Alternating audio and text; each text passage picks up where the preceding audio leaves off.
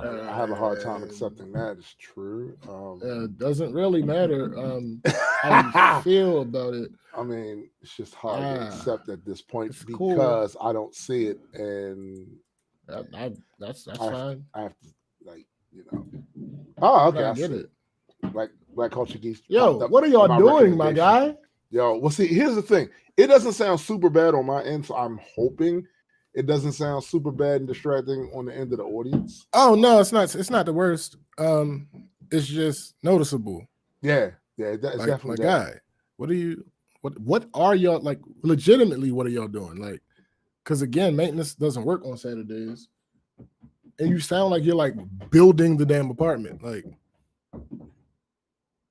your audio went out again.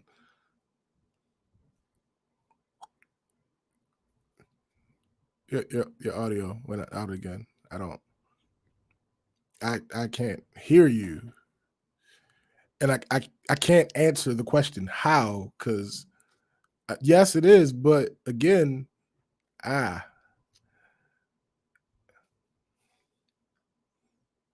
who did it?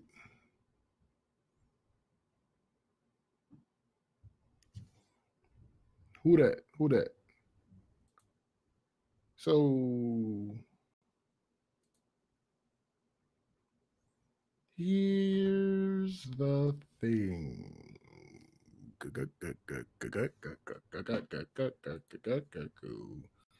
And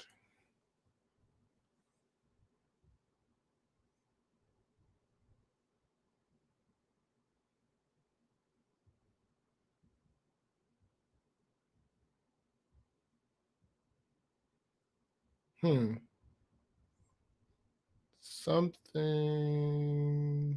something is afoot. Oh, my bad. um ah holy leaping lizards, Batman. Okay, my bad. All right, I'm done. I'm done. That's a good question. What would cause your audio to just decide, you know what, fuck it?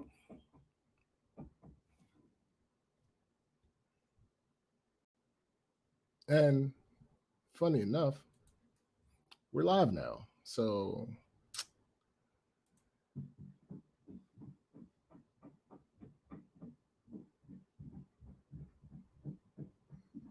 I mean, it's not anymore. Clearly. Well, sure, the camera. Mine doesn't say that. Like anywhere. Mine, nah, mine don't say that. I can mute it and unmute it.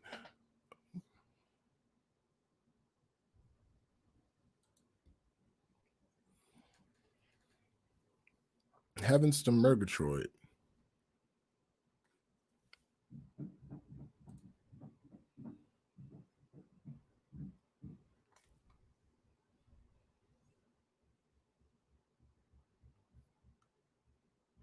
Oh yeah, yeah. No, it does. It does. It does say that when I hover over it. But mine actually is using my camera and microphone. So I'm sorry. I'm sorry. I had to. Had to. Um. I. You broke it. That's all I can really. That's all I can really tell, my guy. And start again. Whoop whoop. This is not the move. We are in a perpetual state of Tim's audio falling out. And that's going to interrupt the show. It's going to be really annoying unless it just happens to, stop being an issue. Which actually, I would say the likelihood of it is probably 50%. We tend to have equally good luck and bad luck on these goddamn streams. What I must say is, to this point, YouTube hasn't really been an issue. It's been other things. So, really happy with the move to YouTube. outside of the fact that I'm pretty sure Facebook is still suppressing. Say something? Nope. I'm pretty sure Facebook is still suppressing YouTube links. Oh, there we go. Yeah. What did you do? What did you do? Nah, yo.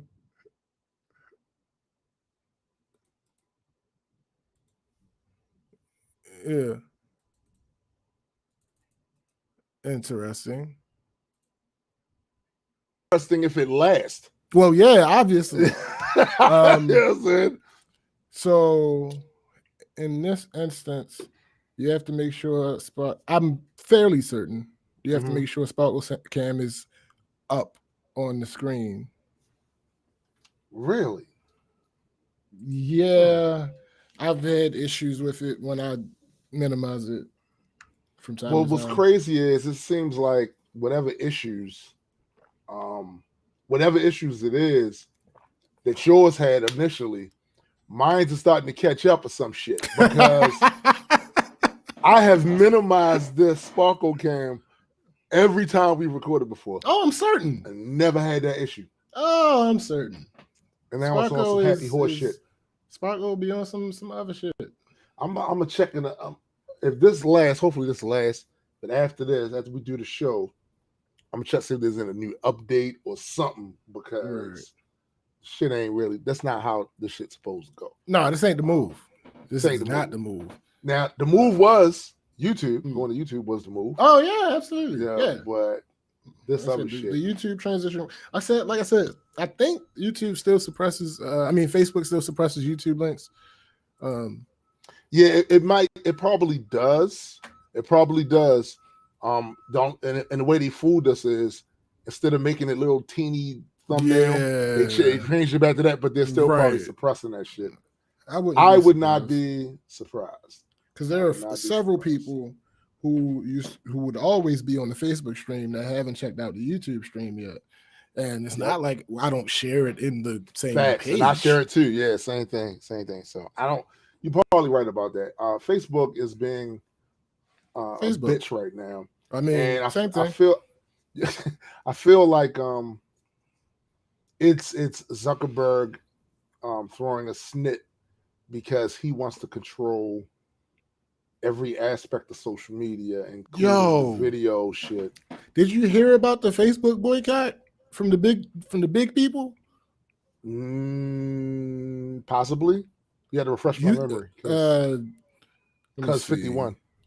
No, well, okay. Nah, Disney, and a bunch of other big companies have dramatically slashed their ad budget for Facebook. I have heard about that. I'm glad you said that. I did hear about that. I was oh shit. I think it's one of these things where Zuck, you're gonna have to figure something out, dude. Because again, listen, I am not by any means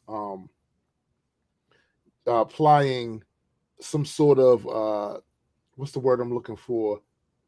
Altruistic intentions to these other companies for doing that. However, you know what? Disney is making it hard for me to be a cynic for real. Oh no, because Disney. As long as there's a profit margin, as long I as know that. I understand am that. going to be serious about that. Yo, Disney keeps doing things perception. These other companies, they might do one or two things. Disney seemingly, it's almost every other week. Do you know why I think Disney is that way though? I think Disney is that way is because to make up for that past. Making up for the past. That's to me the top of that list. But there's something else underneath that too. Their product. Your audio cut out again.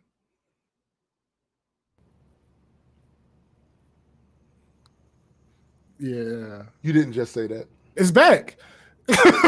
Tell me you did not just say that. It's back. Oh, fuck, man.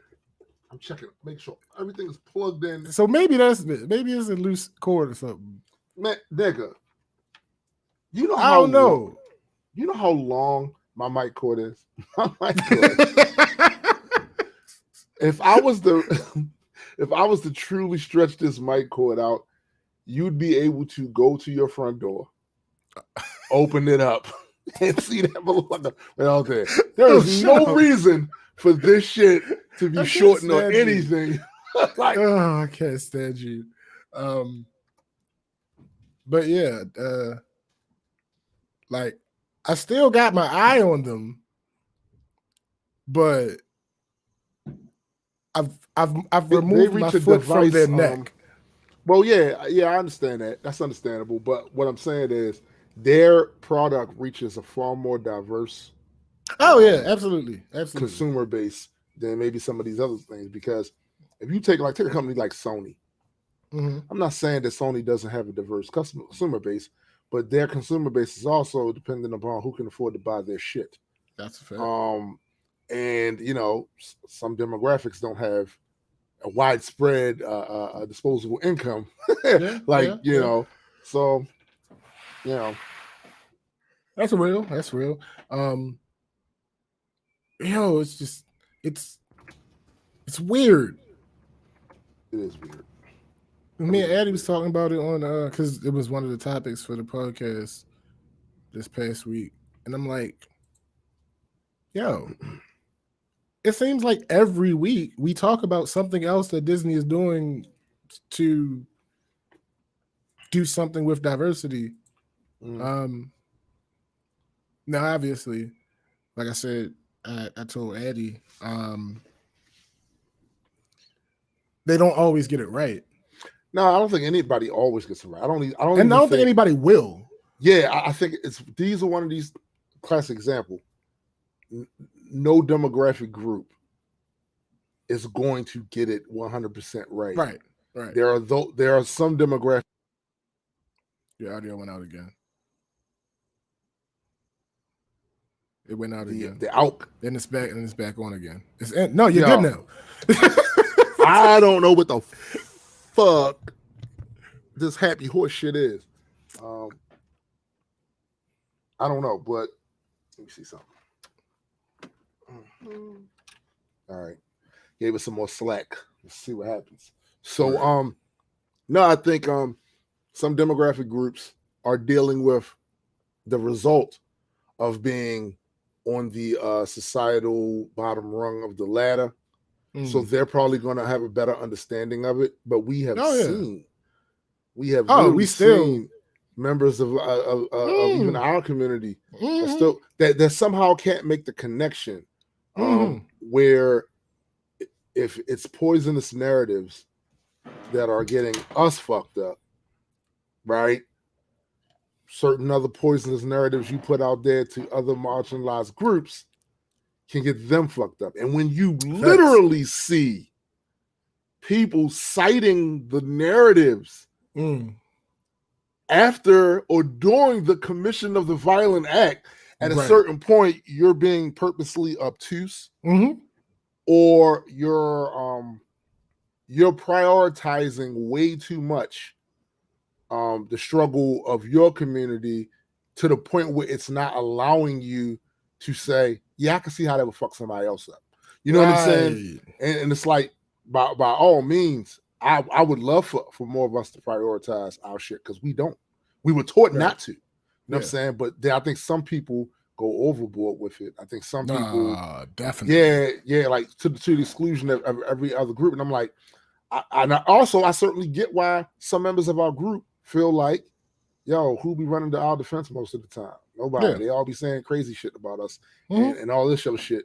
So I understand that frame of that line of reasoning as well. What I'm saying to everybody basically on that note is, yo, how does it make you feel about yourself? You know what I'm saying? If like me, I feel a certain kind of way. It's one of the reasons why my whole it's one of the things that helped my whole attitude towards the LGBTQ community, right? Because at a certain point, you say, yo, do I really want to be using the narratives of the people who don't like me either? They don't like me either. It's Should I really be necessary. using that? Yeah, like I don't want to sound like them. No, you know what I'm saying? Not at all. And in any way, shape, or form. Like, I don't want to be close. Yeah. I'd rather not be in the same country, but we working on that. Yeah, it's a process.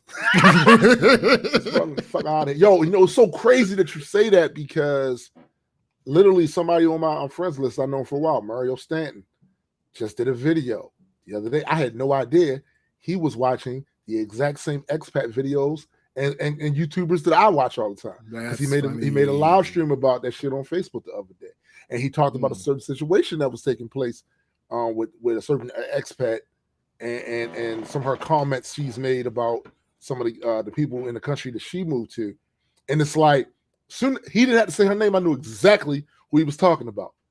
I knew exactly who he was talking about because in that particular, YouTube is a multiverse, right? So in that particular part of the multiverse, that universe of expats and all of that, that is a hotly contested topic. Gamers won't know any. That's the one thing I like about YouTube. Gamers won't know nothing. The people that only follow the gaming community won't know nothing about that. The people that only follow the celebrity beat won't know nothing about that. People only follow the beauty and makeup shit won't know nothing about it. The gossip motherfuckers, they won't know nothing about it unless their shit overlap. Yep. But yeah, that shit been going on for over a month. Over a month. Really, in some ways I feel like it's unproductive. In some ways it probably is a little productive to have some of those conversations, but I feel like not at the expense of dampening our affection for one another. Right. That I'm not with that, because at the end of the day, to me, if a lot of us are talking about moving over there, you don't move over there with the thing of what can Africa do for me. Nah, my guy. Nah, my guy. You move over there with what you can do for Africa. Whatever part you plan on moving, how can you be of use, of help to build that infrastructure up? And your mindset need to be a certain type of way when it comes to accepting the culture over there and being open-minded to that shit. Because if you go over there with the ugly American bullshit, it's not going to be received well, and it shouldn't be. Nope. There's some broken people in this country, and broken people who think because they got access to cell phones, in their mind, clean, filtered running water, and an electrical grid, which, by the way, in certain places of the country, that electric grid is bullshit. In certain places of the country, the running water is bullshit. It's bullshit, right? So, I understand, you've been taught certain thing in this country because it benefits them. It's in their self-interest to have you thinking that shit. But if you actually look around, you'll see some of the same issues over here that you slam those other developing nations for. See the same shit happening over here. You know what I'm saying? But that's why we shouldn't be going over there with that mindset in my mind. Like, yo, we supposed to be going over there to reconnect, going over there to be a community with these folks. If you see this as home, act like it. Act like it. If these people living in your home is your family, act like it. You know what I'm saying? Act like it. Don't go over there with all that bullshit, because truth be told, we don't need any more incidents of tribal warfare over that dumb shit. It's simply because they were colonized a certain type of way, we were colonized a certain type of way, and they having these colonization clashes. You know like, nah, it ain't worth all that, because at the end of the day, the stuff that you're running away from, you're gonna bring over there. Right. I ain't with it. I ain't with it. Y'all need to mind y'all business. Well, yeah. No, I mean that exactly. Mind your business. This is your business. No, literally. Yeah. You know what I'm saying? Fuck that. Let's see. So far the audio has not gone out again, right? Yeah, that's correct. Okay. That's gonna be it. Well, folks, as you know, whoever's watching now, we find a way to take all the tech issues and turn it into content too. So we're gonna try to, if the audio goes out again, we'll figure out a way to turn that into content. That's a That fact. shit is ass. It is That ass. is But I do got to give a shout out to absolutely YouTube because honestly, I really wasn't looking favorably upon this platform for quite a few months now, for a lot of other reasons. But I mean, God damn it, at least you can stably stream. You know what I'm saying? Like facts. you know, That has not been the issue at all. That has consistently not been the issue. Right. All right. Let me...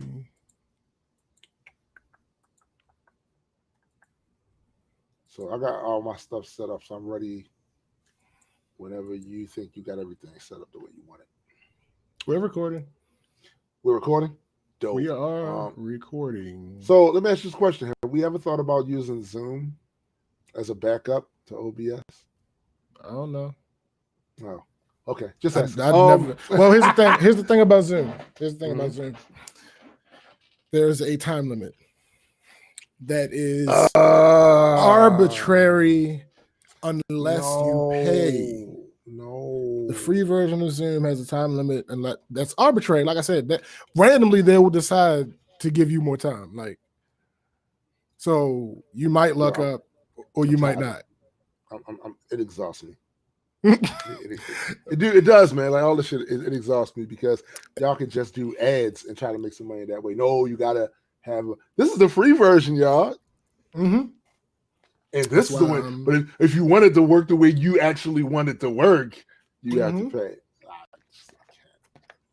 That's why I know you old. You probably forgot, but that's why when we was doing the game night the last time, there were so many Zoom links in the goddamn group chat because I do seem to recall that, Roy Jones, but I mean, no.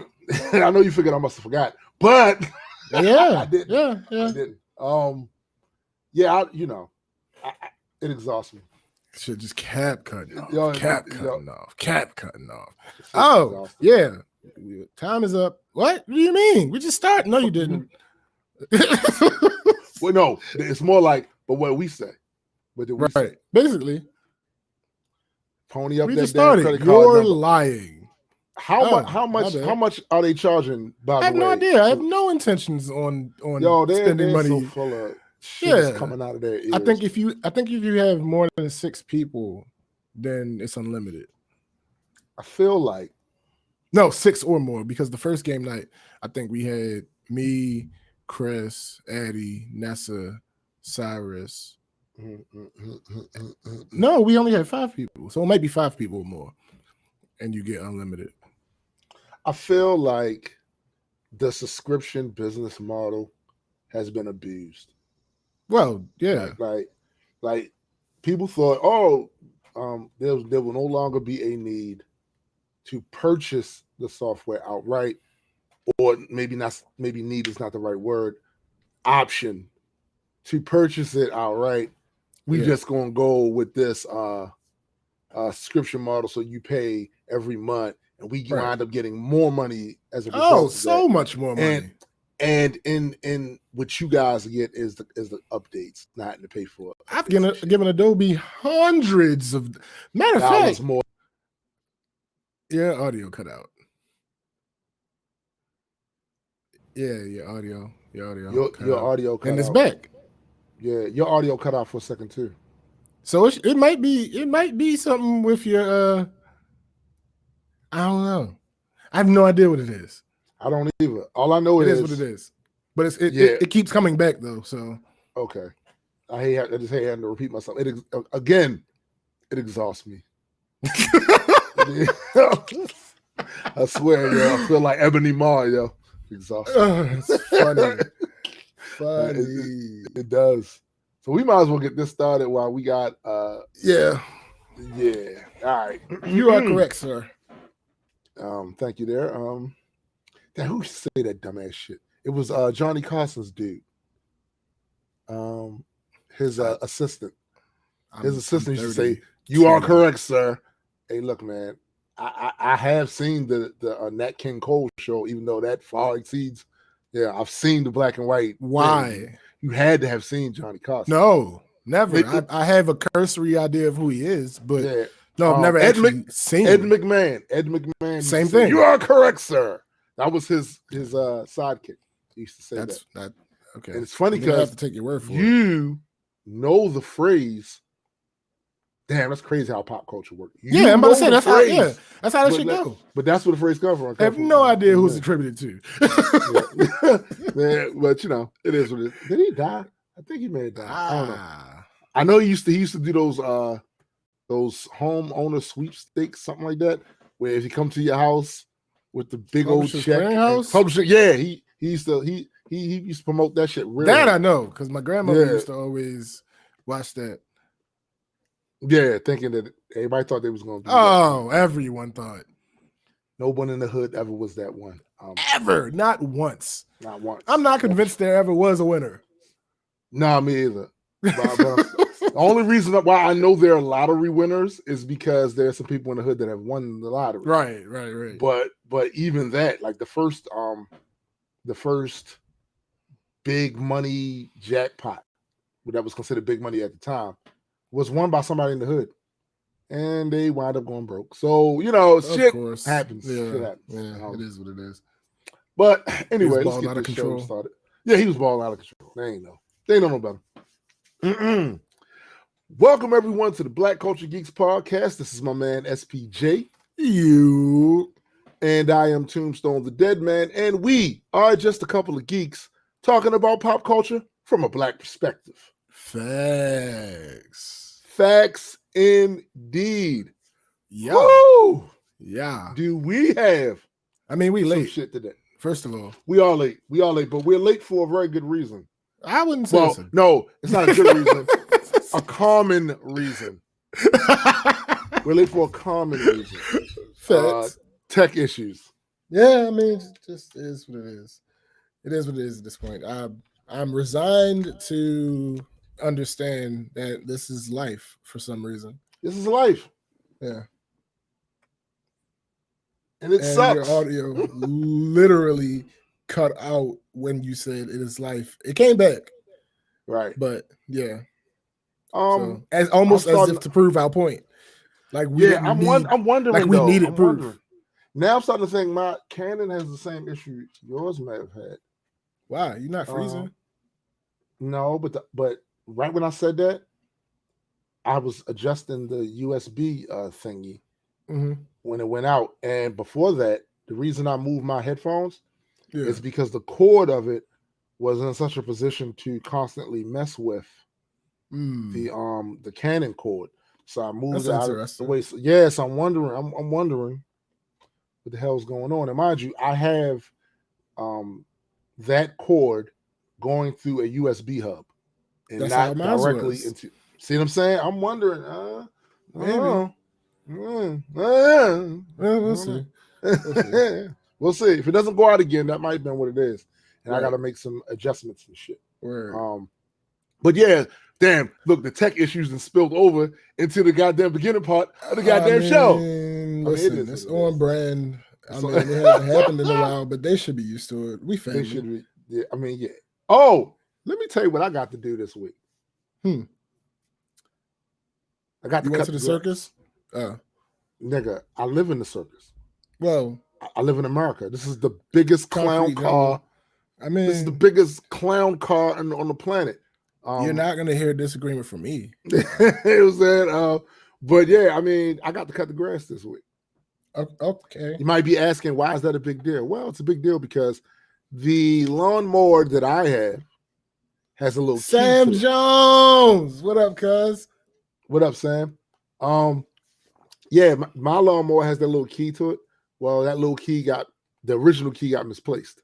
Ooh. Yeah. So that grass, that grass had been growing and growing and growing. Ooh. Yeah, it's pretty ass, right? Yeah. So we ordered another key from Walmart. As would be prudent. It makes sense. Yeah. But it took weeks to get here. Ooh. From Walmart? So from Walmart. So we ordered, I don't know. We ordered it from off their website. It took weeks to get here, but it wound up coming and allowed me to cut. And that first time cutting that grass after not being able to cut it for so long was trash. Well, sure. It was I'm absolutely fairly certain. trash. Fairly You certain. know, You look, take it's the not weed like whacker to it first. well, I couldn't do that because the You don't weed have a whacker weed is not bad. No, we have one, but it's not battery operated. It's a cord, and the cord isn't long enough to go all the way to the end of the so it's one of them things where I had to suffer through that bullshit. Ooh. But at the time, though, it was so funny because T'Challa, the Siamese cat, which we're learning he's more of a Thai cat than Siamese. The differences are, I mean, you can see some of the differences, but you really can't see some of the differences. Like as soon as you see him, that's a Siamese cat. No, he's actually more of a Thai cat, but you can tell because his eyes aren't crossed. But his ass was out there watching me, yo, and as I was cutting, is when I noticed he was looking at me, and he had this puzzled look on his face, like, and that's why I shared that post on Facebook. Word. Like, looking at it, where does he get those wonderful toys? Yo, he was like, yo, this is amazing. Like, how? First of all, the look on his face was, why? Why are you cutting the grass? Right. What does that do? This is now my hiding spot. Like, what are you? Right. What is this helping for me? I'm cooler now when I go outside. Yeah. I don't understand why you're cutting the grass. I can hide in there. I can chase bugs and a lot more bugs flying around there. Why are you doing that? That's the number one look on his face. But the other look at it saying, what is that contraption you're using? He's like, I eat grass. Right. That's how I eat grass. Why aren't you eating it to cut it down? That's the look he kind of had on his face. I mean, low-key, he's right. I mean, maybe, but I have noticed that when he eats it, he tends to throw it up. So I don't know if that's something I want to be a part of. You know, no, I mean, not directly. I get your logic, but I get his too. Yeah, I just want to be fair. I'm just saying. I mean, fair and balanced. That's what that's it. That's it. I'm just saying the look on his face was hilarious to me because it was almost as if he had never seen me cut the grass before, except for he has. Right, clearly. You know, but I don't know. I just thought that was funny. But I'm glad to be able to cut it, to keep it cut, so it doesn't get super crazy, super out of line. And these are one of the rare joys you get when you become a middle-aged man during a pandemic. Well, sure. It's a very specific situation. Why? Does everyone not have a lawn? No. No, I know everyone is not a middle-aged man with a lawn. Like that. That's clearly not the case. I see. It's interesting. I learn so much every week on this show. No. No. Right. The show is good for that. Okay, fine, whatever. You can have it. Yeah, but also this week, I have discovered the joy once again that I thought I would never get again of Cheetos popcorn. Oh, God. Now, see, here's the thing, folks. For those of you that are listening to the audio, you can't see it. For those of you who are paying attention to the live screen, you can clearly see. This bag is a bag of Cheetos popcorn. Now, Cheetos popcorn was a favorite snack food my wife and I have when we go to the movie theaters. That's we literally one way we judge movie theaters by whether or not they carry Cheetos popcorn. But since the pandemic has been on the scene, and since you fucking apes are filthy beyond compare, that you had to be told to wash your monkey paws. I'll allow it. Since that took place, we haven't been able to go, of course, to any movie theaters because the idea of sitting next to you disgusting chimps is something we're really not looking forward to doing anymore, right? So as a result, that's one of our favorite pastimes that we can no longer do. But we can watch movies from home, right? Mm-hmm. That's fair. I mean, you always could have done that, but yeah. Yeah, I mean, true, but we like the movie-going experience. Yeah, but we, you know, it is what it is. we can at least have the movies. But one thing we didn't have was the Cheetos popcorn. And then my wife went out and found Cheetos popcorn in the store. Right. And all seemed right with the world at that time, right? And then you open except the bag. for the fact, you open the bag and there's no actual Cheetos in the popcorn. It's just Cheetos flavoring on the popcorn. And that was disappointing. But it was not an issue that could not be solved because merely what happened is she went out next time and just bought big bags of Cheetos. Well, I mean, so you got the jalapeno Cheetos, and then no one wants jalapeno anything. Amazing. That's not even what's yeah. going That's on what here. I'm gonna do. Thank you. I appreciate you so much. That's exactly what I'm gonna do. I mean, I'm probably not because I'm probably gonna forget, but for the purposes of this episode, that's exactly what I'm gonna do.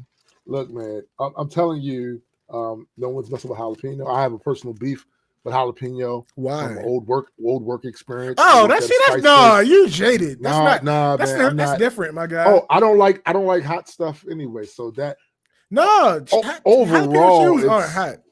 They're probably hot. They're not. I don't eat spicy food. They got jalapeno.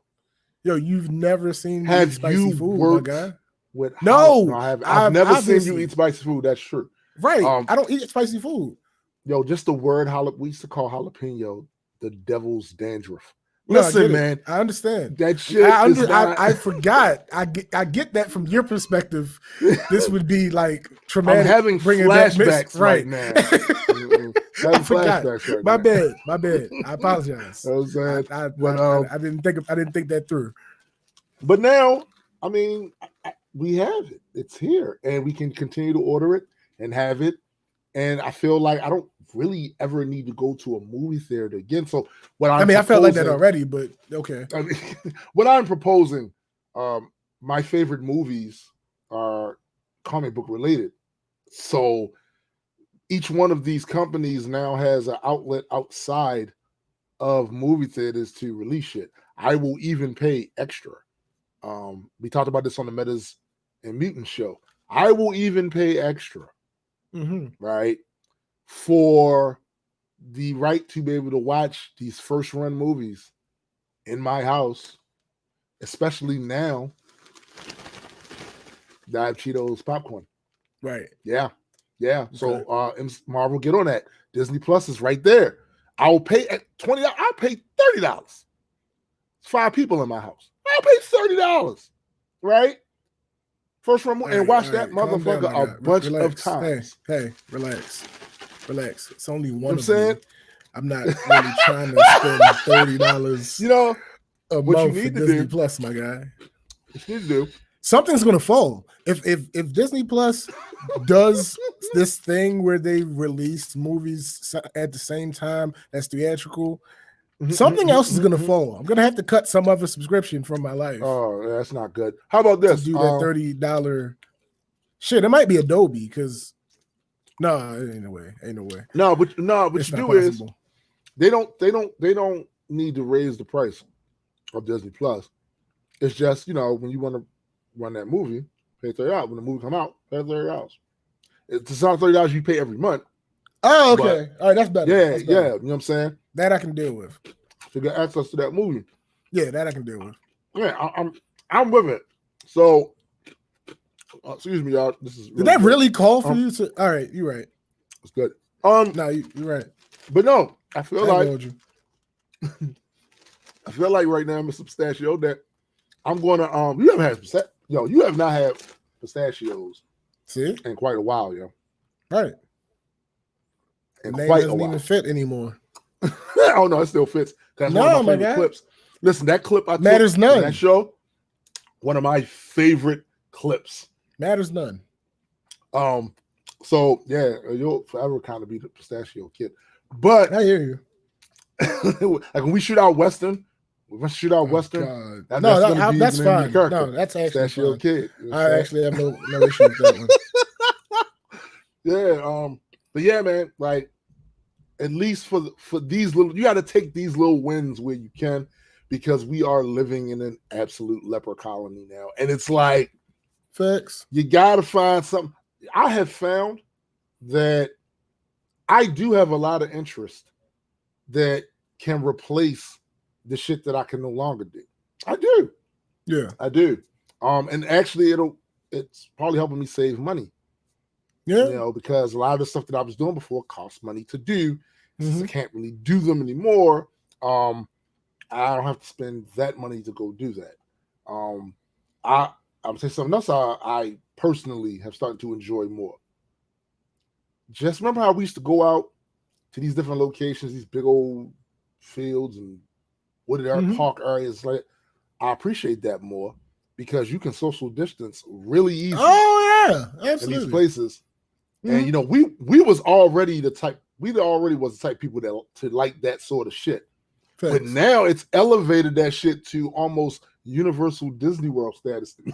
Like at this point, like for real, like to be able to go and do it, like even just a little bit, like, yo, this shit is dope. Absolutely. That's how I am when I walk through City Walk in Universal Studios. Like, yo, this shit, this is what's up. This is what's up. You know what I'm saying? I'm getting that same feeling now with wooded areas, open parks, and all that other shit, because I don't have to be too close to you fucking chimps. Like, I don't.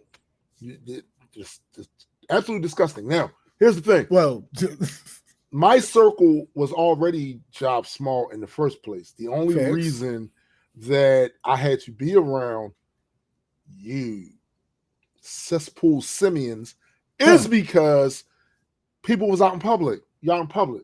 You know, you're going to have to run into other people. But even with that, I really wasn't paying too much attention to the people there because I'm with my little small crew.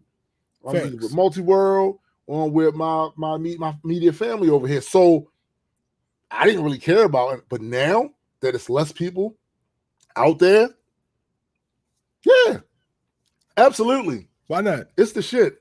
Yeah. It's the shit. But, yeah. That's kind of been the epiphanies I've had this week. But none of them were actually new, but okay. No, they weren't, but what's old is new again. Okay, all right. We'll accept that. Man. No, we'll accept it. Celebrate all this. Say Judge Mills Lanes. I'll allow it. I mean, tis what tis, my guy. I mean, yeah, sure. So nothing new for you this week. I know you're back working mostly every day during the week now. Yeah, I work every day. It's shit. Yeah. I know people out there might have been looking for a bigger explanation. Nope. It's shit. That's it. You gotta think about it like this, bro. There's a lot of people out there that are unemployed right now. No, facts. There's about doesn't make me feel any better. Nope. Not at all. People filled out for unemployment stuff. Yeah, all the time. Makes me feel better. Not one bit. Listen. Here's the thing. You, right, would probably be better served if it was work from home again. Like, that would be dope. That would be dope. But I mean, it is what it is. I personally love working from home, but this is not a change for me. Right. I've been doing this for years, so yeah. I'm just happy to still have it. That's the move for me. Like that, I don't know, it is what it is. I'd be better off not having to work at all. But Factamundo. Yeah, just give me like, I need to find like somebody who's willing to give me a stipend. No, this is what you need. This is what you need. A sugar mama is what. Well, yeah, definitely. We're not gonna gloss over that. Yes, no, it'd be helpful. But what you need is for the stuff that we do to become the thing that funds your lifestyle.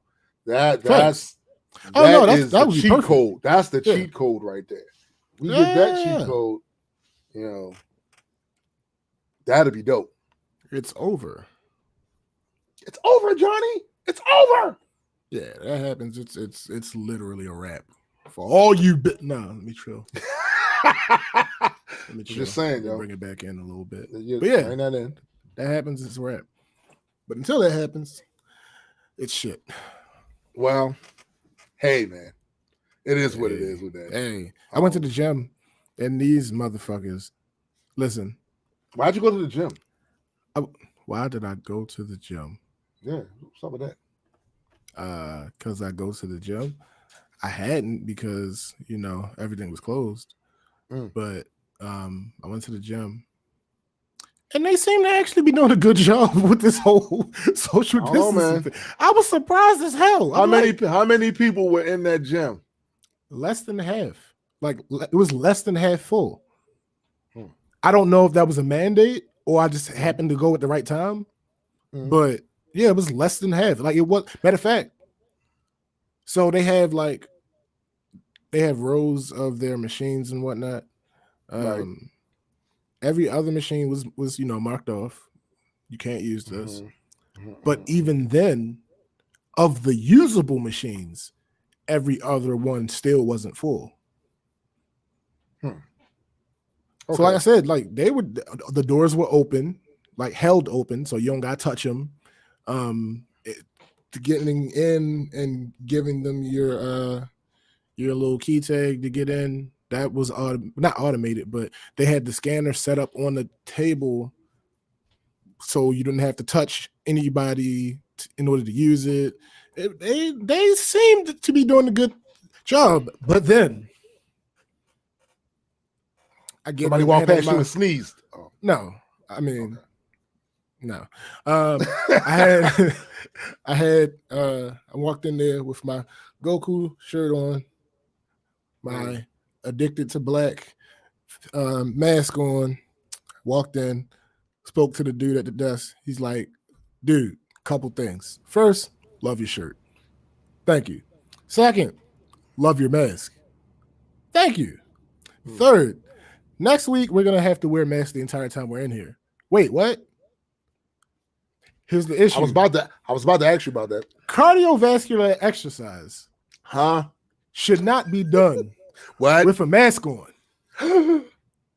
Wait a minute. Are you sure? The CDC specifically says because there was that story of the dude that was out jogging and his lung collapsed. Oh, damn it. Yeah. No, but hold up. He had on one of them Bane masks though, didn't he? Listen, bro, I have no idea what kind of mask he had on. Yo, I guarantee the fabric of that mask was made on the peanut butter sandwich. Krypton, yo. Like, yo, listen, all I know is it stands to reason for me that it's probably not the best idea in the world to cover your face while you're doing extreme cardiovascular activity. So I get it. But at the same time, I'm like, yeah, I literally can't do that. Like, there's no way. Right. So that workout was cool, but I missed my opportunity. Yeah, I missed my opportunity. Actually, I'm it might start. No, see, I don't know if it started Friday because they shut the restaurants and bars down again. Right.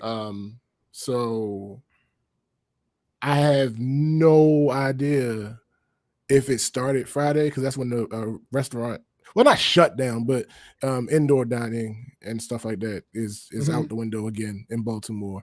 So, wow, it was like, I don't know if the gym thing is tied to that mandate or it was a separate mandate.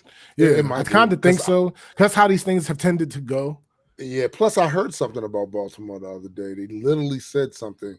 And 11 cities were starting to see a spike go back up, and Baltimore was one of them. So I don't know what y'all doing up there. I can tell you.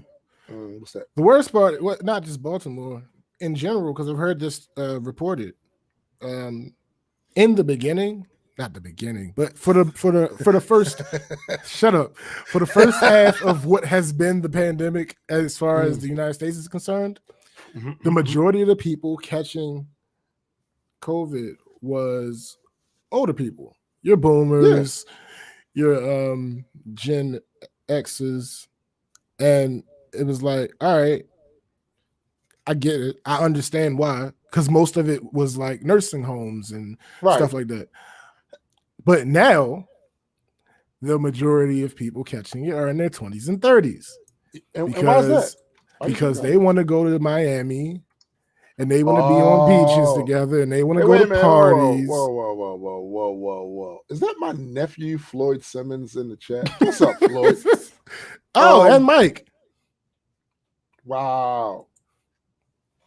My man, Mike Gleason. Big Mike Gleason. Listen, I think you're right. Because remember, quite a few weeks ago, people were taking their monkey asses down there to the Miami Beach area and all this some shit. And, we said it at the time, and we're certainly no geniuses or medical professionals, but we weren't the only ones saying it. Like, this doesn't seem to be a good idea. Nah, I just can't imagine to flatten the curve. The trip being important enough to, like, risk death. I see, but here's the problem, SPJ. And I'm just going to say it. Because, I'm rarely insulting of humanity. All right, listen. If we're going to continue with this, I'm going to need you to be honest. Okay.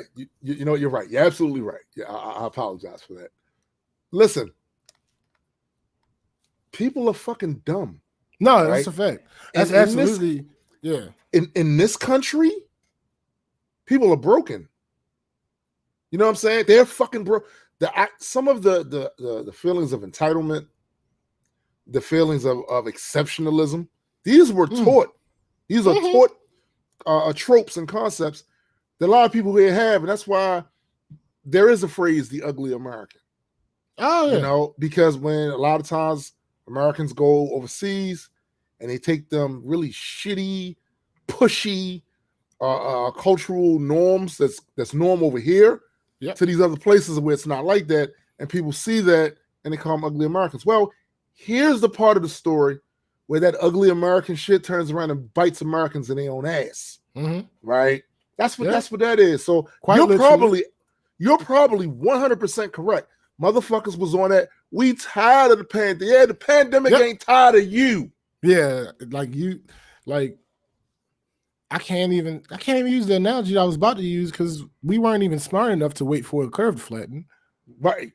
Oh, God damn it. That goddamn adequate is in the damn chat. Addy, what up, bro? Oh, man. Big bro. I can't even use the analogy I was about to use. Like, which was? I was about to say, COVID was on the ropes, and then somebody gave it the smelling salts, and it was like, oh, we in here. No, COVID, that's not even what happened. COVID was up. COVID was up on the cards. No, COVID was up on the cards. Yeah, it was. Last I checked, the judges had COVID winning. And then, like, for some reason, the match restarted. And COVID was like, all right, well, I'm gonna tell you what happened. Vince McMahon came out on the Titantron and was like, wait a minute. You're not the one I want to win. And he did basically the Montreal screw job with COVID and Americans. He did the Montreal screw job. Like, that's what he did. You know what I'm saying? So we back here again. Back here again. Back for the first time. Back, yeah. Coming back like we're avenging our brother's death or some shit. But back like we left something? I think we can keep this going. Your audio went out. For the past, and it's back.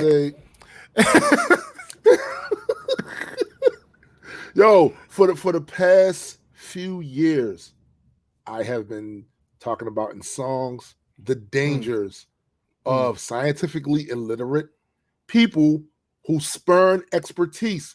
I've been talking about this shit for a while, and I think some people thought it was a thought experiment. No, this was shit I was seeing in regular conversations with people. Oh no, where you know what I'm saying? Like these weren't thought experiments. Like you see it now. You see it now. A lot of the screenshots you show us are 10 years, right? Yeah. Mm-hmm. There is a certain mindset here with people that feel as though their personal anecdotal experience makes them qualified to know what to do in situations they've never trained for. What's up, Sax? Like, and because of that, I was saying back then, and I wasn't the only one. There was a couple of people saying the same shit. I was saying, yo, that can only be a bad thing. And y'all think it's funny now, but there are real consequences that come with that ignorance. Absolutely. There are real consequences that come with that shit. Well, 2020. Facts. 2020. No, the funny thing about it is, literally, pretty much this entire thing is a mirror match with the Spanish flu. Yeah. Yep. Because I've read the stuff of back then, and some of the things people were saying back then. From the president thinking this is just going to go away quickly, from people shutting down and then opening back up too quickly, all of it. It's just we're literally repeating history because we didn't learn from it the first time. And the reason we didn't learn from it. The reason I didn't learn from it is because I wasn't here. No, but you know what? You didn't. No, I'm joking. You didn't have to be. Fortunately for you, there are things called books and history class. Yeah. But the problem is, you can have all of that written down, all of that recorded, all of that. Yeah. But if people don't have the desire to learn new shit, or just don't care once they hear the information, they don't care. Like, yo, you can have that all day long. It doesn't matter, yo. That's why I always hate when they said knowledge is power, because I disagree with that. Yo, knowledge, not it's the application of knowledge is power. Right. Not just because you know the shit. If you're not acting on it, yeah. What you can know a bunch of different facts and disagree with them. Right. right. So if you disagree, or you do agree, but you refuse to apply it, I mean, what's what? It's not actually helpful. Yeah. Right. Matters not. Right. Yeah. You know, Sax says, been saying for way too long, there are way too many people who are qualified to have an opinion on this, and I am not one of them. Right. Facts. Right. Facts. But it's a whole. It's crazy, man. It's a whole issue. It's a mess. Whole issue. It's not okay. This is where we are. And the other thing about that too, before we get off of this, is you can't social distance in a clown car. It's just not. All right. It defeats the purpose of that.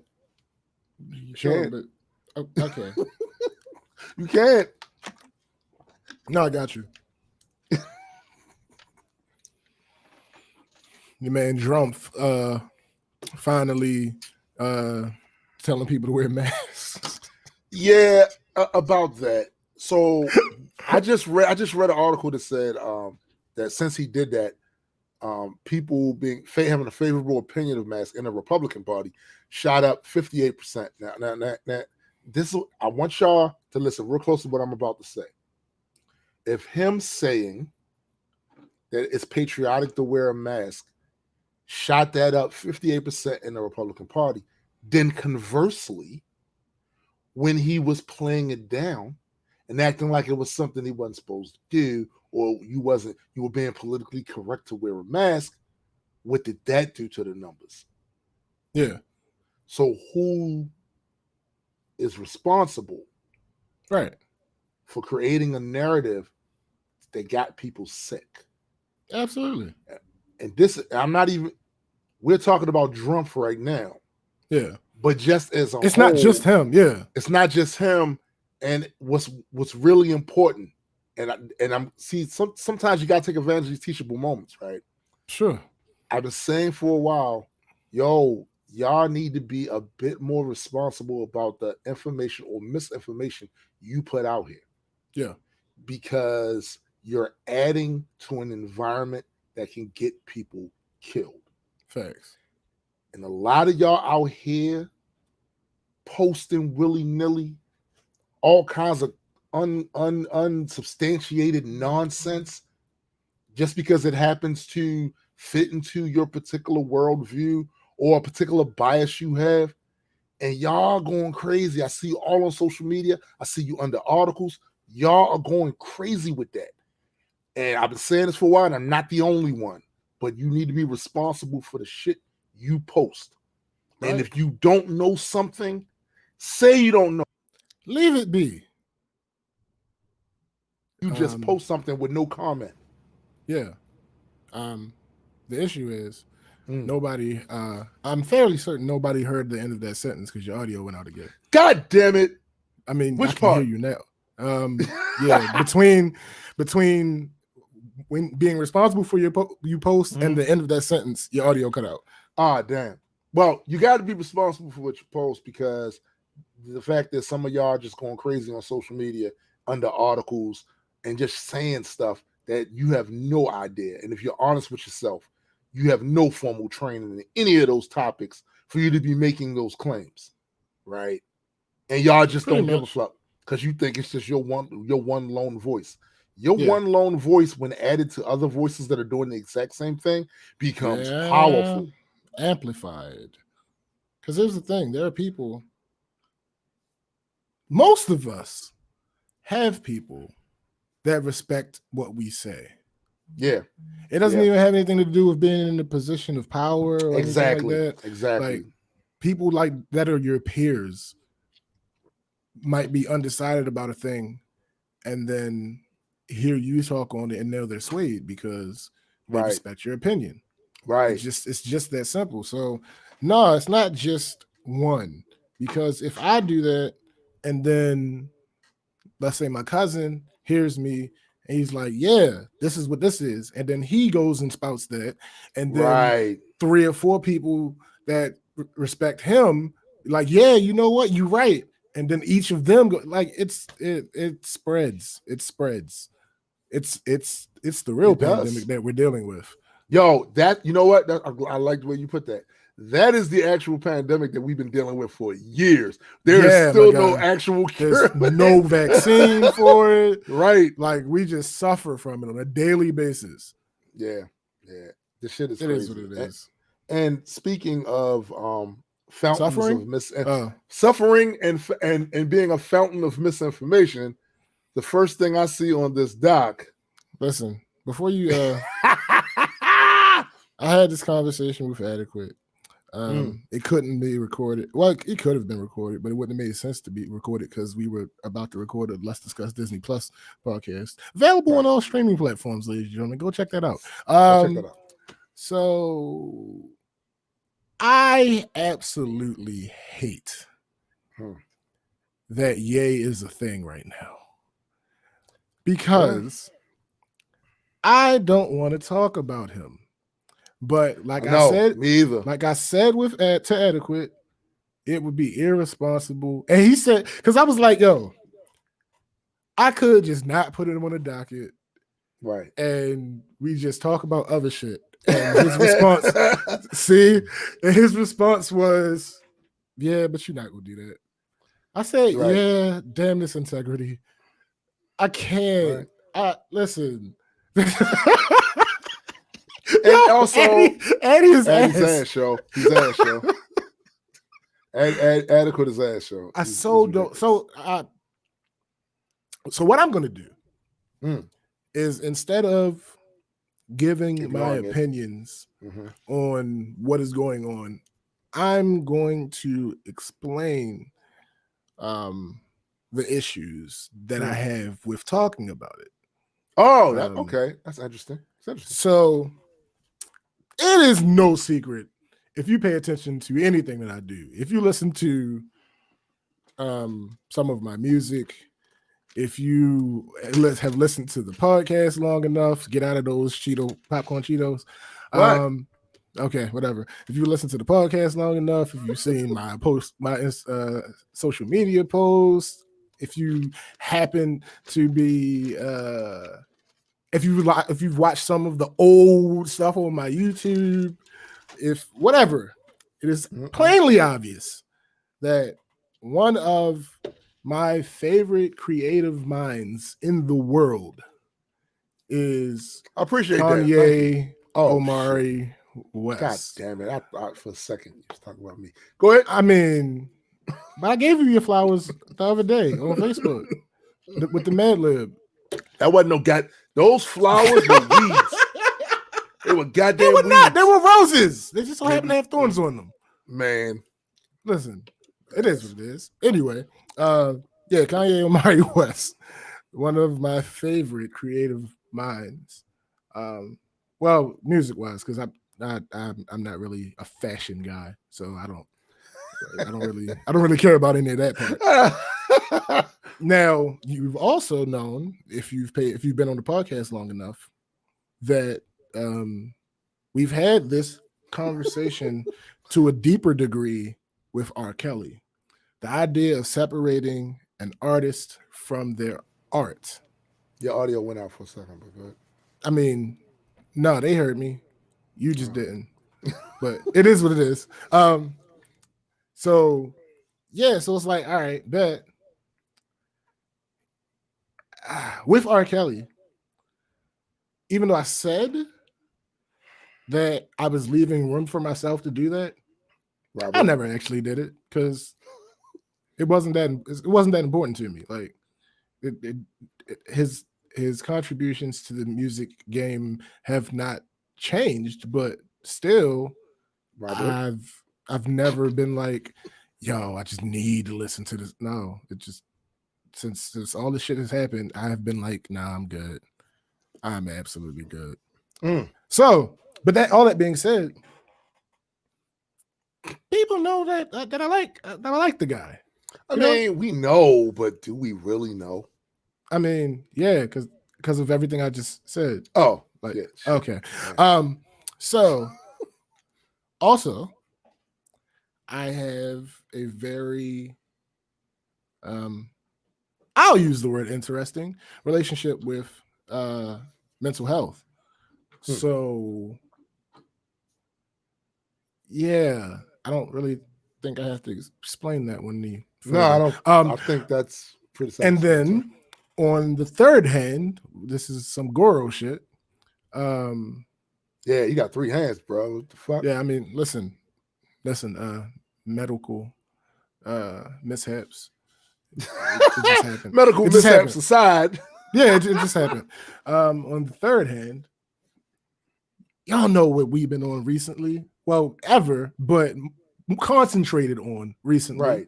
Y'all know, come on. Y'all know. Unless you're new to the podcast, y'all know. Right. And even if you're new to the podcast, if you was like around the last couple episodes, you know. He knows. So this is really annoying. Wow. I have no, like, this is one of the first instances in a situation with a celebrity where I'm legitimately torn on how to attack the topic. Right. Because on the one hand, no way. I'm sorry, the fourth hand, because Goro. So you gotta, no, you don't have. If I do it fast enough, maybe it'll look like I. Nah, my guy, cut that out. So on the fourth hand, you have this guy who be on bullshit, right? Yeah. I think that's a safe way to say it. And like I've said before, Kanye hasn't changed. Kanye has ever been Kanye. It's just that there are several stimuli that are at different levels depending on what's going on in his life. But he's always been the wear my heart on my sleeve, say what I feel, like what I'm thinking, and passion and all that. That's always been the case. Always. It's just that when we agree with him, we laud him because we're human. That's how that goes. When you disagree with somebody, you at very worst, you second guess what they're saying. Like, what? Hold up, what? And we tend to do this thing where we. The one thing I'll say to that though is that is true. I think though, what Kanye's been in the last few years is Super Saiyan. Like, facts. No, I don't recall it being this bad. No, what the difference is his mother died. When his mother died, this guy went off the deep end. And I'm guessing it exacerbated the mental issues that he had. And then on top of that, he apparently got diagnosed and prescribed medicine. And once he got to a certain point, he reached a place in his mind where he's like, this medicine isn't good for me. And that's where that shit, and we can't hear you because really, there we go. No, I'm saying I have experiences that too. I lived with someone that was this is why a lot of this shit, I wouldn't say it's triggering to me, but it's triggering in a way that annoys me. Yeah, because I lived with someone who I had to disarm physically. Right. Because they refused to take their medication because after they Right. took it, start feeling better. I don't need this. Mm-hmm. But the reason you're feeling better is because you were taking the medicine. Absolutely. And I don't know, man. It's like my personal thoughts on it for real are I ain't mad at nobody. Like, if you decide that you want to defend him, not what he says, but him, fine. I ain't mad at you. If you decide you want to joke him and roast his ass, again, I ain't mad at you. If you decide it's fuck Kanye, and if you ever see him and happen to get close enough, you're going to do whatever, blah, blah, blah. Again, I ain't mad at you. Like, because this isn't a simple situation. There are certain situations where it's like your boy Terry. Fuck him. Terry has been given the opportunity to clarify and has decided to double, triple, quadruple down. And as far as we know, there's no mental health issues going on there. So that's my attitude towards Terry will ever be, because I'm fairly certain he's not going to apologize in a fashion that I don't really want it, to be honest. No, but I mean in a fashion that includes a full apology, as in changed behavior. Right. Like, I don't care about his words at this point because he's already shown he's going to use them wrong. Right. Damn near every time. But with Kanye, it's a similar type of thing. But the issue is the mental health thing is there. So if he does, like, for instance, he'll say some dumb shit and then he'll clarify it. And when he clarifies it, it makes more sense, but it still be off. All right, cool. That's a difference of opinion, right? Right. But the people don't forget the transgression. No. And I'm not telling them, I don't think they should. You know, like, what's going on, right? What? What's going on is people have been dealing with mental health issues for a long time. They haven't always been diagnosed. Exactly. They haven't always, and people get judged because if the shit you're doing is negatively affecting other people, they're going to start having less and less empathy. Absolutely. Especially since I don't know of any mental health disease that is linked to white supremacy, or like, you have certain ideas in your head that were trained there. And while maybe the way you express them might be unnuanced because of the mental health, but those core ideas are still there. If people if you have a platform where a lot of people listen to you, and you know that there are certain people out there, a huge subset of people out there that are looking for any excuse to defend a system that really needs to be dismantled and replaced. And then your platform, they're using your words and the shit that you do to justify not dismantling, especially when it's one of my main issues with Terry Crews. Mm-hmm. Because if you look at the people that are defending him, these are all the people that don't think there's a problem. But these are the exact same people that are going to have to be the ones to dismantle this shit. Facts. So if I got to go through another 240 fucking years of these narratives being bolstered and boosted, and people still dying and people still being in poverty, simply because of one person, I'm going to have an attitude. If this person is helping to add to that negative, destructive narrative, it's an issue. It's an issue. It's absolutely an issue. I do get what people mean when they this week to give Kim Kardashian a little bit of credit. Oh, wait. That's the other two things. Two things. The two biggest reasons that I did not want to talk about Kanye. Right. Number one. Because you didn't want to give Kim Kardashian her props. Have to defend Kim Kardashian. Number two. Oh, that's hilarious. Number two. Hilarious. Number two. That is hilarious. Just like I said about Nick Cannon last week, nothing is going to make me feel sorry generally about a rich person, especially a billionaire. That being said, the two things that I can't rock with, and I can't, we don't have 100% indisputable, unimpeachable proof about these things. But the two things I can't rock with, the two narratives I can't rock with is, no, I don't care. He got the resources. What does that have to do with his mindset? Well, yeah. If you're not willing to be helped, it doesn't matter what resources you have. Right. And along with that, the whole Kim thing. From everything that he's been saying on Twitter, Kim has been trying to get him help. Yeah. And he's refusing it and saying it as something else. So, right. 9 times out of 10, I'd be on the bash Kim Kardashian train. This is that one time.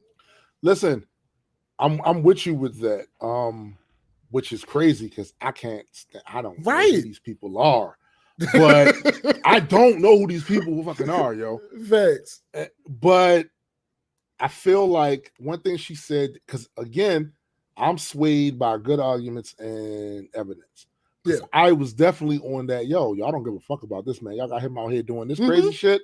But then when she said what she said, I had to realize in my own situation where I live with a very close friend who was going through that shit, and there was literally nothing I could do to keep him taking his medication.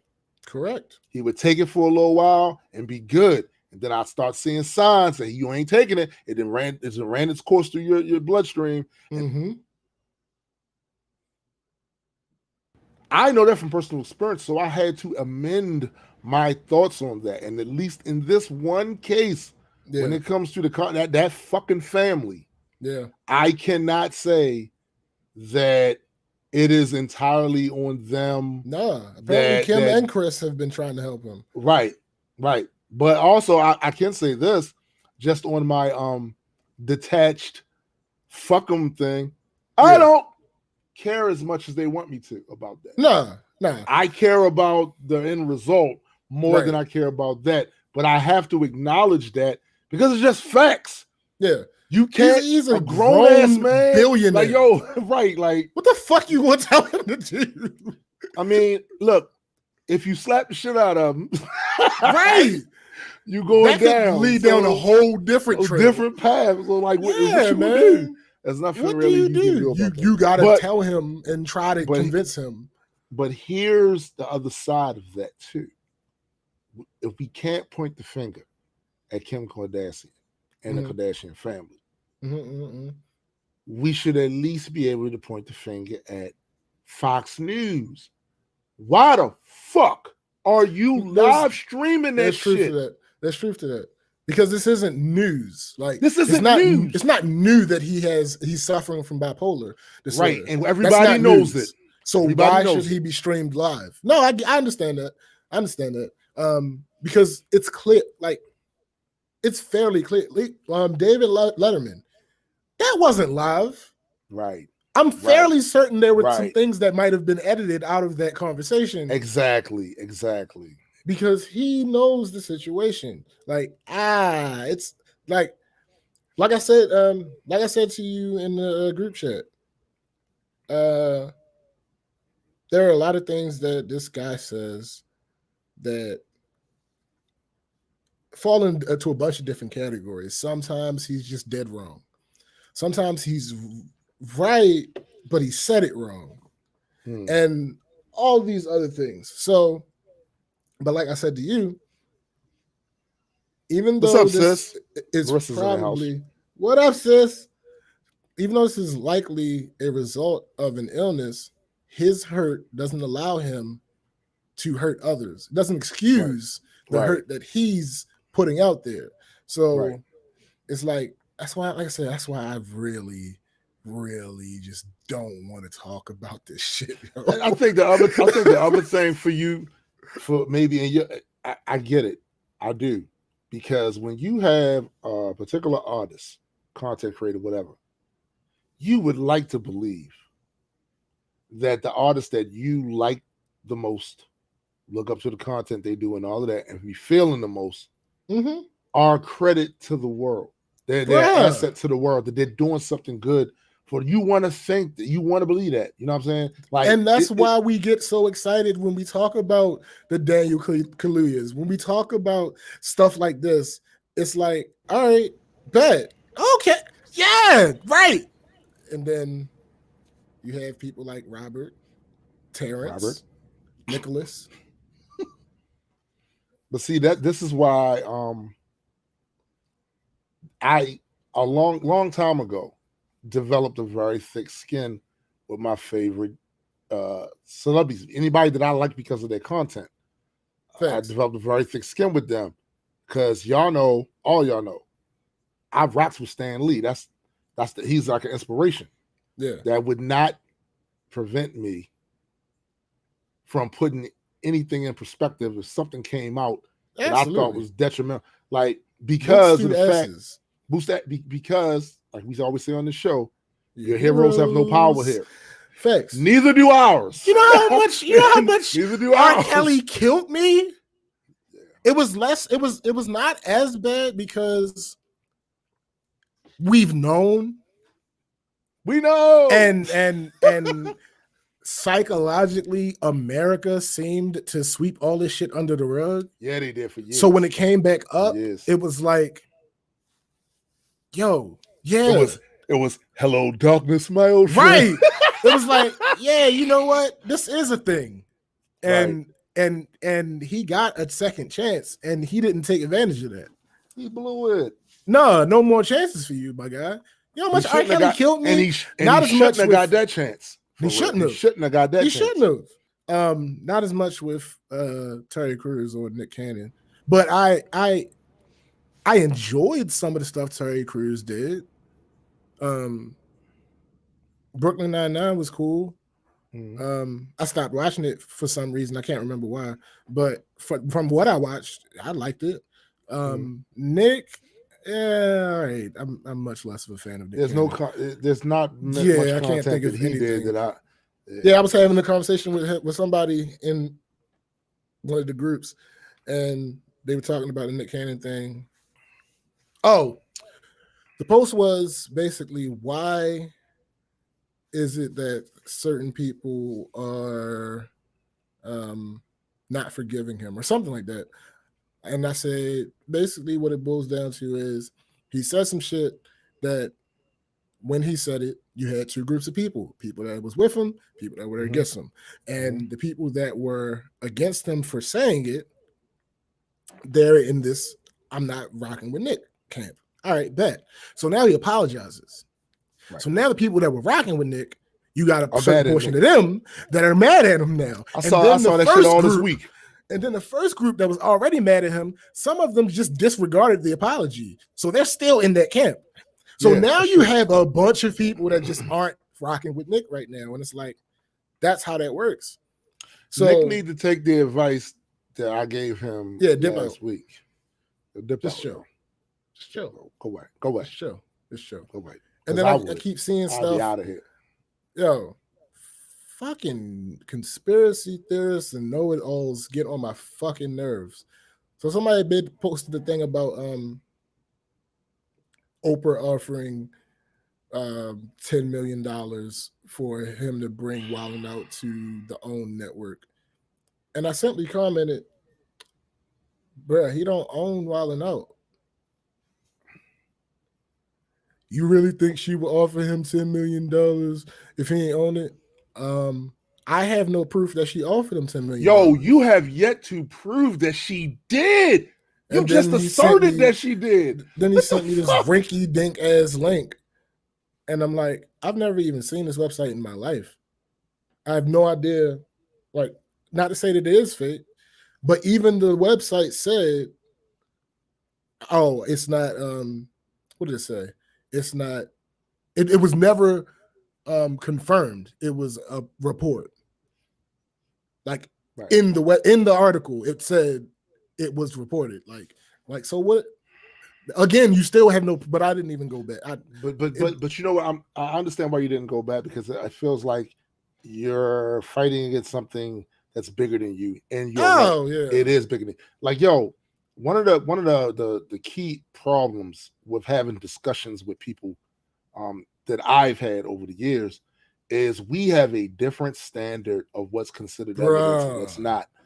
We have a completely different standard, you know, and these people, for a lot of them, the standard is just, I found it written somewhere. See, there it is.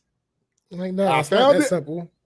Right. That's helpful. Like, that's helpful. That's cool. But you do realize the nature of the way the internet works, that anybody in a website and like you can, and just put some, like, do you have any corroborating evidence to back this up? What's that? Right. See, again, I can't really have these conversations with y'all because we have a different standard of evidence.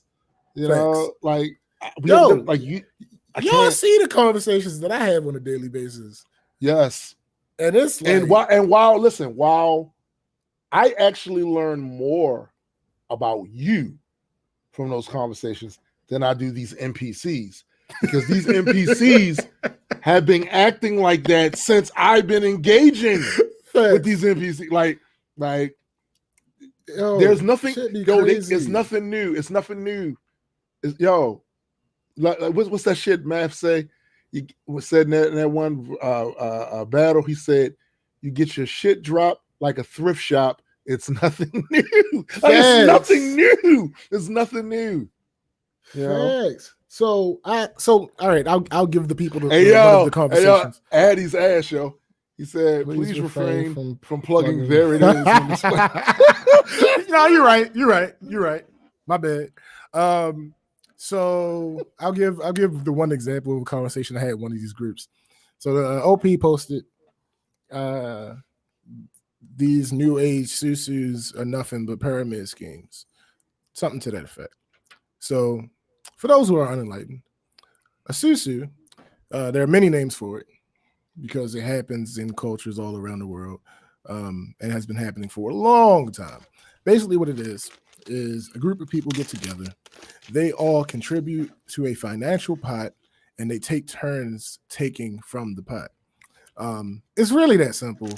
Anything in addition to that is not the core idea of what the susu is. Right. What the OP was referring to, I was aware of because I had just been offered to be in one of them. In this particular one, so more specifically, let's say Multiworld. I say Multiworld decided that we were going to throw $25 each into a pot every week. And every week, one of us got that pot. And every week, you put your money in. If it's your turn, you take the bulk out, put your money in. So again, that is the basics of a susu. This particular opportunity that was afforded to me was you put your money in weekly, $500. And when it's your turn, if you have added 2 people to the susu, then you get to get the pot. Ladies and gentlemen, that is called a pyramid scheme. That is exactly what that is. So, because there were so many people, it's a group of 2 million people. And since there are so many people that were unaware because they just hadn't experienced it yet, they get attacked. They feel attacked because, no, y'all won't talk about my susu. But he literally said, oh, yes, the fuck we will. But he literally, OP literally said new aged susu. Basically meaning not what you're used to. It's the equivalent of saying not your grandfather's root beer. Yeah, listen, first of all, anything that has the word new age in it is suspect to me. Anything That's the point. That has new age. That's the point. It's usually used as the pejorative. Like there are times when it's used like new age outlaws. All right, cool. There are times when it's used in a good way, but most of the time it's used as the pejorative. It's used like I know that you can't convey tone through letters, but that's why some of us use descriptive words so that you can get what we're saying. But anyway, so these two particular people basically had the same post. I mean, the same comment. Mm-hmm. No, this is wrong. A susu has been happening for decades and they're all on the up and up if you do it with the right people and blah, blah, blah, blah, blah. Booty boo. You know what's crazy? Boopity scoop. What's crazy is they've slid the caveat right in amongst they all up decades. Up and up. Dude, you just okay. Decades. You just said it. You literally just said it. He said new aged, you said decades. Clearly. Yeah. This is the issue that I have with some people's thought process, right? If I make a statement and you disagree with the overall statement, but your disagreement has a word in it that is the exact opposite of one of the words that I used. Why would you then ignore that and keep moving in that direction? No. I don't know. It's context. If he would have said, man, all these people talking about susus, it ain't nothing but a pyramid scheme. If he just said that, bet. Cool. That's when you step in with your knowledge, with your wisdom. Right. But now that given that he described exactly what he's talking about, right, that makes you wrong. And I got bite back from both of them. This one dude, after I even explained what it was in a thread, because it wasn't his original comment. If some lady commented asking if the prudent thing. Hey, can somebody explain what the new age susu is? Right. Bad. Right. So I explained it. A couple other people explained it. Then this guy. Ain't nothing wrong with the susu. Decades. Like what? and I responded to him like, no, bruh. Like that's not what the OP is talking about. So he's like, so what is the OP talking about?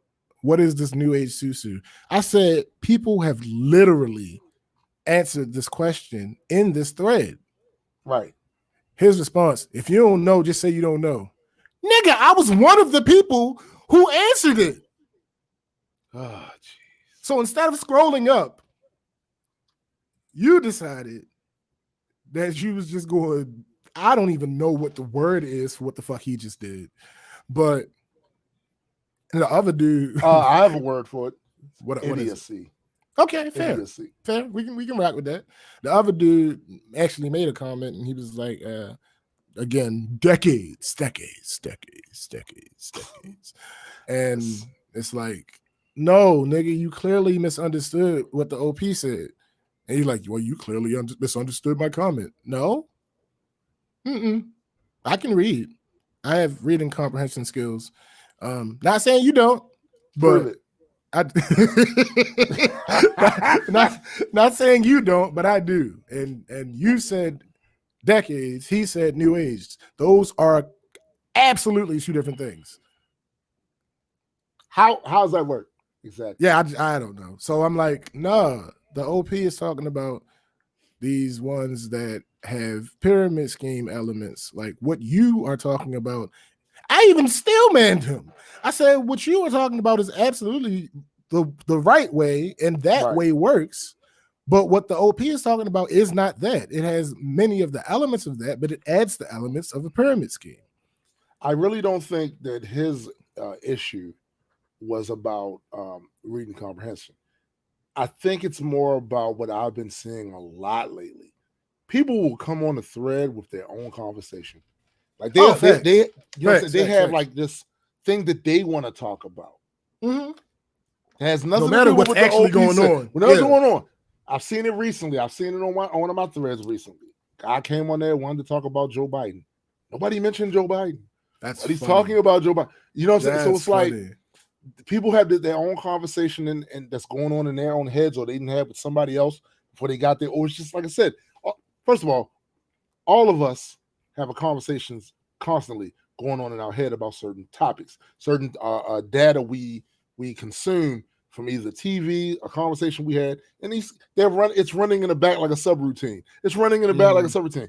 And the moment we see certain things that bring that shit out, instead of stick with the damn, this is what they're talking about.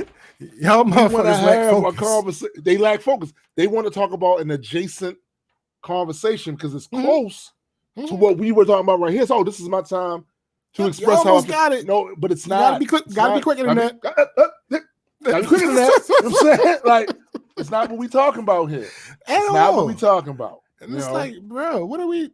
Why? Are y'all really that old and stubborn? I'm sure y'all older. I get that. But you don't have to. I've seen it. I've seen it with people that are. You're not a boomer. You're not a son. Right. I've seen them like, yo, this is how we talk. At all. Do you want to have this conversation? Let's have this conversation after we finish this one out. I promise you we'll get to it. But that's not what we're talking about right now. And I don't know, man. I've resorted to doing that to some people in that group, particularly, mainly because it's so big. But I've resorted to like asking permission to engage in conversation with them, like before just jumping in, because you know that's not my usual style. Usually I'm in that bitch. I'm in this hoe. But no, I've resorted to being like, because legitimately, I don't want the smoke. I want in a group like that. Listen, stop. Listen, let me clarify. In a group like that, he want all the smoke. Sure, but in a group like that, I don't want the smoke. I want us to be on one page, right? There are certain things we would never. I get that because this group is good intentioned. Yes, at least so far. So you don't want it to degenerate into one of these pissing contests that most of us have. I get that, but for the record, James want all. Not in this instance. No, not in this instance. But Facebook terrorists in other instance, yeah, sure, fine. Listen, I know who I am. But hey yo, Cap. Listen. In this instance, in this particular group, don't get me wrong. Once you're fact resistant, I'm reverting back to you was looking for a nigga here now. Like I'll revert back once you're fact resistant. But when we're just having a conversation, there are several conversations that I've had in there that just went back and forth. Like sis holla. Oh my God! Again, I don't know where you find the patience for the SPJ. Listen, Marissa. I say the same thing. The only thing I can think of is we was on the internet before him, so he hasn't ran out of that energy. What that? Like that has to be it. It has to be like it's the locks, my guy. The powers in my hair. Oh, the locks. No. Oh, these the locks that are. Yo, Addie has calmed down a lot. Yeah. You're gonna have to repeat everything that you're saying because your audio went out. Oh, it might just be you this time. Like it's not back. No. I'm not playing. Yo, I'm sorry, because I can read lips. No, I cannot hear you. Nobody can hear you, my guy. I promise you. No, why are you yelling into the... I know you're an old man, but come on, my guy. Like, I don't know what it is, but no. No, nothing.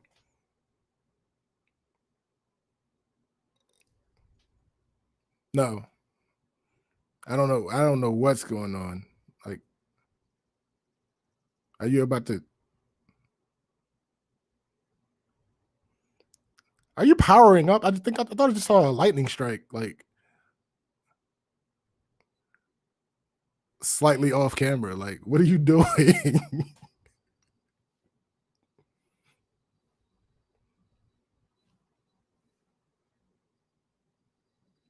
What I don't.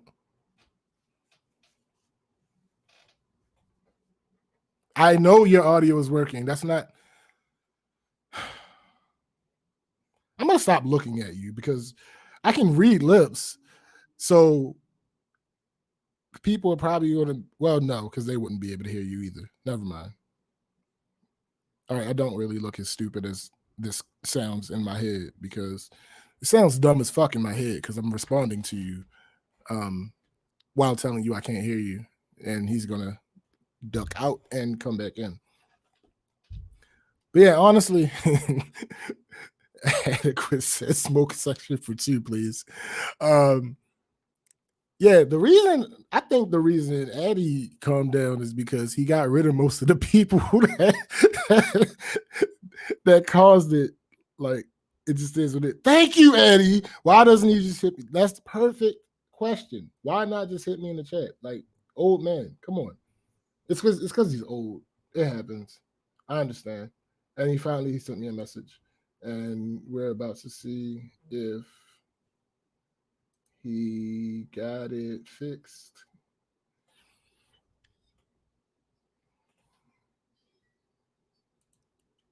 And can you hear me? No, yo. Stop doing that. I hear you. Yeah, I'm about to say I hear the noise in the background. All right, let me put you back in the OBS. And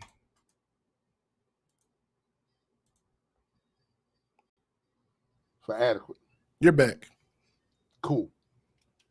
I just have to make a quick response to Adequate in the chat. No, by all means, continue. Tell him mind his business. Oh no, not at all. Oh, okay. All right. So I would never. But yeah, I think largely the reason that Addy calmed down is because the people that used to incite this shit, most of them are gone. I don't believe that's true. I still see him about to get into it a lot of times, but then he restrains himself. I've seen him do it. You know, that's a fact. That's a fact. Are you saying Adequate's getting soft in his old age? No, I'm just saying he's getting smarter.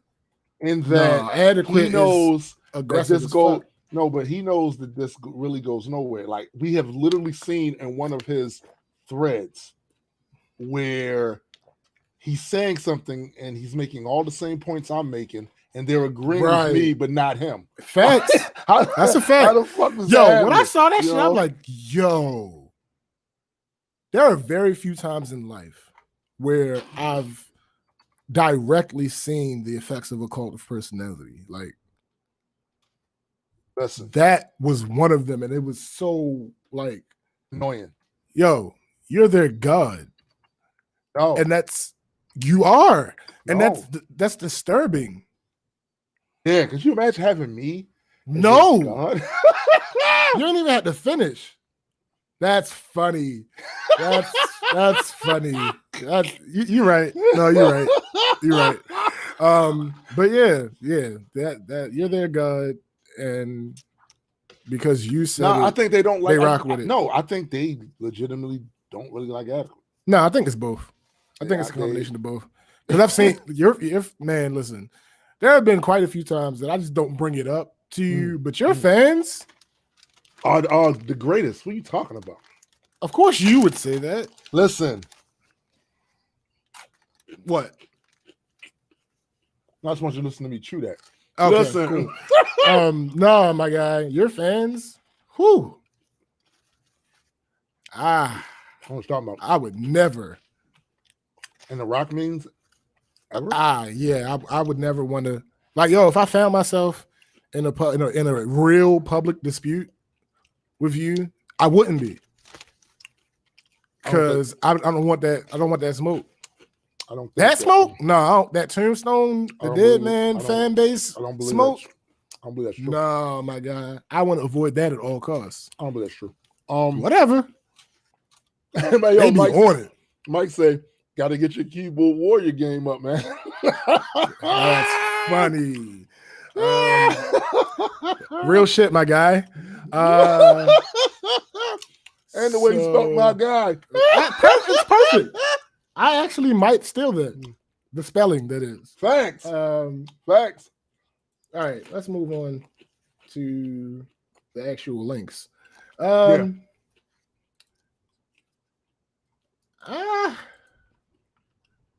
This first one. Say what you will.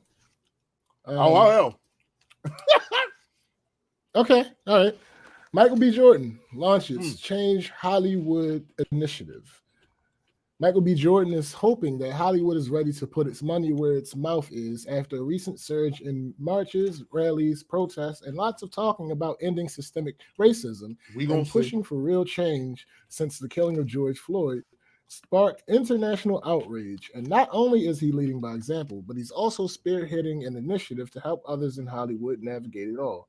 According to the Hollywood Reporter, the 33-year-old Black Panther star and Outlier Society Productions head teamed with Color of Change to launch the Change Hollywood initiative on July 23rd. The initiative provides a roadmap that offers tangible ways to invest in anti-racist content and authentic Black stories while supporting Black talent and reinvesting police funds to support Black communities. Recommendations, resources, directories, templates, analysis, task forces, writers' rooms, and consulting sessions will be made available through the program.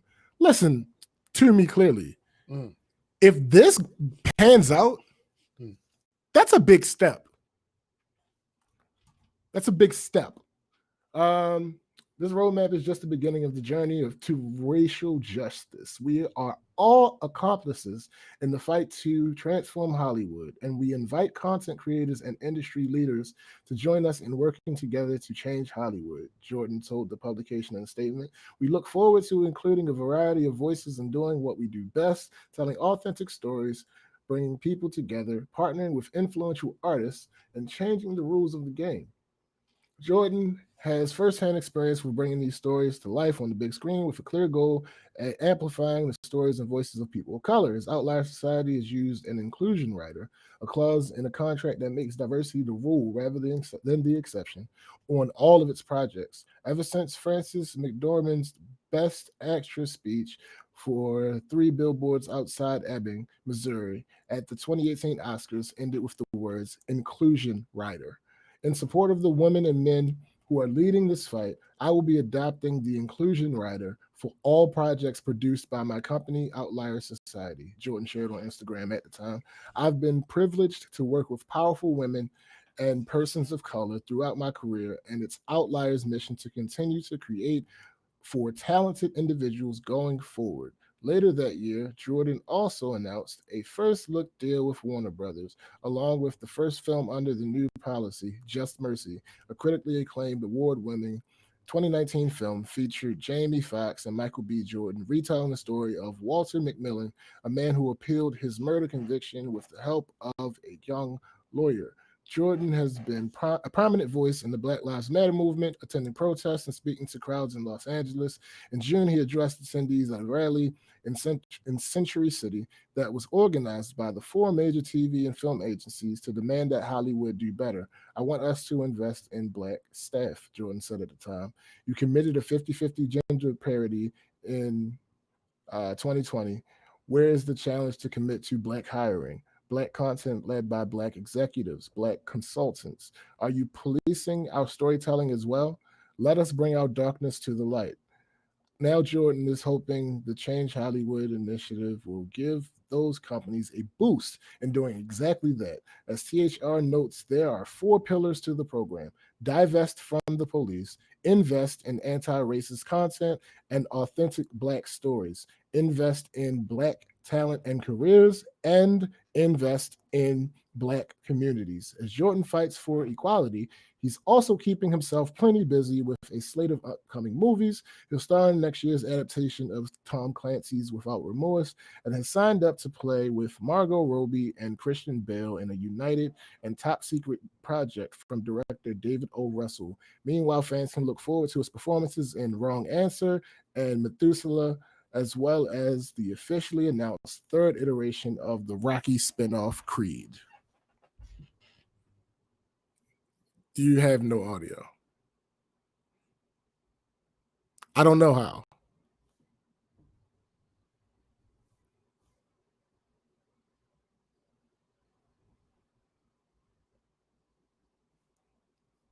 And he dropped so that he can start over. Okay, I get it. I understand. I'm picking up what you're putting down, big guy. But like I said, if this actually like pans out, this is going to be interesting. I'm wholly interested in seeing where this goes. I want to know what the plan is, because saying that you're going to do these things is one thing,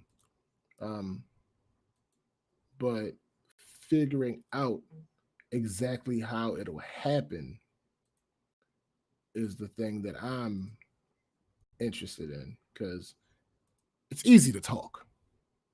It's fairly easy to talk. Let me put you back in the OBS. And you are clearly something's not right. Something ain't right. All right, you're back. All right, so quickly, Mhm. I agree with you. If this might be a very important first step, and the fact is, it's a good first step. However, Yeah. I already see obstacles right now. First, this divest from the police thing. What I've been seeing, this is about capturing the narrative once again, right? Yeah.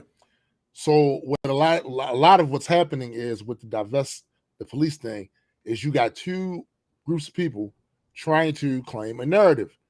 The ones that oppose the divest from the police, the way they usually typically oppose it is by saying it means what it doesn't mean. Right. And I've seen a lot of this lately. Oh yeah. Where they're saying this means they want to get rid of the. That's not what these people are saying. They're saying that the amount there of are money, people in that camp. To be clear, there are people on the far end of that camp that are saying that. But this is not what he's saying when he says divest from the police. There is a certain type of militarization that has been ramping up with police forces across this country. Yeah. For years now. We can pretty much bookmark it to right around the 9/11 thing, right? Bookmark it around there. They've been ramping up the militarization of the police force in this country, right? Giving them military equipment, all that comes at cost. This is money they have to spend for this shit, right? So basically, when you're putting so much money on the enforcement end of it, you're kind of forgetting the prevention end of it. Yeah. And with prevention, even that has to be redefined. Facts. Because it's more than just making sure the police are patrolling a neighborhood. No. Prevention on the end of poverty. Yep. On the end of making helping to make opportunities. Giving them things to do. And dismantling the system of white supremacy. Yep. Just dismantle that shit. And that's going to also take money. So we take some of this money out of this enforcement end. On shit that's not changing the situation. Right. It's literally not changing the situation. It's not being helpful. It's not being helpful, right?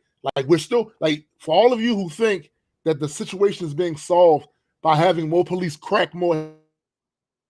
You went out. You went out. And both of us went out apparently. So it should. Oh no, we didn't. Just you, because you hear me. Yeah, it's just you. No, it is some bullshit.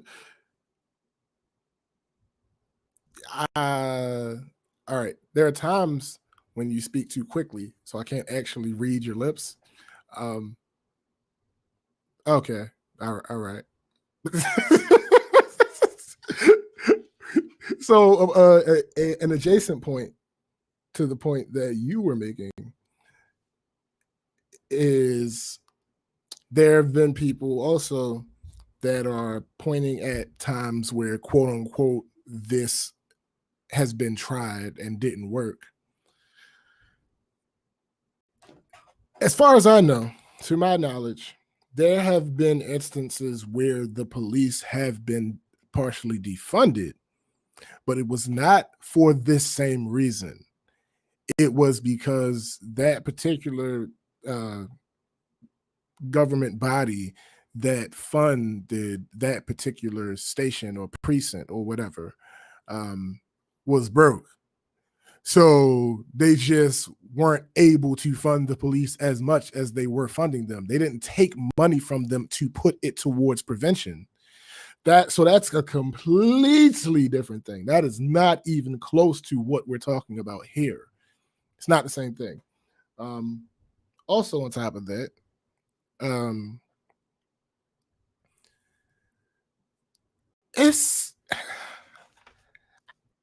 don't know. I want to think that we used to live in a society where people asked questions when they didn't understand something. I said I want to believe. I said I want to believe. But sadly, I know that's not the reality. But here's the thing. Why? Because like me, if I don't get something, my natural inclination is to try to get more information, because I'm not really a fan of being uninformed on something. I don't have to be an expert, but I would like to know like what exactly is going on here. Like, so if I'm saying defund the police, which I unlike some of the reaches that people make, I don't think this one is that big of a reach for them to misunderstand. The word defund is like the definition that they're applying to it is a definition that has been applied to it. So it's not like they're like reaching into thin air, but you're clearly not listening. So like, if the question is like, are we going to defund the police? Like, we're going to get rid of the police completely? There are absolutely abolitionists that exist. Absolutely. But that's exactly perfect, sis. Marissa says the best short explanation for defund the police I've seen is police don't stop crime. They respond to crime. So let's invest in programs that de-escalate situations from intensifying to crime. Exactly. That is the long and short of it. Police are not crime fighters. You might think they are, because that's what we've been shown in movies and TV shows forever and ever. Amen. But that is not the job of a police officer. At least it shouldn't be. It shouldn't. Here's the other thing. As crazy as I might sound, not really, because shut up. Not really, because we always we do a lot of steel manning on this show. Yeah. But here's the thing. Just like when someone says the police are killing African American people unarmed at an alarming rate, why are they doing this? And the detractor being, they kill white people too. Okay. All right. So you should. Why aren't you mad? You should be with me. Yeah. Why aren't you upset about this? Why aren't you mad? It's the same thing here. These officers are overworked, stretched, stressed, and it's because they're responding to so many things that should not be there. So and that was part of the argument on their side before, that they have the police responding to things that's not within their training to do. So it seems to me, this is how you know. Not like on top of not within their training, things that don't require a person with a gun. Right. And so this is how you can identify bad faith actors. When I start making your argument for you, the same argument you've been making for years, and then you instantly have a problem with it, you're a bad faith, agent. Like, you don't really seek a solution if it benefits, or you think in any way it benefits what we want. Or you're just one of those status quo people. Yeah. And it's plenty. One thing we need to disabuse people of the idea of is that Americans are anti-fascist or anti-authoritarian. That is not true. Americans love fascism. They would eat it on their toast bread in the morning. Like, they love fascism. They love authoritarian. They eat it. It's like Nutella to them. I mean, Nutella's not that great. No, it's not. It's cool. You got some people that love it, but that's true. They would weirdos. Yeah, same. I feel like those people that are into fascism are weirdos too. But they'll tell you they tell you they all into this liberty shit, right? Until a clear example, liberty, and the pursuit of happiness, right? Until a clear example of something that violates liberties of people you don't like. Then that's fine. What are you talking about? Like, Trump can literally have a secret police roll through Portland, snatch motherfuckers up, put them in the car. And when I grew up during the 80s, folks, this was literally what they were complaining or criticizing Russia for. In the 1780s? Yes. And they were criticizing Russia for this back in the 1780s. God. I didn't think they had come to power yet. All the way up to the 1980s. They were criticizing Russia by having secret police that would knock on your door at night, snatch your parents out, and you never see them again or some shit.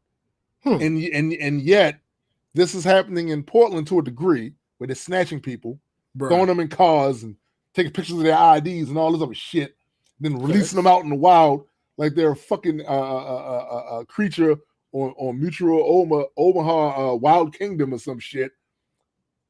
And they cool with it. And people cool with it.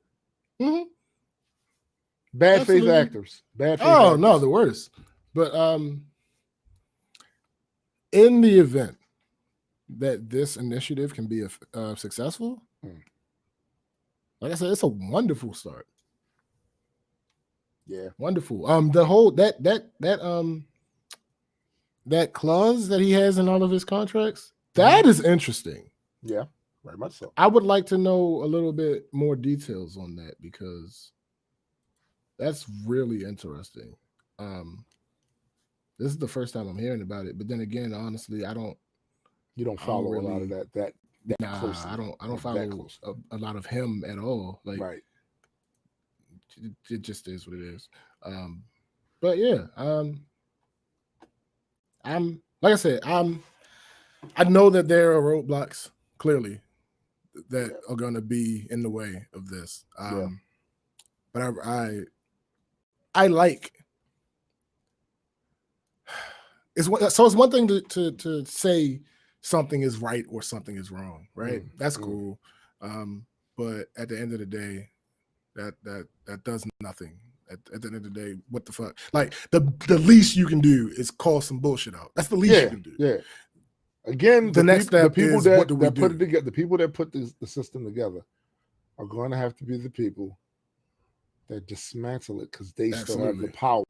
So we can talk about all day long what we want to change, but if they don't want to, we're gonna have to beat their asses. It's just Well, see, here's the thing. Whether it's through negligence,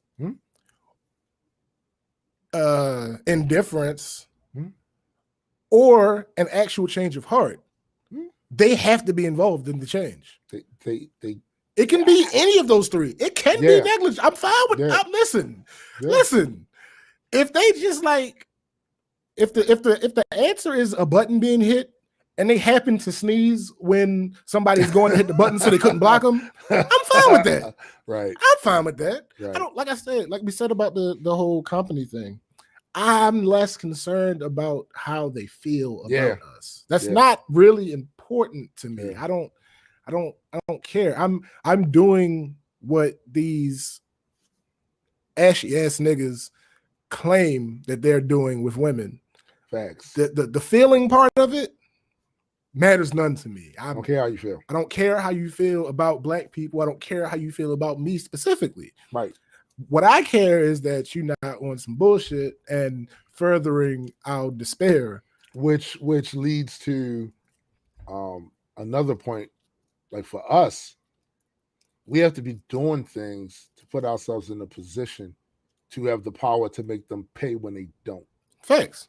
Because if we're not, if that the second, and that's why I'm a fan of this. Right. Because that's why I'm a fan of this. The second part of not caring how they actually feel, is the only other reason why that has to work is if you have the power to make them feel another way. If they don't, you know what I'm saying? Facts. Facts. Like you can, like I said, I'll take it. Here's the thing. I've always, and this is ancillary, but I've always had an issue with people that like stress so much about the moral side of a victory. Like if I don't want to win that way. No, I want to win. I want to win. Yeah. See, what did we say last week? Y'all don't know how to win. Facts. Like facts. Yeah. No, I don't want $2 million from this person because they said some shit that I didn't agree with in the past. Man, give me that fucking money. So give me that money. If you really want to hurt them, take the money and do something. Take the money. Yeah. Do something with that they would not like. They would definitely hate. Do that. Here's the thing. It's a vicious cycle because the people that don't understand the narrative that we're saying are the same people they're like, see, Black Matter is funded by. Come on, yo. When I hear that type of dumbass shit, right? I always laugh because then what it shows is what their actual concern is. When I saw people say it's a Marxist group, oh, we back with the isms, the isms y'all created. I have nothing to do with that shit. I don't care. I care about the result. Y'all, that's your boogeyman. And it's funny how you're extra concerned that these people are being taken advantage of by these groups, but you wasn't concerned about the generational poverty. You wasn't concerned about us getting our asses beat by the motherfucking enforcement arm of the government. You wasn't concerned about our schools not being properly funded. You weren't. So miss me with your concern trolling, because I don't care about that. Like, you're not going to push these isms, communism, socialism, capitalism, Marxism. They're all a bunch of isms that y'all made. Y'all made. There are issues with several of them. Yeah, exactly. I would say about several of them. Right. Yeah. I phrased that wrong. Yes, absolutely. There are issues with every single one of them. These are things, and there are good things with every single one. Right. But it's like, I don't know. How you doing, Lynn? I don't have the Lynn credentials. I think Lynn is new. Check the chat. I'm fairly certain. Yeah. Welcome to the show. I don't have the credentials to be able to prove to people how to do this. No. But we overall have an issue when it comes to choosing what we should be worried about, the individual or the whole. Right. We have issues with that. So capitalism as a whole might be terrible. Right. Yeah. Right. But there are individual things about it that, depending on your situation and depending on the scenario that you're in and depending on who is practicing it and depending on who's enforcing it, could actually be beneficial. Yeah, I think it's mainly because you monkeys are children. Well, you assume that in this world there's going to be a perfect lock or number combination to open locks. A perfect. That's not true. That's never been true. That's never been true. There is no way we're going to find a solution that positively affects everybody. Nah, my the God. most we can hope for is the most amount of people. Yeah. That's supposed to be over. But the lowest common denominator. Yeah, like, yo, I don't understand how people seem to say they're quick. I'm a grown ass man. I'm a grown, but you have very childish. You have a very childish outlook on like on things. The same way when I hear one of us say, "Until we care, oh God, we can't expect anybody else to care." So basically, what you're saying is, we have to do what no other community on the face of the planet in the history of humanity has done, and that's create nirvana on Earth before you fix some of this shit. Yeah, I gotta say that's childish. So you know what? That's funny. I just realized this. I made a post about this, and I didn't relate it to that before, but now I do. The phrase "we have to do twice as much to get half," it is not a decree. No. It is a warning. It is a statement of fact. It's not a decree. No, it's not. It's also a failure. It's a breakdown. Right. It's a breakdown of a system where any group of people would have to do twice as much to get the same. That is a breakdown in the system. Right. Like this isn't. No, we're not. It's not meant to be. Yes, you have to do this in order to get that. No. Right. It's a matter of fact. Yeah. Matter of fact, it happens that you have to do this in order to get that. And that needs to change. Right. That needs to be fixed. Yeah. That is not how you should move forward in your life. Right. With it's not something we should not accept that as an axiom. Yeah. Where it's this is just what it is, and y'all gonna have to no. We do recognize that there are always going to be pockets of this, but we can work towards lessening it. And what I see happening is people feel like it reminds me of the childish content creator that thinks, I really want to start this podcast, but I don't have everything I need. Yeah. So once I have everything I need, I'll start the podcast. Dude, you already got some stuff to get started right now.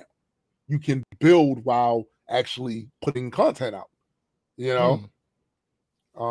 It's just, I don't know, man. Like, I feel like a lot of times people are childish in the things that they want, you know? You say a lot of times?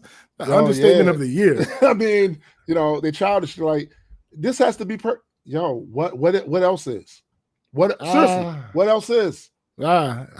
Things, I guess. I've never experienced any of them, but apparently they must be, because they're claiming that they want this to happen, that this needs to happen. So yeah, there must be examples that they know of that they're just not willing to share with us. Yeah, facts. I mean, anyway, moving on. Black kid sells N-word passes, made close to $1,000. Some of y'all are more misanthropic than me. Read this article. Some of y'all are worse than me. Read this article. A mom showed concern after her son sold N-word passes to white friends, making close to $1,000. A mom wrote into Slate's Care and Feeding Advice, part of the site, asking what she should do about her son. The son is adopted. The parents themselves are white. The wife wrote to Slate stating that they adopted them 11 years ago when the daughter was 5 and the son was an infant. They're now 16 and 11. She said that the two are very well-behaved kids and they've done their best. They need to get their editor on this. Editor. Yo, but it is what it is. It is what it is. Are terrible. They've done their best to speak about race-related issues, and she felt that they've done a great job. Until now. The oldest, Taylor, recently asked to speak with them in private.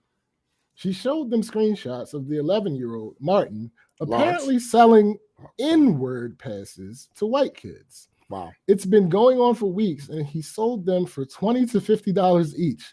The son has been accepting money via Venmo. Wow. She mentioned that he attends a school where there are a lot of white and non-black students. The mother wrote to Slate to state that they're very angry about the situation, but don't know how to handle it. They want to punish him or give him consequences for him, but don't know what should be done. The care and feeding team at Slate replied, What Martin must understand is that while some of his classmates have played along with his charade, none of them who purchased his passes were actually waiting for anyone's permission to say, nigga. I don't believe you. Furthermore, as they are unable to access the experiences that come with being a nigga, he ought to spend some serious time considering that while he can pretend as though he is giving his friends access to one of the fun parts of being black, they will be spared the disenfranchisement and toll that comes with this identity, which should bother him. Why do these kids want to use that word so badly? And how would he feel if other black people, particularly black elders, heard them speak in such a way? They continued on to state that the current socio-political climate continues to show examples as to why white people don't deserve any type of access to the N-word. They also stated that it would be good for Martin to have a black figure in his life, whether it be a neighbor or a godparent. It would be good for him to speak to someone close who has experience with the N-word and experience with race as a black person. They also stated that he should see if he should trust friends that are so eager to use and want access that much to the N-word that they're willing to pay for it. I want to go into this, but I do want to address something Lynn said in the comments. She says she disagrees. She likes to have all her stuff together before moving forward to a particularly and specifically important venture in my life. Now, sure, that's one way to do it. But what I have discovered, what usually happens a lot of times with people, they never get started. No, yeah, that's a good way to not get started. Yeah, like I'll give a classic example what I'm talking about. So when it comes to creating content, I saw other YouTubers with these great cameras. Ooh, their content looked like they were making movies. That's how that resolution and clarity was. I didn't have any of those type of cameras up until maybe the last 4 years or whatever. And I desperately wanted my content to look like that. I felt like that is how that shows people that you're serious about the content you're making, when the quality of your content looks presentable and professional like that.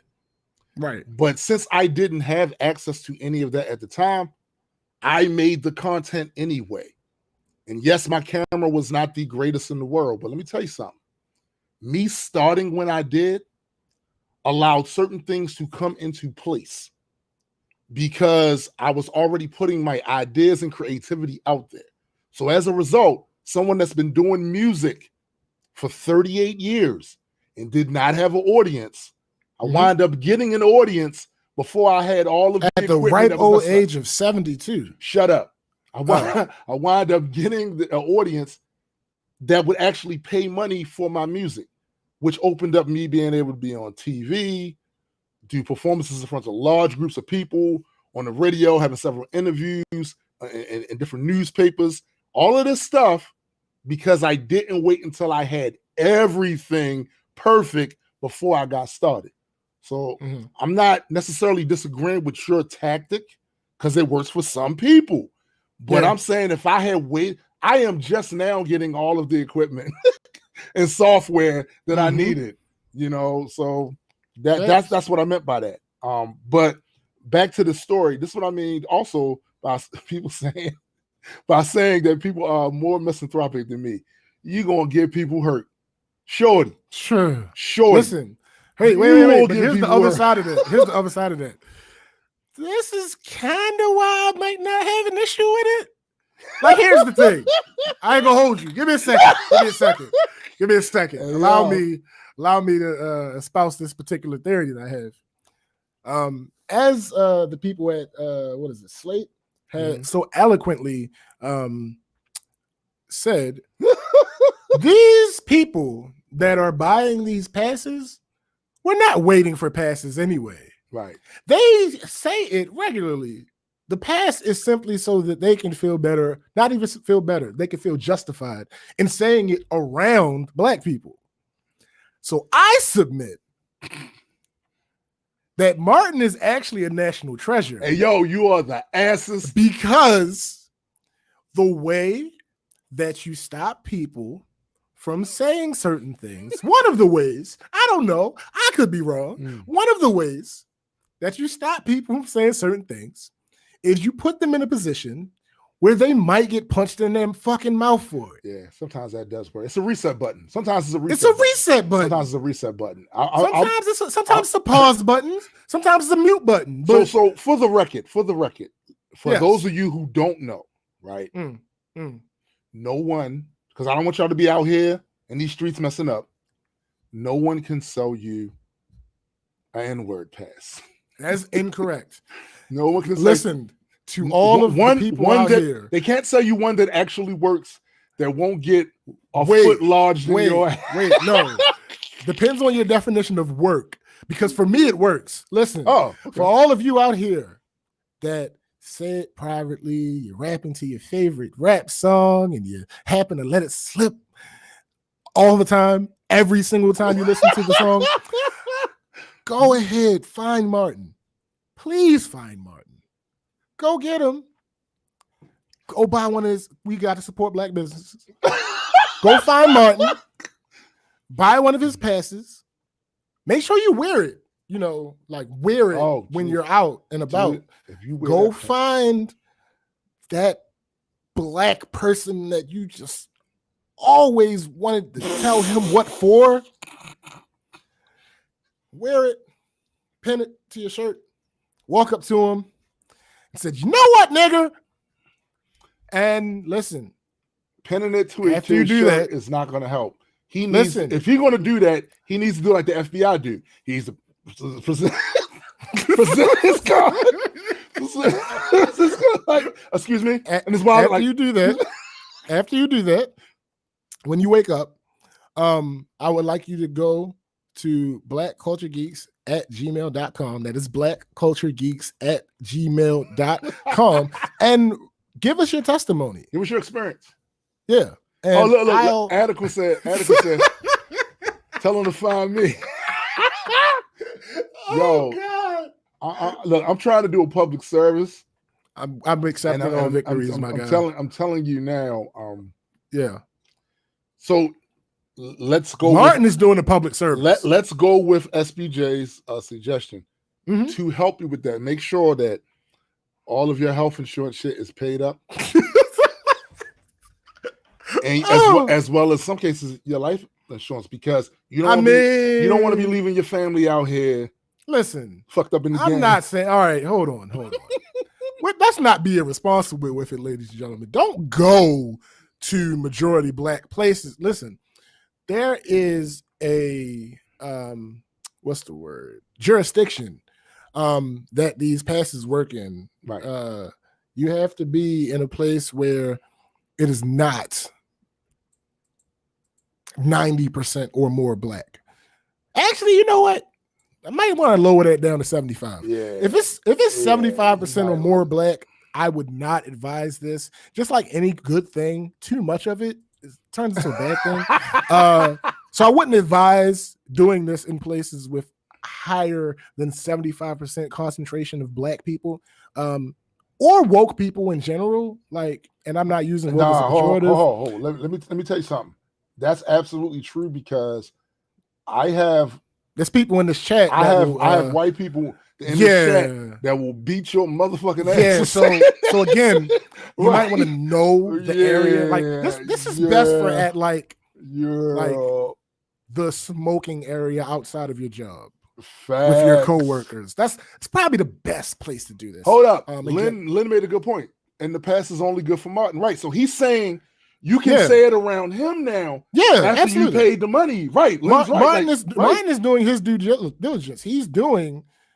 Actually, you know what? I gotta tip my hat to my guy Martin. Like, this is ingenious. But he needs small print. The small print need to be there. It need to be right there. Like, this pass may not work outside of our association. I mean, small print, so it's there. I think it's implicit. I think it's implicit. I don't think that's necessary. Like, I think you can avoid a lawsuit just with Cause yeah, I mean, listen, I'm trying to tell you. First of all, Venmo, yeah, it's tracked. Venmo is tracked. Venmo is tracked. It is. All right, Martin, switch to Cash App. Right. Don't worry about the disclaimer. It's fine. Like I said, it's implicit. If they're dumb enough to not realize that it only applies to you, then you play stupid games. You win. You win stupid prizes. Yeah. So Martin, keep it up. Keep up alive. $1,000 is a nice little bag for an 11-year-old. I mean, yeah, hell yeah. I mean, come on. Now, I would be concerned about your sister, because she ratted you out. Well, she ratted him out, but the other thing is because apparently the pass doesn't work with her. Well, right. Yeah, no, that's exactly. So if you're around your sister, very important. See, but here's the problem: you don't do it around your sister. Yeah, and they do that. Does it void the pass? Because she ain't with that shit. Here's the thing: it doesn't void the pass. They would not then be getting their asses whipped for saying nigga. They would then be getting their ass whipped for touching his sister. So the pass is still in effect. Pass is still in effect. Like if they happen to throw a N-bomb while they getting their ass whipped, he's not going to hit them harder. No, but what I'm saying is, but he also not going to stop hitting. But people scenario, if they out somewhere, him this is out somewhere, and he sees one of the people that he sold his pass to, and she does not like that word being coming out of their mouth, so they use that word while his sister's there, and she hauls off and gives them fold-away teeth. That's fine, right? Does that mean that because of the situation, the pass was voided, not for Martin, but because the pass was only for Martin and his sister was there, so he can't be held responsible for her what she does. You know, no, just saying. If she happens to throat punch somebody, because they thought shit was slick, then that's her. Like you gotta pay extra to get the sister included. You gotta pay extra, right? Like a lot extra, right? And based on her actions, I don't think she's cheap. So you gotta. I don't know. It's I don't know. It's really it's very weird. Intricate. We want to see. You know what? I'm sure that there will be quite a few precedents set as we go forth with the N-word pass and business. It's interesting. And business, and as well because there'll be lawsuits. Pretty sure. All these new products. There's sometimes a lawsuit. Yeah. So I'm pretty sure a lawsuit will come along, and we'll see what judges have to say about that. I mean, listen. Later on. I mean, whenever he does his first public offering, and they go public, I'm with take the business public. So I'm gonna go ahead. You're gonna buy some shares. Yeah, I'm gonna invest. I mean, I'm gonna invest because I think what he's doing is like legendary. Like it has the potential. There's the potential to have some very great effects. So well, that's sure. Yeah, I mean, whatever. Sure. Y'all not feeling me. It's cool. I get it. I understand. Sure. It is what it is. It is what it is. Like, I don't know. It's a pickle. Keep your head up, Martin. It's really a pickle because there's so many questions that I have. But see, the thing that I think the issue is he's going to have to get other business partners involved with this, and I'm gonna tell you why. I've mentioned this on this show before. I am the final boss. Well, hold on. Where do listen, I don't know, but who knows? That's a good question. But what I'm saying is, people travel; they tend to go. You know, I'm the final boss. That's true. So I didn't get my cut, right? So we've said before that all the white folks, if you love your family members, when you see them at family get-togethers and they're out there saying all this crazy stuff about black people, you should be checking them. If you love them, you should be checking disabuse them of the notion that this is just gonna fly. But if you haven't, you don't really love them, because what'll wind up happening is it's not my responsibility to teach them in that way. That's Martin's job. That's what Martin's doing. Martin took care of that. He took care of that. So when you meet me, I'm the final boss. If you haven't, he's offering you victims. He's providing a public service. If they haven't if they haven't been fixed or altered by the time they meet me, it's too late. It's too late. It's too late. I'm saying, my man Martin out here performing public services. He's feeding you victims. He needs to get with OSHA, and they need to get some regulations, because I feel like a lot of this shit is not. I feel like I need to be paid something. I get it. A percentage, you know. No, but that's what the public offering is for. When they do that, you can go ahead and invest. I know. No. I don't understand why I need to invest in shares. You have two options. In order to you have two options. You have two options. You either invest in the initial public offering, okay, or you have to keep stats of the teeth that you have dislodged from this day forward. You got to do one of the two. You need proof. You need proof. Yeah. You can't just go in there and be like, Martin, where's my cut? But I could say, Martin, do you see these teeth marks on my fist? This maybe they would not be there if not for they thought this worked. Maybe, sure, maybe, but you could have punched a number of different things. He has no way. He's 11. That's true. Learned. He's still learning shapes and numbers. I mean, come on, my guy. There's a lot going on right now. It is a lot going on. He can't. And the pandemic and there's a lot going on. I mean, it's potentially a good work from home gig. I don't know. We had to see. What I'll tell you what. We'll put a pin in it. Pending any lawsuits, and we see what shakes out for that. Okay, you know, see how it shakes out. So we putting the pin in that. So we basically have a stock watch going on for Martin. That's cool. Right. I'm with it. I'm with it. Absolutely. I'm with it. All right. Marissa said, royalties my hashtag my guy. Thanks. Oh, man. So we had to get some laughing out because I'm about to fuss at y'all.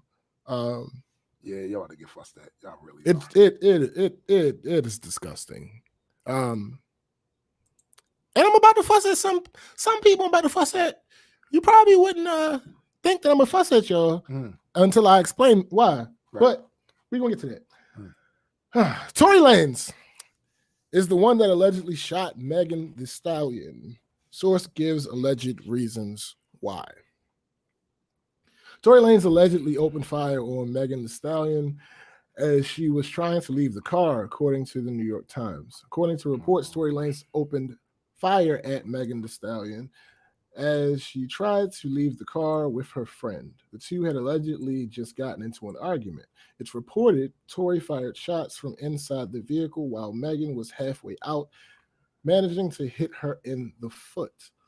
Megan initially told police that she cut her feet on something and tried to mitigate the situation.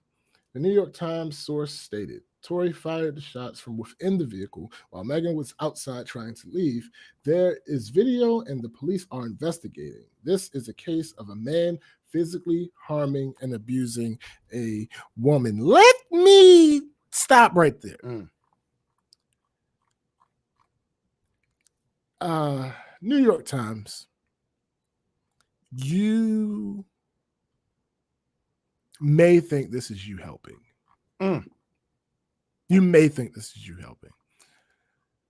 But while technically shooting someone is physically harming them, you are vastly underselling what happened here. Yeah. But I digress. Tory was then booked on possession of a weapon. It's also reported that this may be marked as an accidental shooting. Tory posted a bail of $35,000 and is scheduled to appear in court on October 13th. Now, this part isn't verified, but other sources have stated that the two were dating, and Megan's team didn't want them dating to maintain her image, and she had to end the relationship. A YouTuber named Tasha K, Jaded talks about her, reported that part of the story before any news broke. So some are starting to believe that may be the case. Black Twitter is currently lighting him up with short jokes and insulting him every which way he can. I'm going to skip all of that. Yeah.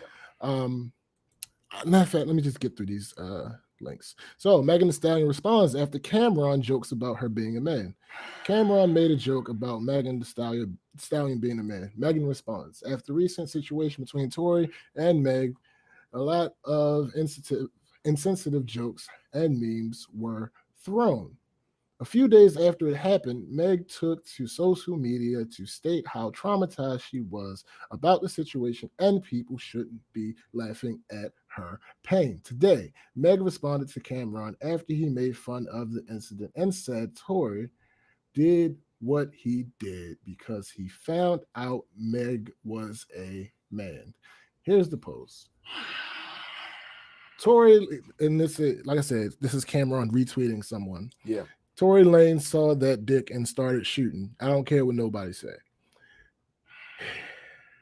All right. I'm not even gonna get into these. No. I'm gonna read Meg's response. Yeah. Dumb bitch, that shit ain't fucking funny. Who the fuck jokes about getting shot by a nigga? And fuck all the whole ass niggas making jokes about it too. I'll talk about shit when I get ready. All right. So okay, glad I wanted to touch on this. I'm glad this is in this article. All right, because of her height and build, men on social media sometimes make fun of Meg, calling her a man. Note, it could be about Drea, but Drea made that post since this morning, and she apologized before Megan made this statement, but Megan made her post like 20 minutes after Cameron, so Right. That's why I thought it could be about that, especially since the joke is directly about shooting, so it made more sense to me, but again, I don't know. So Drea was on a podcast, and she made the joke of, I would love to be in a relationship where I get shot because he don't want me to leave. Like, shoot me, and it's disgusting. So let's talk about protecting Black women. Can we for a second? So I want to get this out of the way.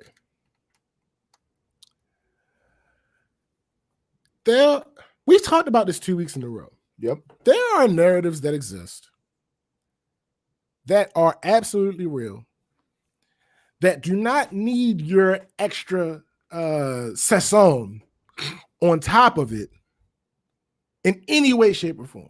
No. It's not necessary. No. The actual issue exists. Give examples of something that happened. There's no reason for you to go overboard. I want to get this out the way because it's actually the nuance in this argument.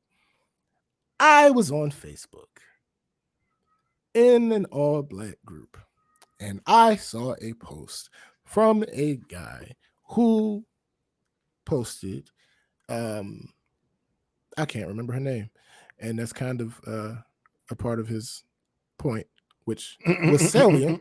Right. His point itself was salient, but he posted a picture of a boxer, a woman boxer, who had a myriad of title belts on her person, and it was a picture of her with her belts. Right. The caption, the original caption, basically said something. Matter of fact, it's no reason for me to try to do this from memory. I got the files. So let me see, gallery and my screenshots. The original post said, if she was blonde hair, blue-eyed, y'all all would know who this is. I'm about to say that. And his comment, when he shared it to this all-Black group that is a nerd and geek group, it is not a sports group. Right. It's a nerd and geek group. Right. His comment that his caption that he added to it was, I don't know how many of y'all follow boxing, but this is % 1 million true. He meant 1,000,000%, but we're going it is what it is. It just is what it is. So in this post, I clicked on it because I was interested in seeing what her name was, because what the hell? Yeah. I mean, I wasn't about to go do any research because I don't care about boxing. Right. Never have, never will. Not interested in it at all. So someone, I am scrolling to find her name, and I run across this comment. Some woman comments. Congratulations, but to be clear, I don't know any of today's boxers besides Floyd and that Irish dude, and I don't know if they still even box because I don't follow the sport. I find it odd that you wanted us to learn about someone, yet you didn't include their name. Right. His response: the name was left out purposely so people could find out who she was naturally and to prove a point of how unknown she is. Clarissa Shields is her name, and she's the greatest women's boxer of all time. So I responded to the woman, yeah, posting this in an all-black group to try and guilt other black people into learning something is a weird-ass flex. It is. So he responds to me, if you really think it's weird, scroll through the comments and see how much hate Miss Shields is getting. She's a 2-time gold medalist and holds several titles, and the comment section is dumping on her. That's a weird flex to me. All right, I said 2 things can be true. Both are weird as fuck to me. Purposefully withholding her name to try and guilt people into looking her up doesn't serve the purpose of bringing light to her. People aren't going to look things up that they aren't interested in. They barely research things that they are interested in. I came to the comments to see if anybody said her name because I couldn't possibly care less about boxing. If she were white, I still wouldn't know her. But anybody bashing her is more than weird. They on some bullshit, but that doesn't change my initial statement. And he said, I understand your point of view, but I have a different perspective. I reposted this, and the original post didn't have the name attached, so I did not either. On the original post, tons of people were asking what her name was, and I saw other people engaging in conversation about Miss Shields. I was hoping that that would be a launching point for our conversations about her accomplishments in this all-black group. However, it proved to be just the opposite. Blah, blah, so blah, you blah, blah. So you were wrong. You were wrong that you thought that this would work. It didn't work. And if you'd maybe talked to somebody else, I mean, they could have told you that this wasn't going to work. A myriad of ways that he could have been better informed to go. So I said, was this other place a black-only space? No, it was a sports talk group. Nigga. Yeah. So you don't see the difference? It's magnitudes more likely that crowd is interested in boxing. Exactly. Putting those same words in this group, we're almost guaranteed to get a different response. The original caption almost reads as an attack. I give that example to say, we don't need you to make up instances and attribute certain things that really aren't to black women not being protected. Right. There are enough. A bunch of them. A bunch of examples. Yeah. It's not, no, you don't have to try to conflate of it. I don't like boxing. Does it not stand to reason that I may not know who a certain boxer is? Right. I don't like boxing. I have zero interest in boxing. And not that like that comes off as either someone who doesn't know what they're talking about or someone who is trying to shame people into learning something. And he basically admitted it. Yeah. He basically admitted, I purposely didn't put her name there. That tactic doesn't work. You can't shame people into learning anything. I mean, especially if that's specifically your intent. There are ways that people are. It's even worse than that. Not just shaming people into learning something, shaming people into going to do research. That's vastly that is the important part of it. They're trying to shame people into spending their time to do something. No, it's not how that works. It doesn't work. That is not how that works. What is? And yeah, hashtags, sometimes it just hashtags. Sure. But what is the hashtag that is always put when we're talking about these women being killed by police, being killed by other people? Say her name. Right. Say her name. Simple. Why didn't you just say her name? That would have eliminated a lot of the issues, I'm sure. People to see, because again, it defeats the purpose of what he said he did that for. Like, your issue isn't that people don't research enough. No. Your issue is that they, according to you, that they don't know who she is. So tell them who she is. Alleviate the problem. Right. You had a perfect example to solve the problem. If that is the actual problem that you have, that people don't know who she is, then make people aware of who she is. Right. It's literally that simple. not trying to do this circus play of. Lynn makes this point. She says, and that group, taking the sports group, would have more knowledge of other women boxers, so they might not agree that she was that great. That's not hate. It's a matter of opinion or lack of actual facts about her. But yeah, right. So you're bringing this into a group. This isn't even the thing. And just because it has something to do with black, does not mean that all black sub topics. That is exactly what it was. Oh, that's exactly what it was. We are not a never mind. So back to the Meg situation. Oh, the amount of joke. Now listen, there are some toxic jokes that I appreciate. Because you're trash. From it, well, I mean, yeah, because I'm human. Humans are trash. So yeah, I mean, ipso facto. But anyway, yeah, there are some toxic jokes that I love a good Dave Chappelle special. Dave Chappelle was probably my favorite comedian, like low key, and everybody knows how toxic this motherfucker can be. Yes. But it's a difference. I have. Maybe he's not the best example because I feel like most of his intentions aren't really to be on some bullshit. But anyway, that's not the point. The point is what the fact is, as it comes out, once it has left his mouth, it's not his anymore. Right. Some of them bitches be toxic as fuck. People interpret it as how they will. Yeah. Facts. And some of that should be toxic as fuck. Yeah. So I get that. But when certain things happen,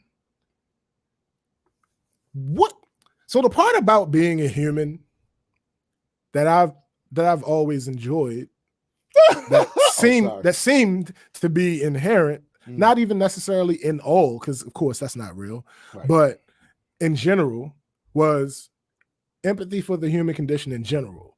Like not wanting people to die, like stuff like that, like not wanting people to just die unless they've specifically done something, just randomly a person dying, it evokes sadness. Right. I know what you're saying. Like just that simple thing. Like, damn. Right.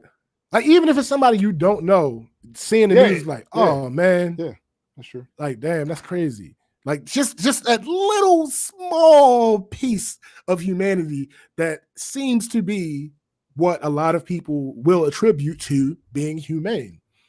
Or being selfish.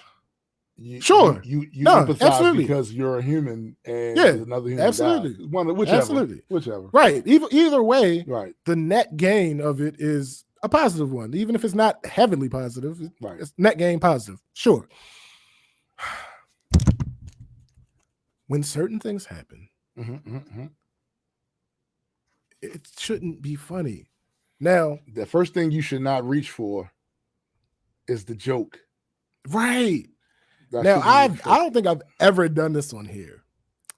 Gotta hold Kev on stage responsible. Gotta hold him accountable. He talked about this on one of his podcasts recently, and they made jokes. Now, to be fair, the recent podcast, the last one, the one that's about to come out Tuesday, I believe. No, this was a bonus one. I think he released the clip that I'm talking about on YouTube because of how important the overall message of what he was saying was. In this one, he apologized. Him and his co-host apologized. Well, I ain't gonna hold you. To my memory, I don't remember her apologizing, but I'm gonna get to that. So I feel like Kev on stage is getting dangerously close to being one of those people that takes this shit a little bit further than is necessary. Protect Black women absolutely at all costs. Excuse Black women from being trash is not a part of protecting Black women. His co-host went on this rant about how different people have a different line. So I just to say, like, we ain't know how we didn't know that it was traumatizing to her. For her to say that it was traumatizing is like, all right, cool. She was shot. Yo, see, this isn't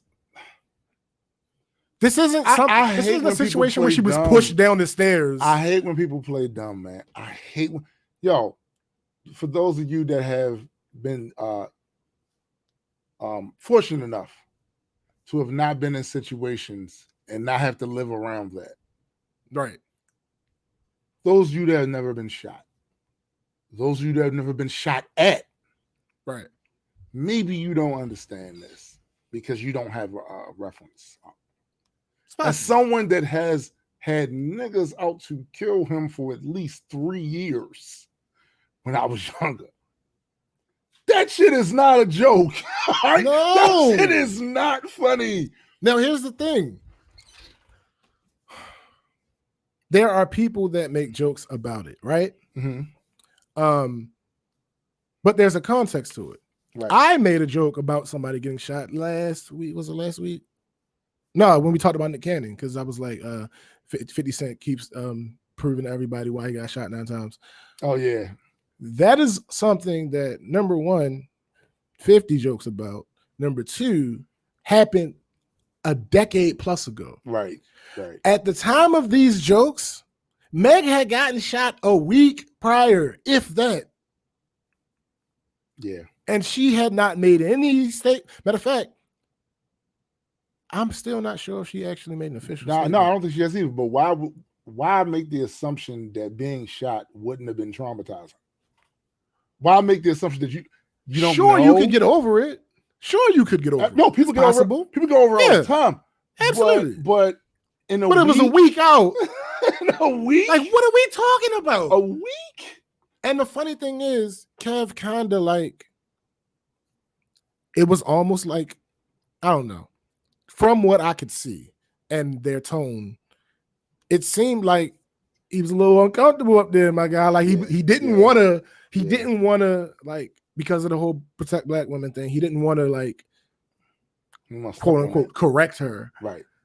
But what he did say was, yeah, I'm not one of those comedians that thinks that nothing is off limits. Like, he said this directly after she said that. Right. So I'm kind of feel like that was him, like, making sure his stance was making a line in the sense. Yeah. He was like, I'm not one of these comedians that think that everything is fair game or anything like that at all. So, right.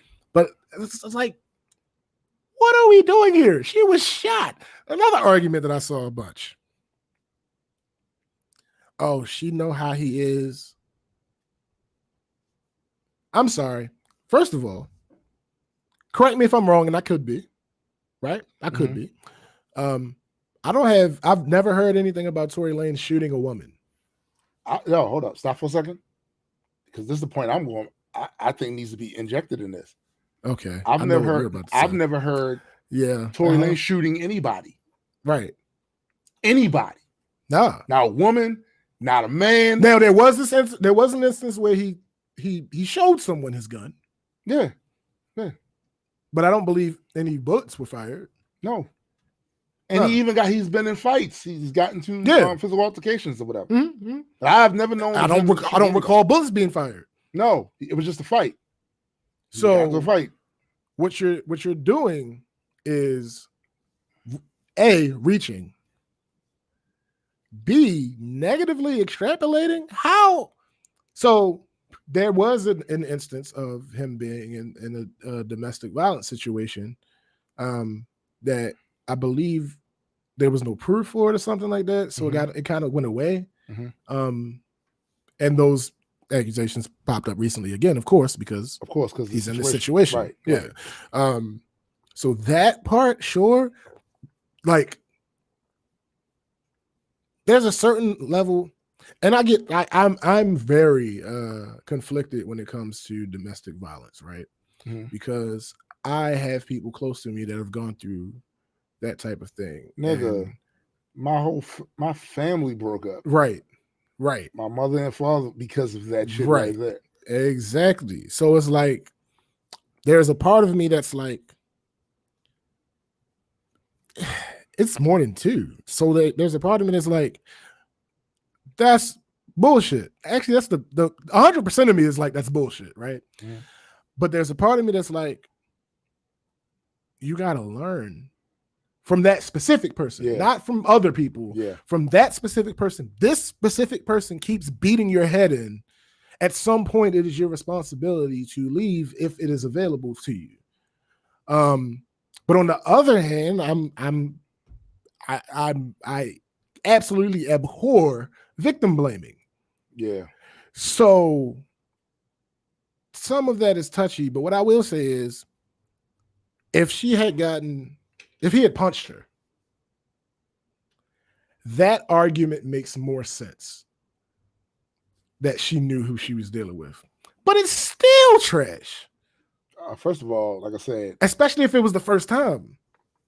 My whole take on all of this is people need to be really careful who they jump in to protect in this right case. Because this just happened. Yes. Right? We don't know half of this shit. No. I would argue that the vast majority of people probably didn't even know they was messing with each other. Here's the thing about that, yo. So there was a in that same black group with the dude that posted the picture of the woman boxer. Mm-hmm. There was another post about the whole Tory Lanez and Meg Thee Stallion thing, and a couple of guys were like, yeah, the post was about it not getting as much media exposure, and they were saying like most of the stuff that you see about it is the jokes. Yep. And somebody said on there, I'm kind of sitting back until we know what the hell happened. Dude, since this came out, that has been my take. This is why you haven't heard me comment on this shit. But I still don't know what the fuck happened. Neither do I. But they were attacked. They were attacked? Yes. Of course they were. Well, the idea being, and here's the thing. I can't remember which episode it was that I first brought this up. Oh, it was in the episode about me changing because of all that's going on and all that other good shit. There's a lot with this whole protect Black women issue. All of it. There's a lot going on inside of that particular pie. It is, and but what I would always caution people about is we need to be very cognizant of what's happening more and what's happening less. So I remember having a conversation with somebody about skepticism, and not cynicism, skepticism. And it was like, the problem is, people too skeptic. No, that's not the problem. The vast majority of the problem is people are too gullible. That's so I understand you want to safeguard again. It's the Terry Crews black supremacy thing all over again. Dude, the issue is not evenly weighted on a scale, right? So yeah, sure, you can come in and try to be the defender of the 20%, but the 80% needs to be addressed because this is the overwhelming issue. So I always caution people. I say, I understand. We can always find anomalies, outliers. We can always find that. But what is happening more? like, what is happening more? That is a fact. Like all these. I had a conversation with one of my Facebook friends on one of her threads because she was talking about the Meg Thee Stallion thing too, and some guy was talking about, because of how she rap and blah blah this and blah blah that and I'm like, who raised you niggas? Well, listen. One of the things I do to make money, I fact check for a living. Facts. That's one of my revenue streams. That's a fact. And that's why I'm looking at it. Checks out. I'm looking at everybody a little crazy when it comes to this story in particular, because everything I've read on it, there is not enough. Like, I'm trying to see where everybody is pulling some of the stuff, some of their takes from the stuff that they're using to bolster their take. Because every time I read something in some article about it, there is literally not enough there. What I see is woman in car with man shoots woman. Also reading there were bodyguards in the car. Right. So that opens up a whole nother other issues. Yeah. You know what I'm saying? Like, why would Tory? Let's weigh this all in Tory's favor for a second. Yeah. Tory is in the car getting his brains beaten out. Right. She is laying hammers on him like she's from Asgard or something, Facts. right? Facts. He feels his life is in danger. Mm-hmm. So he pulls the gun out to protect his life. Right. Why are there bodyguards in the car and nobody's doing anything? You gotta break the fight up, my guy. I mean, what the fuck? You gotta break the fight up, right? Somebody's paying you. There are huge gaping holes in this narrative, and like there's data that's missing. Yeah. But I get this is what social media is. Yeah. They don't need much. Yeah. They just need a little bit, and then everybody run with these elaborate think pieces and takes. And I'm sitting there going, everything I read about this has too many holes in it for me to actually give y'all a thorough take. So usually with the conversation, stories of her size are greatly exaggerated as well. Mm-hmm. I think she's like 5'10", but when she wears she just wears heels. Yeah, right. Yeah. So I'm taller than her. Right. No, so it's like, and Lynn says she saw a video of her saying she's happily ready to fight on him. That's the case. She's toxic as fuck. Mm-hmm. Fine. But again, I want to know why there are bodyguards in the car. Right. And if she's doing this amount of damage to him, where he feels like as someone whose life has actually been in danger, right. That's a lot. That's a lot of damage for you to feel like I am not going to survive this. Let me grab my last resort option, pull this out. You're speaking as someone in sound mind. But see, that's what I'm saying. Right. So I'm making the assumption that if she's doing this amount of damage to him, this didn't just start. Like she going in, and his bodyguards. I'm just sitting there like, I'm going to repeat this many times. There are bodyguards in the car, and nobody interceded to protect it'll him. Be fine. No, it'll be fine. That's crazy. Listen to me clearly. All right, I'll speak on facetiously, kinda, but just following logic, right? Mm-hmm. So there are people that scoff when you say that men are generally stronger than women, right? There are people that scoff at that. They do. That logic doesn't go with, all right, she's 6 feet tall. Again, not really, but whatever. What, Tory's like 4'3"? No, he like 5'2", 120. He little as or fuck. Something like that. He little as fuck. So the idea that she would be able to overpower him if you're I feel bad even saying this. If you're going by the logic that women are as physically strong as men in general, and she got him by 8 inches,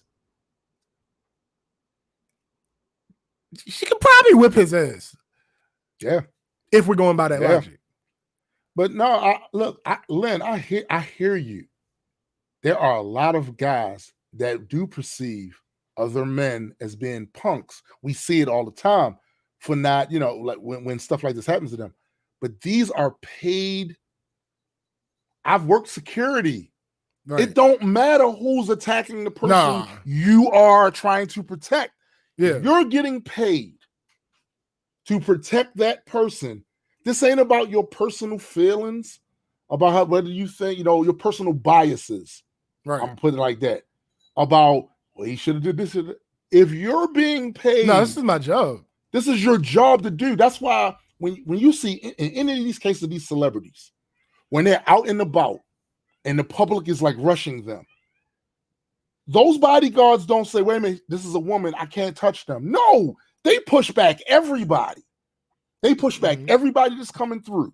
So I'm still questioning why the bodyguards did nothing. Yeah. They sat there. Yeah. They just sat there. If we are to believe all of the little bit of data that has come out about this, right? Because we still haven't heard Megan's side of it. We haven't heard none of that. We still haven't really heard what did Tory say. Did he really give a statement? We haven't heard anything about any of this. So I'm wondering, again, as somebody that's worked security, it doesn't matter who's approaching the person or property you're supposed to be protecting. Right. You're paid to prevent anything happening to that person or that thing or whatever. Right. So I'm trying to figure out why they're in the car and they ain't doing nothing.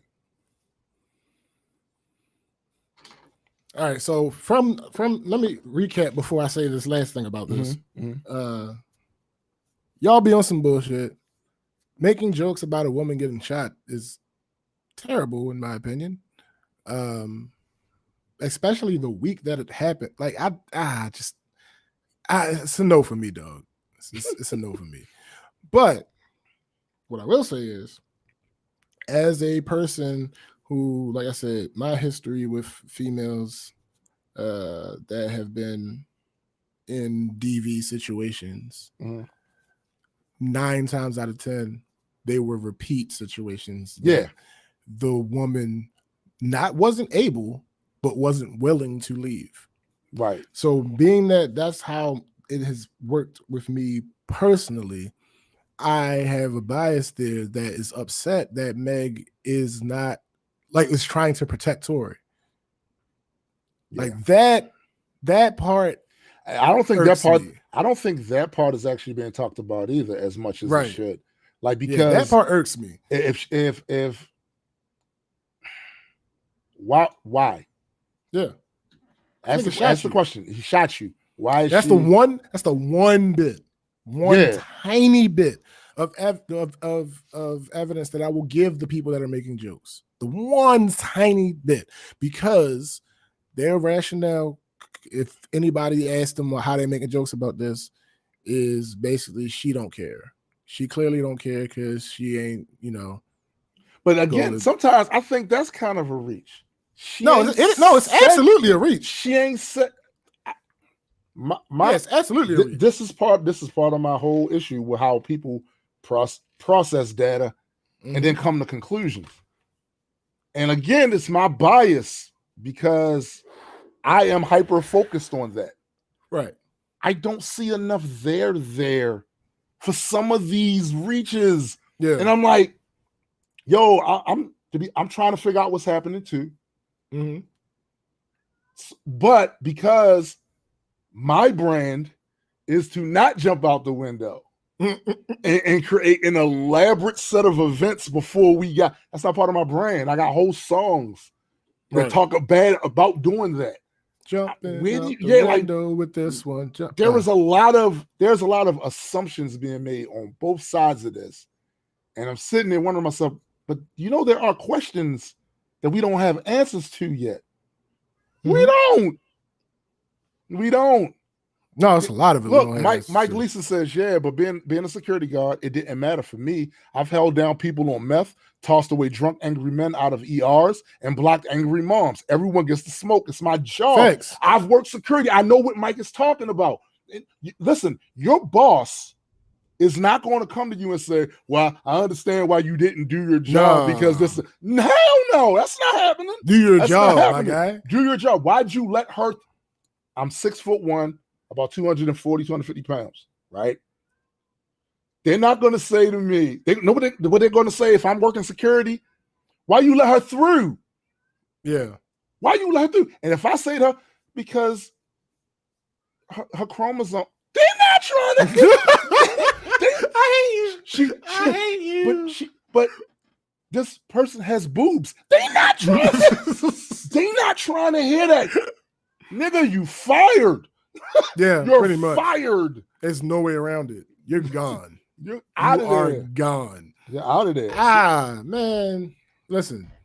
Stop making trash jokes about women getting hurt. Yeah, it's kind of crazy. It's a bit distasteful, right? Like, like at the least, it's distasteful. Also, people are extra loosey goosey when it comes to black women. I noticed that, but people are a little extra. I have seen people make statements that are crazy.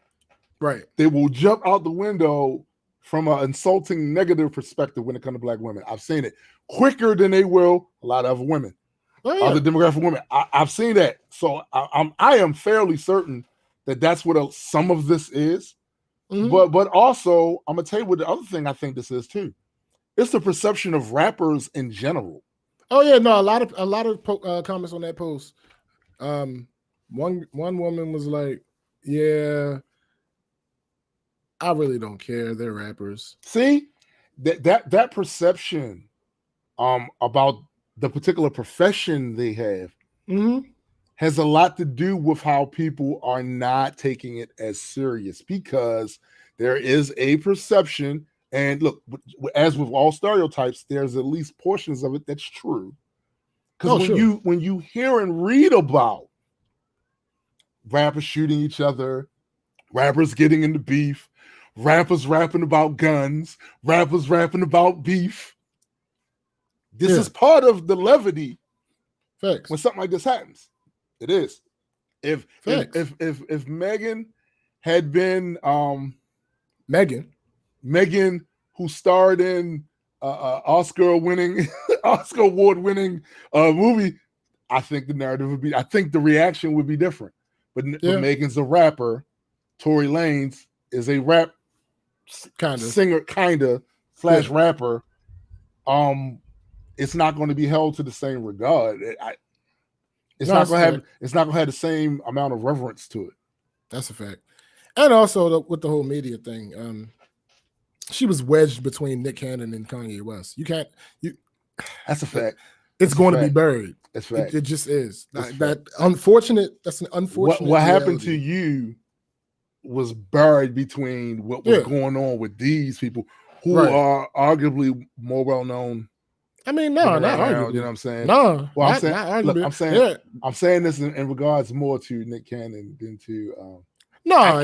Listen. I can't tell you. We don't do this. Listen, they're both, as far as popularity is concerned. I don't think Nick is more. I don't think Nick is more popular than Kanye. I don't. No. I'm talking about compared to Megan. Oh yeah, absolutely. Yeah, I'm talking about compared to Megan. I'm saying both of them compared to Megan. Yeah, absolutely. Yeah, Nick happened, then Megan happened, then Kanye happened. So it's like you're sandwiched between these two iconic beings. I'll just say that because again, we all know how I feel about Nick Cannon. I don't know. It sounds funny calling him an icon. Sounds funny. Like, well, I mean, as far as I don't know. As far as what he's put in to the skin that he's put in, whether you felt that the things that he did were good or not, but it matters none. People did enough for him to continue. They did, but did they though? Yes. So let's look at the movie. No, I'm not talking about the music. The music, the movie. I'm talking about him as a brand. No. See, no, I'm talking about him as a brand. I'm not talking about any particular thing that he's done. Got you. Because we've been down that. Yes, listen, we've been down that road before. Yeah. Nah, my guy, this ain't. None of this is it. But again, and like as an executive, he's one of those people we happen to be privy of him. Right. Like there are a bunch of executives that are on his level. Right. But we don't know those people because they aren't in the public eye. Right. So that's where he really ranks. Like he's like the perfect example of somebody that like they get a bunch of money, so they do things that they want to do. Right. Not that they're necessarily good at, just things they want to do. Right. Like that's my best right explanation of Nick Cannon. Like he got a bunch of money young, and he just proceeded to do things that he would like to try to do. Right. Lynn brings he up never got good at any of them. Lynn brings up a point that she said, and they are entertaining the world. We rarely know what's going on with them. Remember Solange on Jay-Z in the elevator? She ain't catch no smoke for not keeping her hands to herself. She didn't. She shouldn't have. But here's the thing. Actually, she did. It's weird. It's weird though. It's weird that in the internet, the age of the internet, we know everything that's happening with a lot anyway. That's happened. We know more about celebrities now and their lives than we probably should, or at any other time in the history of celebrity. Like because they catch a lot of attention from presenting their personal lives on the social fucking media. You know what I'm saying? Like they literally and it's one of these catch 22s. They say, I want y'all to mind your business, mind your business. But you be putting your business out there. You be putting that's my number one pet peeve on Facebook. This whole idea that if you disagree with what I post, you could just scroll. Obviously, I can. That's one option. But I chose a different one. Right. Because you could have chosen not to post it as well. No, but you posted it. Lynn is right with this. She says, if Jay-Z had gave her a 2-piece and a biscuit, they would have dragged him. Of course they would. He stood there and took that because he knows that if he'd have responded in the way that he would respond with a guy, that's it for him. And on video too, that's just factual. That's it for him. Yeah, like that's factual. But here's the thing: it's not a double standard. It's adjusting for the context of a situation. Like, I'm not one of those people that's women are as strong as men. No, that there are exceptions to every rule.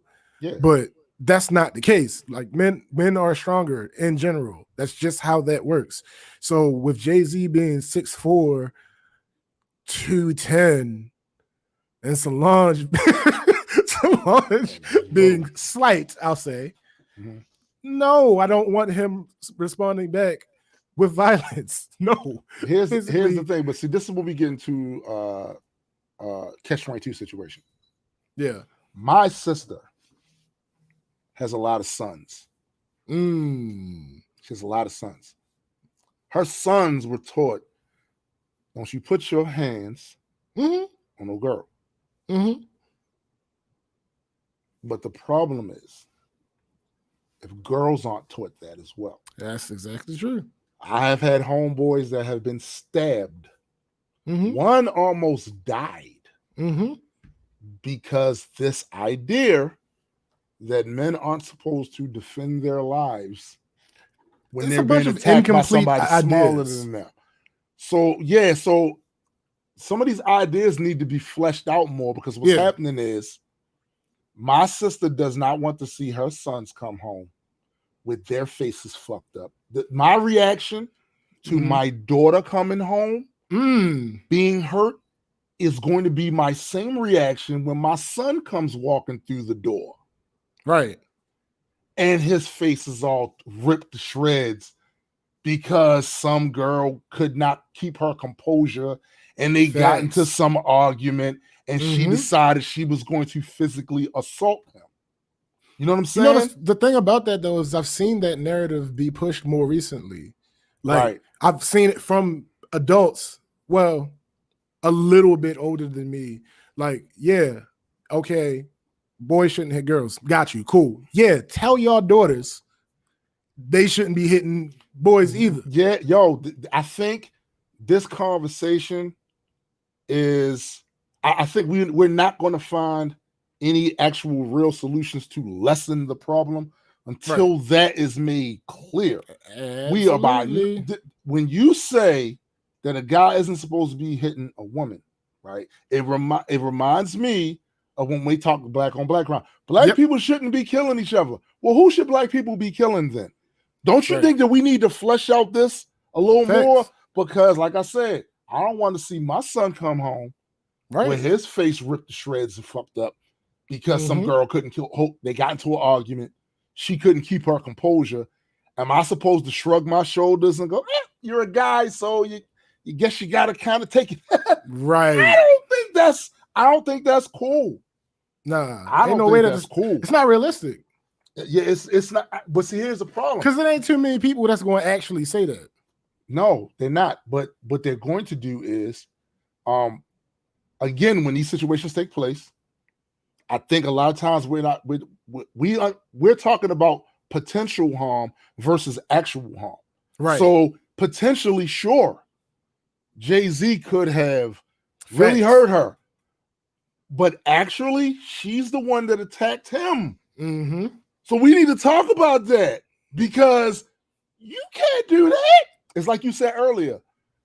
Protect our women doesn't mean like you're toxic. No, that don't mean when she. They don't give you an excuse to be toxic and be trying to hurt people. Like that's not. We shouldn't be doing that because listen, I grew up in a family. Thankfully, my mom's got me the fuck up out of that, but domestic abuse was going on. Mm-hmm. I lived in a neighborhood where neighbors across the street, one of the girls that I was cool with, that domestic abuse shit was happening over there. But it wasn't the man on the woman. It was the woman on the man. Mm-hmm. And we would see him come out of that house after they done had one of those things. He's fucked up. Yeah. He's hurt. And because there's a perception that men should just be able to take that shit, he had to swallow and eat that abuse for fear of being ridiculed or nobody really taking it serious. Like him going to the police, you know what I'm saying? And them possibly saying, I guess you gotta get that guard up, young man. Like that sort of shit. That sort of shit does have to be addressed because this isn't one of these cases where that's not actually it's happening. I've seen it. Facts. It's happening. I've seen it. I think well, as far as the police go, that has changed recently. Yeah. Probably not completely. Yeah. But I've seen examples where like, oh no, she gotta go. Right. Like, yeah, we're taking her with us. And one of those cases, that's what happened. Yeah. With my homeboy. She stabbed him. And he called the police. But see, I'm talking about less extreme. Like that's extreme. That you, if you get here and he leaking and she ain't got nothing wrong with her, right? You gotta take her, right? But I'm talking about like just fist fights. Yo, you can't hit people. The law says that is assault and battery. I'm talking about just fist fights. And it's situations where the police will come. And more recently, I've seen situations where, oh, she hit you. Oh, ma'am, come with us. Right. More recently. Now, when I was younger, that was unheard of. Right. But more recently, I've seen it. But you gotta be prepared for the consequences of your actions in every single situation. And the problem is when you start making exceptions, like certain people don't have to get consequences for the shit they do, which you're going to wind up doing is creating just another imbalance just on another side. And it's like, yo, we talking about physical damage. Yeah. Everybody feels pain. I don't give a fuck who you are. Everybody feels pain. You know what I'm saying? Look, you can be hit by a 10-year-old in a vulnerable spot. Vulnerable spot. You're going to go down. My guy. That's how you can get floored by it. Think it's a game. Look, Lynn says because they take away the aggressor. Right. If you are the aggressor. The thing about that is the issue that was happening before is there was nothing a man could say to prove that he wasn't the aggressor. Right. That's where the disconnect there is. Right. more recently, like I said, I've seen situations where it actually pans out. Dang, man, I wish but see, a certain person. Here's the other problem though, because there's such thing as mutual combatants. Yeah. People that were in a fight. Facts. And they harmed each other because they were in a fight. Which is not necessarily the same thing as somebody defending themselves. Now, here's the problem that men still have, right? So she attacked you flat out. Yeah. And it was hurting. Mm. She was putting it on you. She gave you an eye jammy. She gave you the ultimate eye jammy, right? Mm. You start defending yourself. So now you're hurt and she's hurt. Mm-hmm. And then the police come. Oh, yeah, you gone. How do you prove you can't that she was the aggressor? Here's the thing. Especially if she start lying. Right. She start lying. And here's the thing about that. You gotta, as crazy as this sounds, you have to either separate yourself from her physically or restrain her physically. Because the with that he says, she says shit, what helps with that is physical evidence. So if she gave you an eye jammy, you can't give her one back if you expect. Listen. If she gave you an eye jammy and you want this to go right with the police, and you want as little, because you already, you clearly, because men are stronger, you are already at a disadvantage when it comes to what your word is. Yeah. So you can't then give her an eye jammy back, my guy. Like you can't pop, pop, boop, boop. And then now she purple, you blue, she purple. This is a case of idealism versus practicality in real life. Facts. Like I've seen both. Yeah, ideally, I've seen both happen. Ideally, we shouldn't be fucking each other up. That's one. Exactly. From the jump. From the jump. Ideally, the woman is the aggressor, and she clearly is trying to hurt this guy, and he's trying to defend himself, and they both wind up getting scarred because she keep coming at him, right? Ideally, there should be some sort of remedy for that or adjustments made for that. But in reality, we know what's going to happen. Oh, you know what's going to happen. I want to read something. Like I said, no, go ahead. Facts don't always matter. That's right. In certain situations. This is the thing people, I think a lot of times they overlook that. Like, yes, ideally you are right, but we all see what happens in reality. We all see what happens. Mike says his son is 12. He stands at 5'6" and weighs about 175 pounds.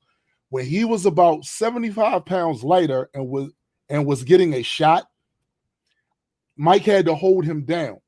Mike is 6'6", 300 pounds versus 4'9", 100 pounds. And it took everything he had to hold him.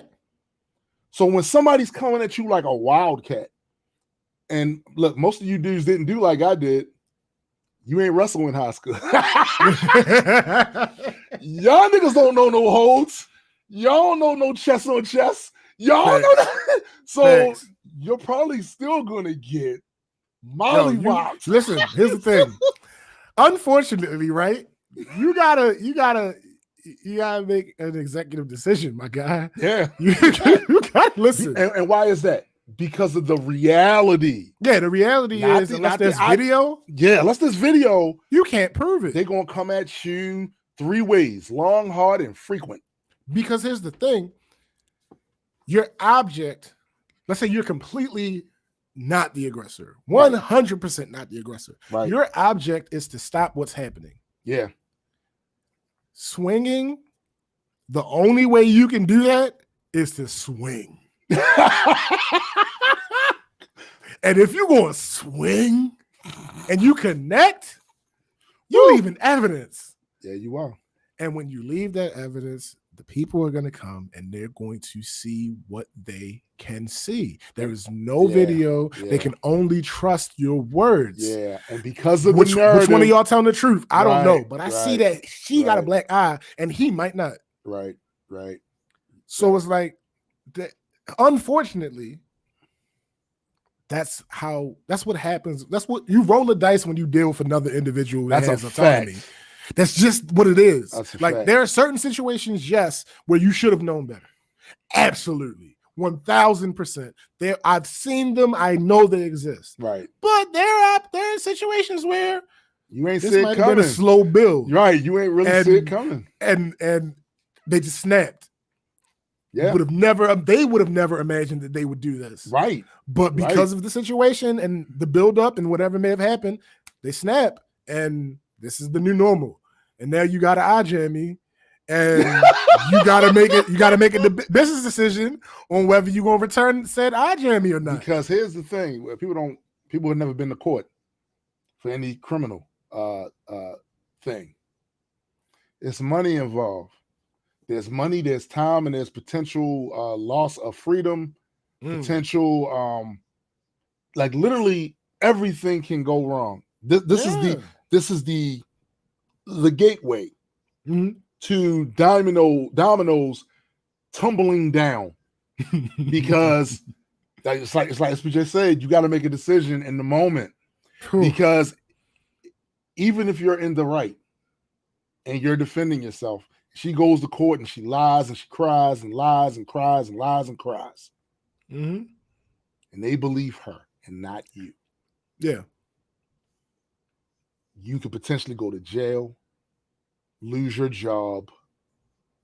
Then when you go to jail, other situations can happen in jail because you beat on a woman. Right. Because you are, or even just because you're there. Listen, shit happens in there all the time, right? That this is not initially what you got time for. Right. But now they're adding time on your shit because why? Because you could have been in there doing the same thing, minding your business. Somebody tried to play you. You realized where you was at. You read the temperature. You looked at checked the temperature in the room. You read it. You realize, yo, I'm in jail. And if I let this happen and don't give the extreme response, there's no way I'm going to be able to survive here. So I'm going to have to put this dude in a hurt locker. Really fucking bad. Like I'm talking, he's unconscious for weeks.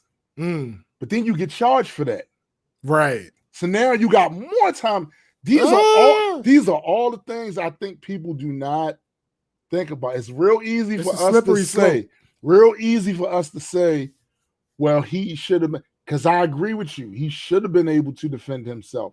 Oh, of course. But that might not have happened. Right. He may have made a decision based on the fact that he was not trying to have his entire life taken away from him. He figured I can heal from these. Right. But if I listen, if I have black this, blue that, and it allows me to continue my life the way that I like my life to be, right, that might be the move I make. And trust me, there's some people that are like, I don't like getting punched in the face. So I don't like getting punched in the face. It's principle. I'm going to do something. It's principle. Right. Right. There are so many different ways that you can look at this. So, like I said, somebody could be like, I don't like getting punched in the face. You did it once. Let that be it. And if it's not, after that, I'm not responsible for my actions. Except for the police will say, you are responsible for absolutely. You're going to jail, sir. Listen, I hope that felt good. Right. You're going to jail. Listen, all the people out here, I feel you. I feel the same way because I have a son. I feel the same way. I don't want nobody putting their hands on my son. Period. Thanks. That's it. Thanks. But all of y'all need to be, if y'all feel that strongly, then y'all need to be putting in some activism work to make that try to become a reality. Because the reality of the situation is, if a guy does what we all say in principle, ideally he should be able to do, and then then he loses everything for doing that, and then none of us step up. All we do is go, man, it's just a shame. His life is still gone. His life is over. His life is still over. His life is over because he decided to do a right hook. He threw a right hook, a justifiable right hook. Yeah. A righteous right hook. Sure. But then everything he had goes away. And with all the people that were saying to him, patting him on his back beforehand, saying, man, if she do that, you need to do this. Where y'all? Yeah, yo. Where y'all? Listen, if you really love somebody, don't punch him in the face. That's all. I mean, listen. I know that this sounds crazy. You should not have. Listen. You should not. That should not have been a controversial statement, yo. Yo, it shouldn't be, but that should not be a controversial statement. Listen, I know it sounds crazy. And yet here Here's we are. The thing. Follow me. Follow me here. Mm-hmm. If you love some, you know what? Let's take love out of the equation. If you like someone enough, don't punch them in the face. You would give them your time.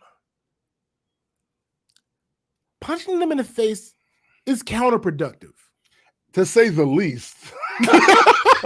To say the least. Stop hitting people. You probably shouldn't punch them in the face. Yo, stop hitting people. Yeah, man. Yo, stop hitting, like, men, women, relationships. Yo, stop hitting people. There are consequences. Stop. Yo, y'all can yell and argue and do all that. That's fine. Stop hitting people. Yeah. Stop hitting people. What, yo, what you hitting people for? Yeah. And then on top of all that, there are just some bad cops again, which be clearly. And look, and yet another consequence of the guy saying, I'm fighting for the right, so I'm gonna give her these lefts. The other consequences, especially you're a black male, every single engagement you have with the police, it's a gamble. It is a coin toss. It is a roll of the dice.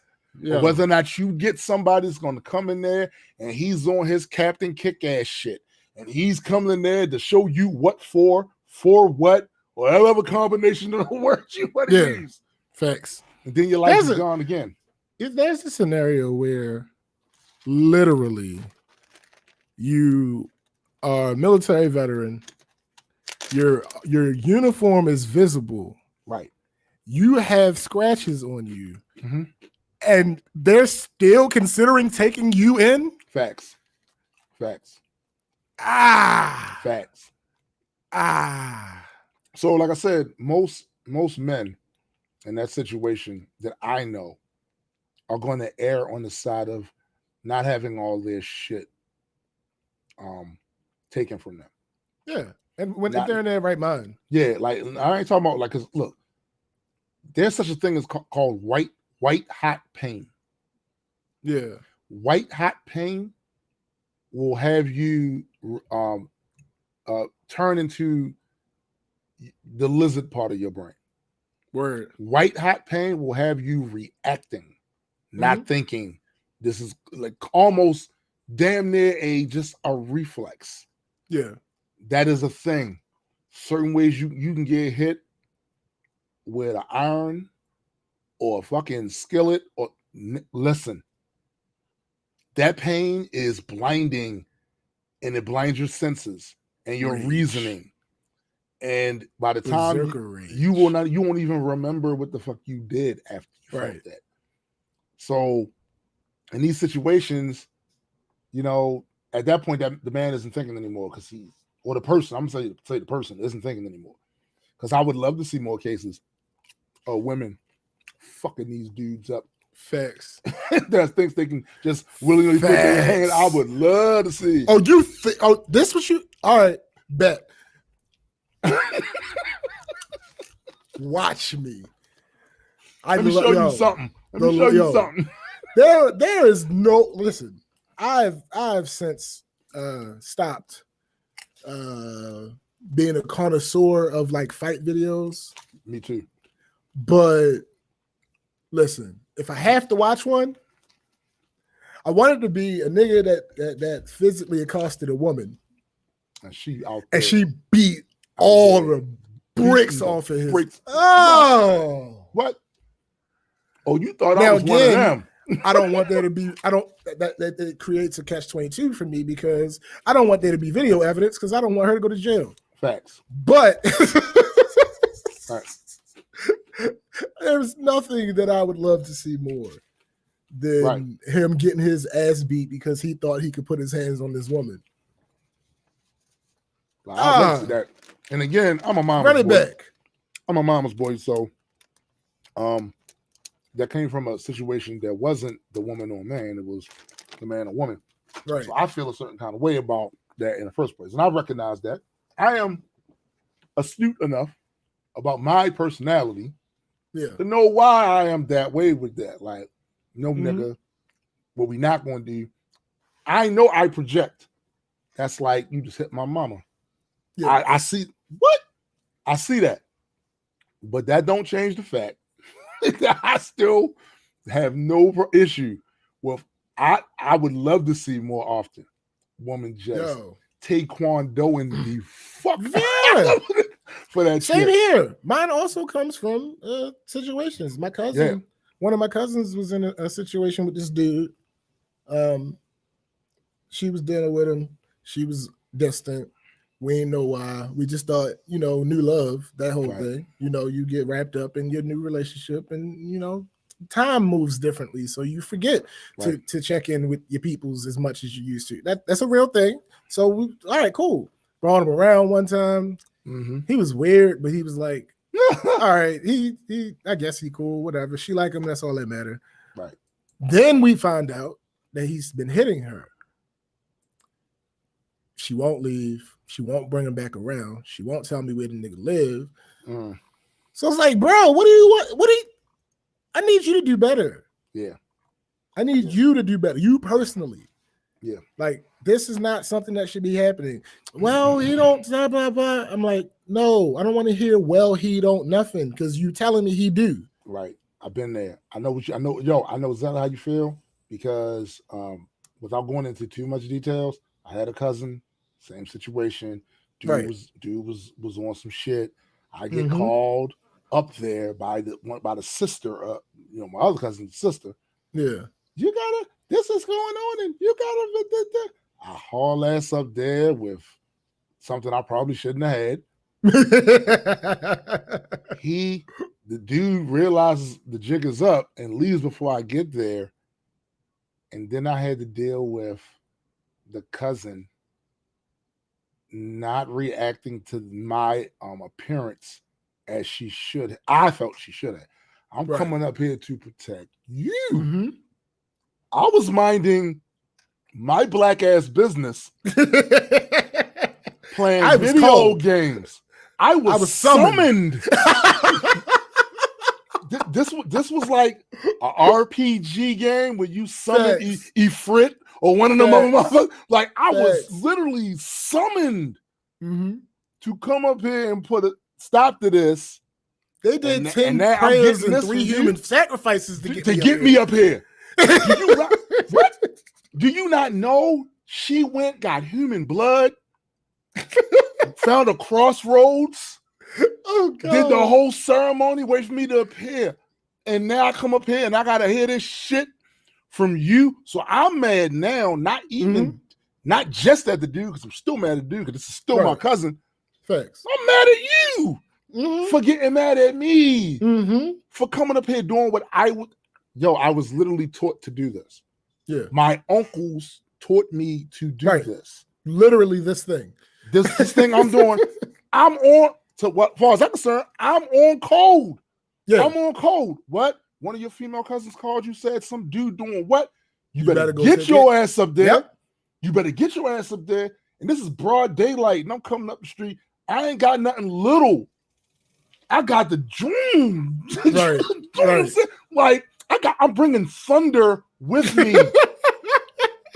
Bringing thunder in broad daylight. Right. Putting myself at risk. I'm already in a crime-ridden neighborhood, so the police come through there all the time. I'm putting and I'm putting myself at risk even trying to get there. Yeah. Right? And I go there and I gotta hear this bullshit from you. Right. Nah, B. nah. But again, these type of situations happen. We all know they happen. It's real easy for us to talk about what should have happened. Oh, yeah. Some people deny them. Yeah. There ain't gonna be no cause. Because again, it's easy to say that for regular rank and file people to say there shouldn't be you shouldn't be heavily punished, unfairly punished for some shit you didn't even start. But we know that's not the reality. It's not how it works. And then after you done boosted this dude up to go and do that, and they coming to get him, what you gonna do next to help that man? You ain't putting no money on his books. And you ain't paying for a lawyer for him. Right. And that's the other thing. I don't want your money on my books. I don't want to go to jail. Right. I don't want books. I'm burning books over here. I'm on some dark ages shit. Right. I don't want no goddamn. Nah. Yo, that's crazy. Yes. No, that's right. You're right. You're absolutely right. But again, the last thing that to reiterate my point though about Jay-Z and Solange. Yeah, the narrative. He'd got killed. The narrative. Of course, he would have gotten killed because we go back to reality. The reality is he probably would have knocked her the fuck. What did you do? That wasn't me. That was a cat on some bullshit.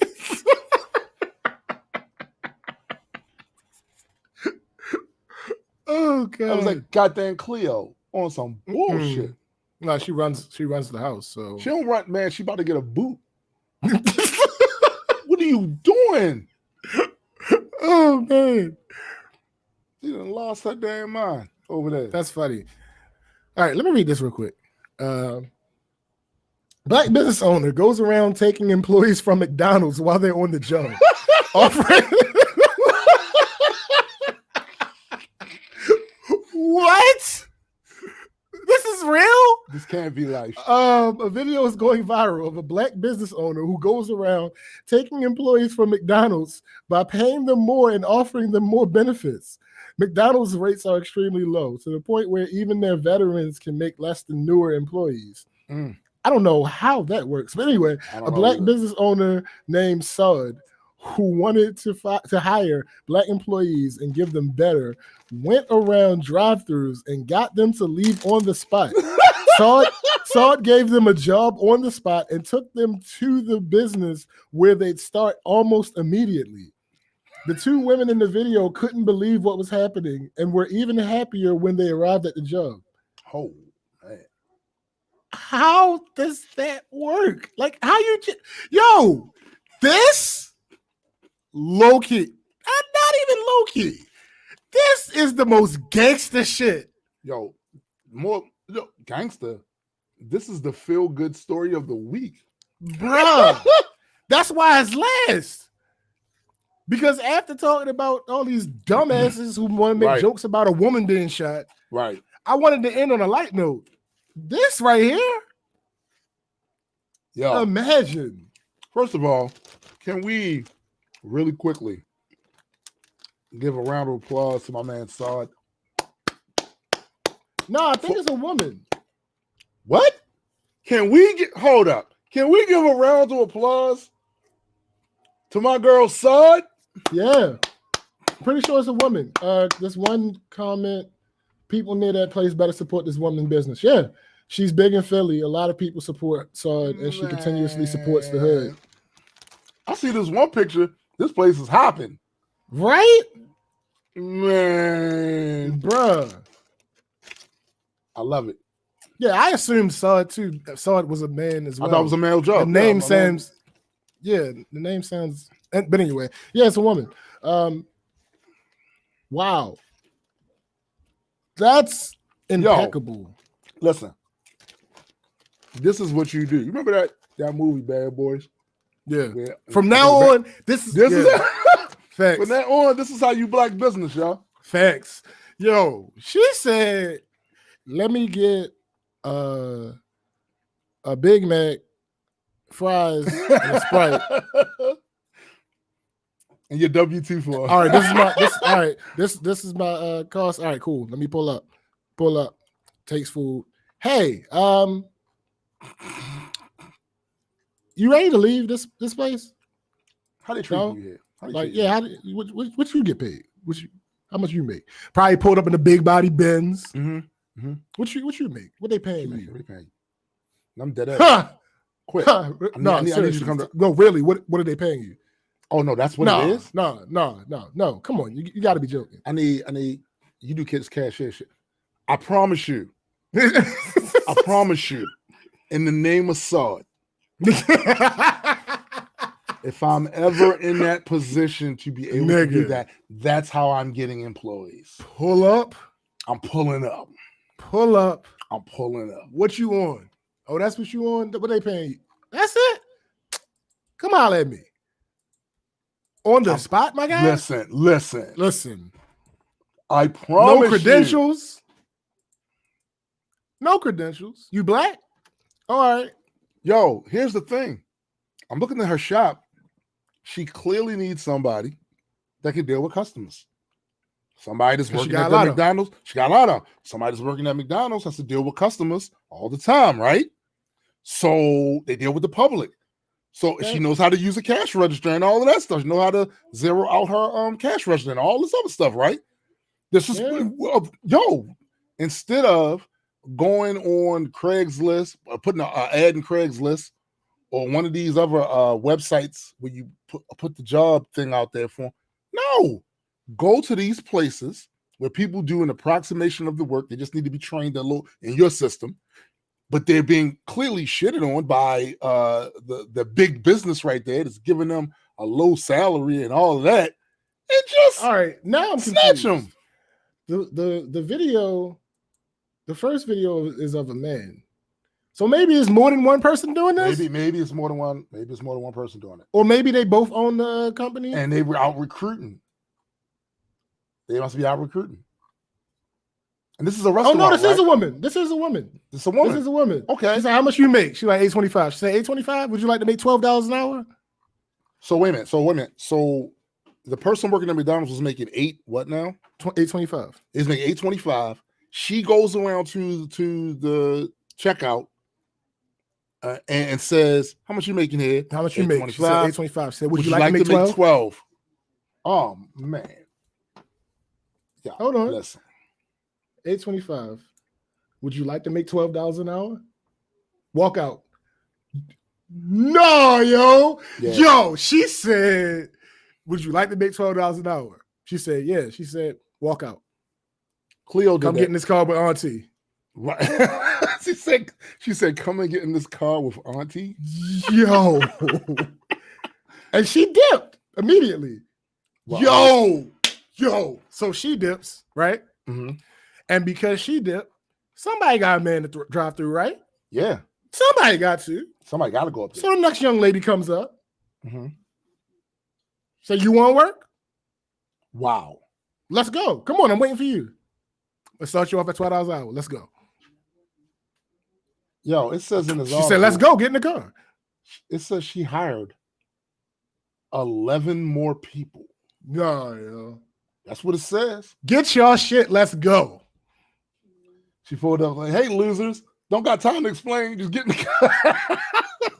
Wow. Yo. She got her food, though. She got her food. Oh, no, you got to get your food. That's why she came. Yeah. That's the other reason she came there, to get some food. But we got to give a shout out to Miss Sod. Like, yeah. I'd have been like, "Hey, Auntie." And now she right. And now she pulling up at the door. She like, "Yeah, come on." Yo, that's insane. Crazy. That's insane. That's insane. This is how. So somebody.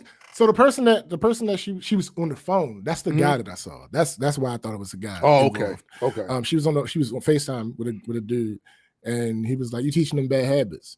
She was like, "Nah, I ain't teaching them no bad habits." I guess walking out on the job. Oh, stop. Let me address this guy. Whoever said that. Teaching them bad habits. Let me address you real fast. My dude, if you played the lottery and won $30 million. I'm not leaving. You're leaving. I'm not leaving. Yo, I will burn the store down to get you out. We're not doing that. I'm not leaving immediately. No, we're not. Yes. I'm not leaving immediately. I got you. Oh, okay. I got you. Stop it. I got you. No, listen. Stop. Listen. No, I'm not leaving immediately. Yeah, you are. I'm going to leave. I'm not leaving immediately. You better not call and tell me that because I'm on the way. I got gasoline. You leaving? I got a bag full of killer wasp. And I'm just gonna let them in the door. You leaving? You're leaving. Yes, I'm leaving, but I'm not leaving immediately. I'm not gonna be like, oh, I found. Oh, there's no. I'm not. The time that it takes for me to get from here to there. You're leaving. I'm coming in there. Yo, the moment I see it scroll across, I get the notification in my Facebook Messenger.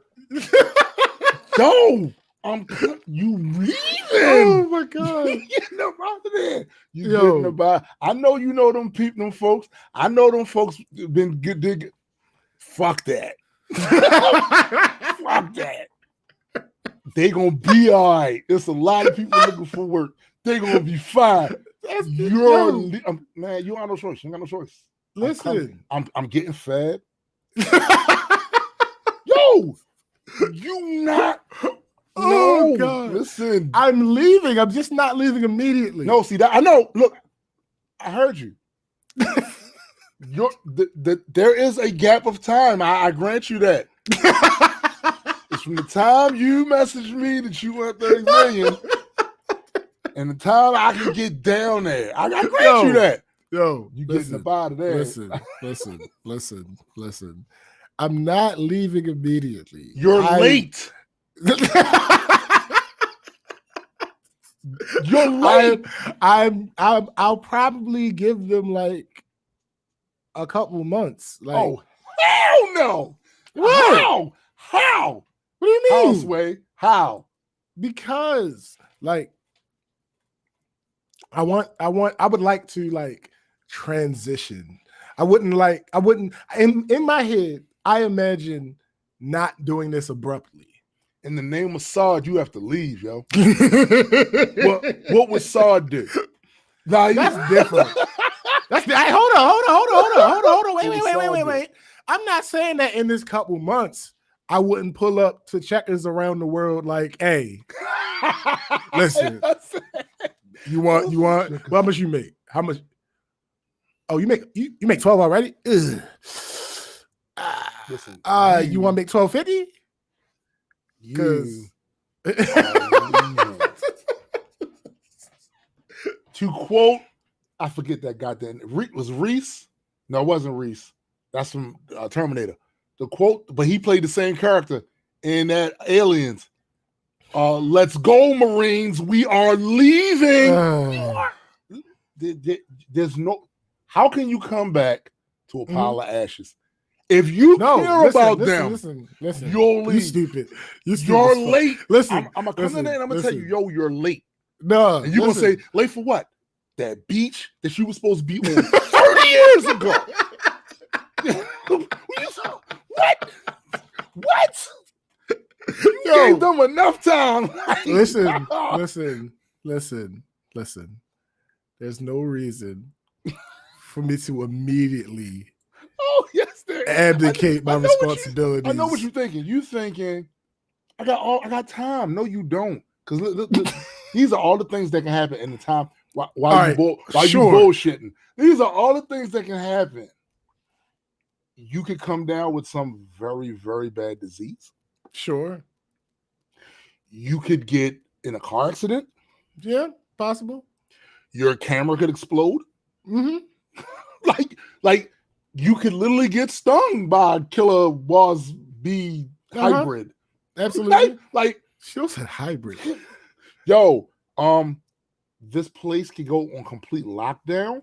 Absolutely. So that you can't leave. You see the Bronx now you can't leave. It is too much, and I'm not letting it happen. And I think I can speak for Fab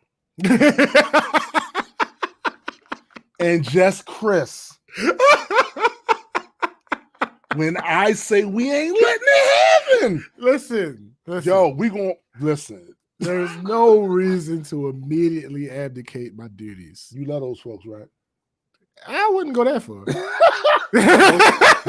Let's be realistic now. You like them strong. You like them strongly enough. You're fond enough of them where you don't want to see their lively, because we gonna come down there with an offer they can't refuse. Listen, you are not staying there. I know what you want to do. Listen, but what I see no harm in giving them a little. So much honestly, this is literally what I've thought about this whole scenario in the past. I would, because I don't dislike my job, right? No, I know there are things about it that I have issue with, but you know, overall, it is a pleasurable experience for you to come to work. It's really comfortable. It's really comfortable. You like the people there. Y'all got all little private jokes. Yeah, hold on. Yeah, like the people. That's a strong statement. Okay. You accept the people for what they are. Sure. And you deal with them accordingly. And y'all got y'all little private jokes and this. There we go. Yeah, absolutely. Listen.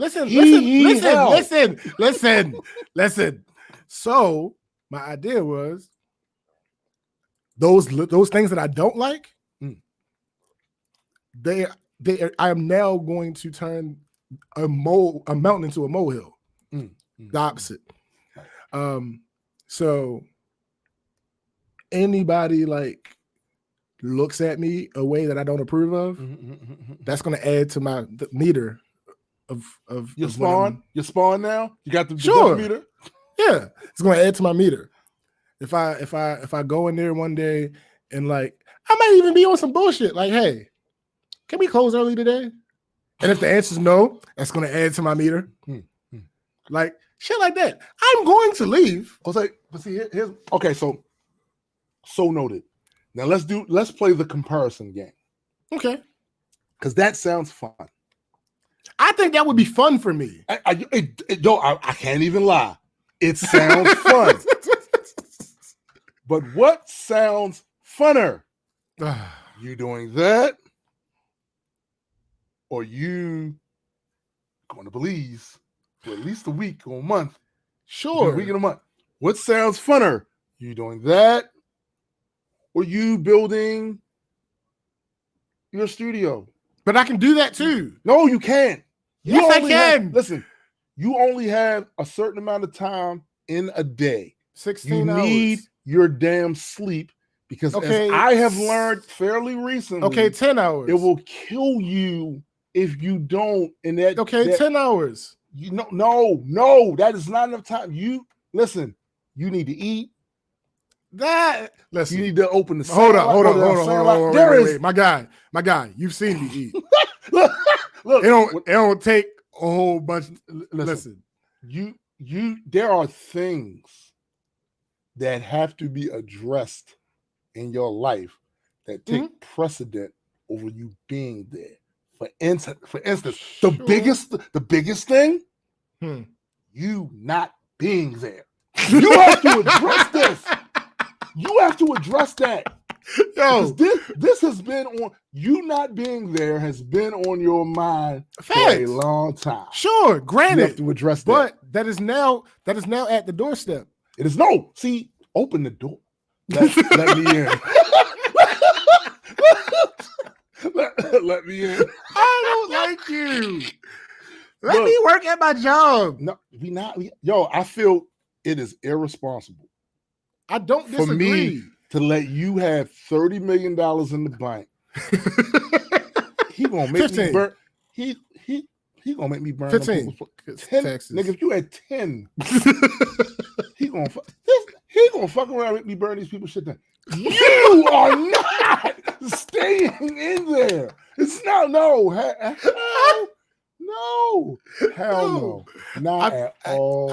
I don't see the issue. I think it would be a great weaning off. No, see, you don't. That's the thing. You're not. I don't like the type ripping. of person. You're not the type of person that needs to be weaned from wage slavery. Not you. There are people that are. I know them. Sure. That's not you. Because Sure. you can think of 15 or 20 different things you could be doing in Granted. a 10-hour span of time to Granted. make money. That's the other thing. To make money. Then, Yeah, you're right. Listen. But I can still do that. Like, I can't let you do it. So you have a responsibility then to not tell me. Because as soon as you say, and look, and you know, when something great happens, we quick to you know share how it. hard not the it's going to be to not throw Absolutely. this in one of the many group chats. Nigga. I know. Yo. Believe me, I know. And There's I'm telling no you, way. as hard as it'd be for The you first to do thing that, you want to see is with as many O's as you can possibly, listen. I understand. I hear you.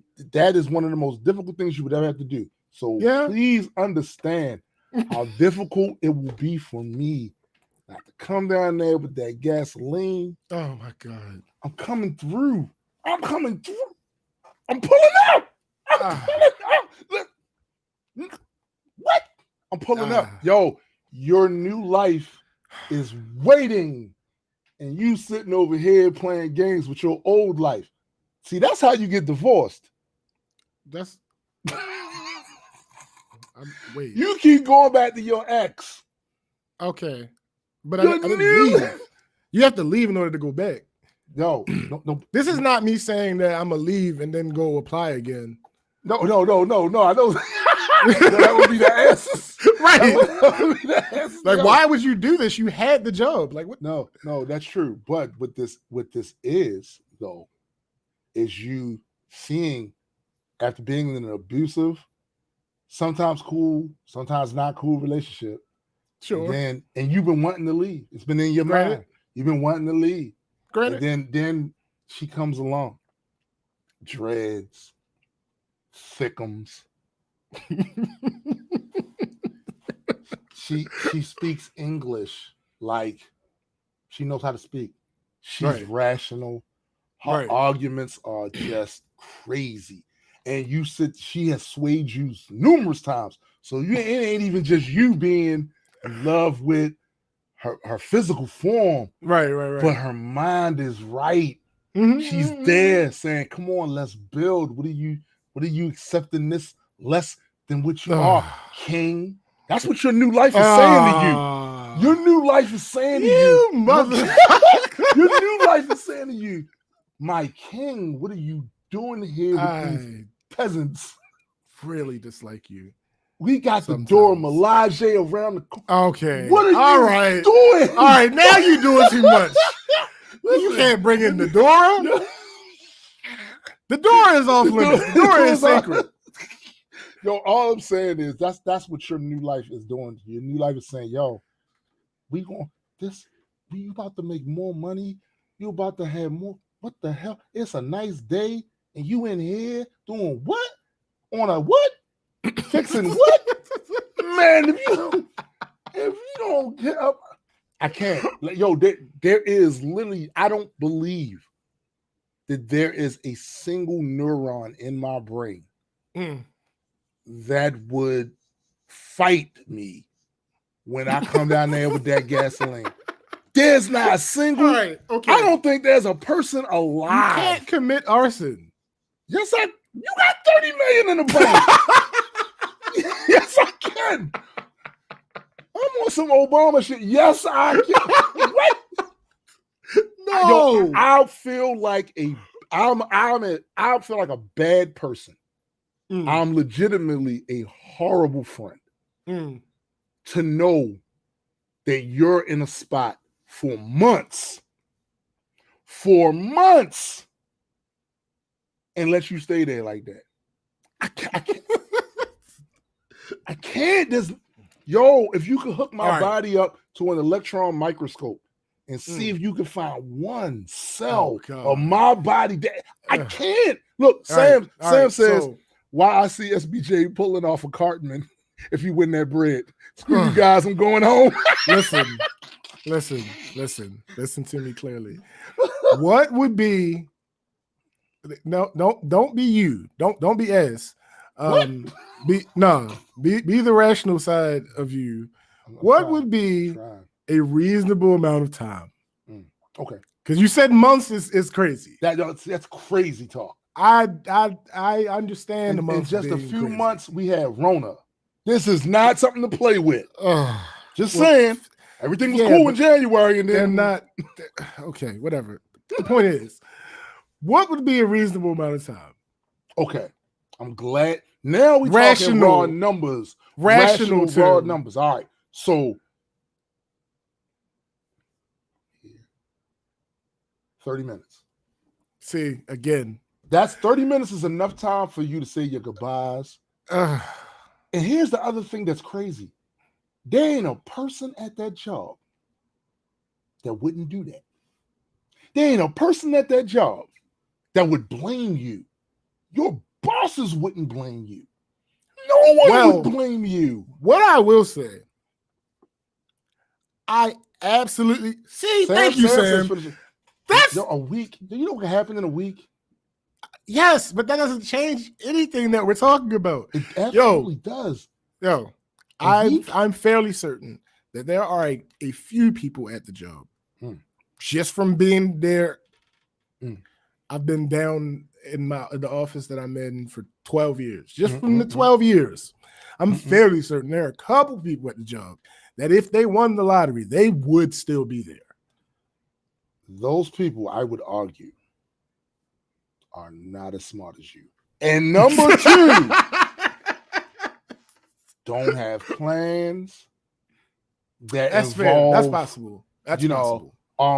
And also those other people there is another factor in that for why that does not apply. You're right. Yes, you're right. They don't know me. They don't know. Listen. I'm coming.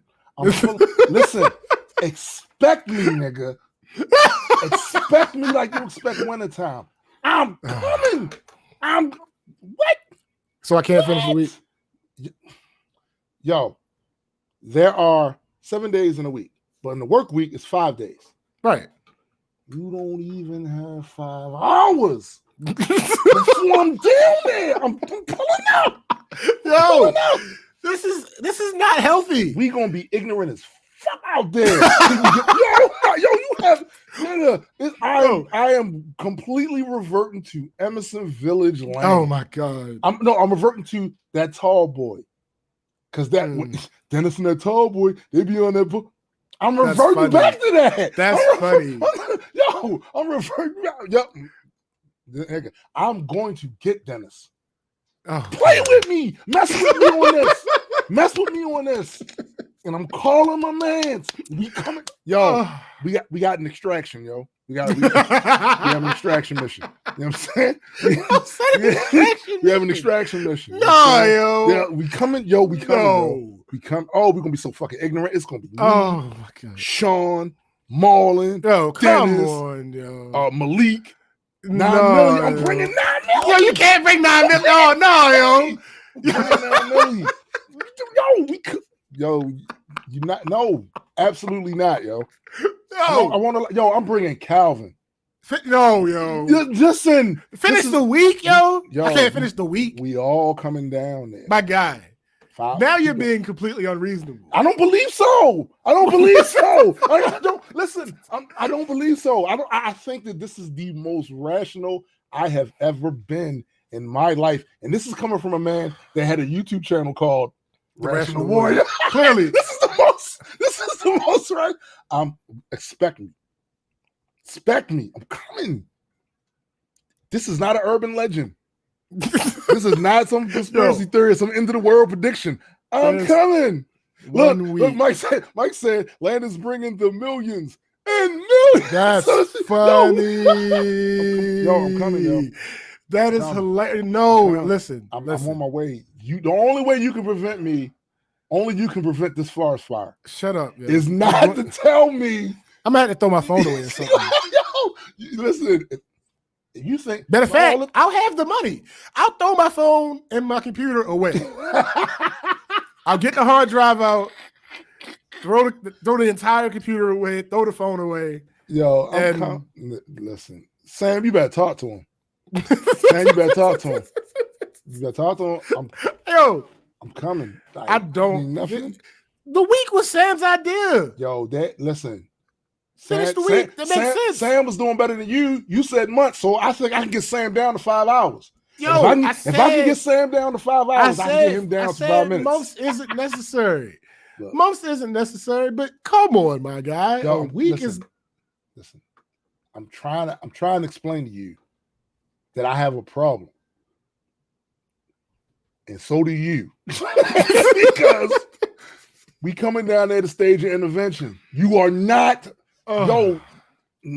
We coming. Mike is catching a plane out. Cyrus coming down from Canada. Yo, you're not. It's no way. It's no way. It's no way. It's not happening, yo. And you can lose the lottery ticket and all that. Listen, they ain't worked too well for Tekashi. His ass. Well, clearly, yeah. You are not. I'm going to have to destroy my phone. Yo, I have to destroy my phone. Yo, I'm gonna have to office space my phone and computer. Listen, man. I look. It's people in Singapore. I've already been called people in Singapore. All right, okay. About deals we making and shit, and you but no, absolutely, it's not. It's Calvin coming. Listen. Special guest appearance, Javante Day. They coming. If you had $30 million, and I wouldn't expect any less from y'all. Better not let me stay on working apping for enough. I'll be on some boy. Well, I stay for y'all. Better not. Y'all better not. First, let's talk about me and my wife. We've talked about the whole lottery thing, right? Mm-hmm. Yo, we've talked about leaving everything here. No, that's fair. Hold on. I have no intentions on taking any of this with me. I'm just taking my hard drive. None of it. Just the hard drive. My hard drives. You're like the hard drive. I might. No. Yeah, just the hard drive. Yeah, I'm not. There's no reason to take the camera. There's no reason to take your camera, yo. No reason. Matter of fact, you know what? You know what I would do? I would set up a live stream with the camera and just dip. Yo, word. and see how long it stayed on. Like right. That's all. That's what I would do. See how long it would take. Hilarious. Now, even though I would want to stay with the company for a little bit. Right. As far as leaving my apartment, oh no, y'all not getting. No, listen, I'm gone. Yeah, if y'all decide, like, y'all can decide to like, just like, yo, Sam said Tombstone, the only way you getting him out there is bringing out Mr. Socko. No, you better not have a sock available. No, yo, why the fuck do you have? No. We gotta talk about this. They knew. That's not the point. Why do you have a sock available, my guy? So the cats wouldn't. Okay, fine. You have no idea what's happening in here. No, you're right. You're right. I forgot. No, you're right. I forgot about the cats. Okay, fair. All right. Okay. What? This nigga. What? No. Why did he happen to have? You're coming out. You're not staying in there, bro. You're not. You're absolutely. It's not happening. If I got an RKO, every single person in there. If they sleep and unconscious, they can't convince you to stay. Clearly, but I don't need them to convince me. Listen, just give me my week. That's all I'm asking. Yo, I'm trying. I think I can close everything that I'm working on out within a week. I don't believe that's true. What? You could do the exact same thing from home. They literally just had you working from home. Well, okay, technically I wasn't working from home, but Sure. No, Like, kind of. The point that I'm making is it's not necessary he coming to down there. immediately. I'm so there. How would you say? Oh, what you say? No. So this is what's gonna happen. However, I find out. Right. Because it's so far away that I have no idea how one finds out that they won the lottery. And you don't know how you gonna feel about it at the time. I don't even watch TV. Happens. But yo, listen, you don't need to watch TV to find out. I'll probably tell my mother. If you played the tickets, you can go right online and get the numbers. Right. All right. Well, so this is what I would do. I would look at my ticket. Mm-hmm. So I would hear that somebody won, clearly, in the ether. Someone would mention that somebody. Yeah. won. Well, some if you don't watch TV, you might not though, because they'll. No, my coworkers. No, my somebody won. My coworkers. Yeah, I would have heard that somebody won. Somebody won it. So I would check my numbers. Right. I would turn the phone off. About an hour later, I would check again just to make sure, because sometimes you see what you want to see. Yeah, facts. Just to make sure that this is really what's going on. Facts. Check my numbers again. Sleep on it. Because again, I might have been tired. Right. Who knows? Right. Next morning, after I get up, get adjusted to being up, because I'm not going to look straight off the get up. Oh no, of course you can't look straight off the get up. That's not. It's not trustworthy. Yeah. So make sure I'm actually up. Get ready to go to work before I leave the house. Check again. Mm-hmm. Oh, this is still saying the same thing. Right. My immediately next two steps is throw the phone out of the window as hard as I possibly can. This very window right here. But notice how there's light and then there's more light. Yeah, that's a window right there. Yeah, there's a window right there. Okay. Throw the phone out the window as far as I can. Right. Yeah, as far as I can, with no regard. I like no look past type shit. Like toss it because I don't want to see where it lands, just in case I'm tempted to go. Yeah. Right. Reach under here, grab this computer, rip it out of, rip all the cords out of it, open it up, pull the hard drive, grab the external hard drive, put them in my room, go about my day.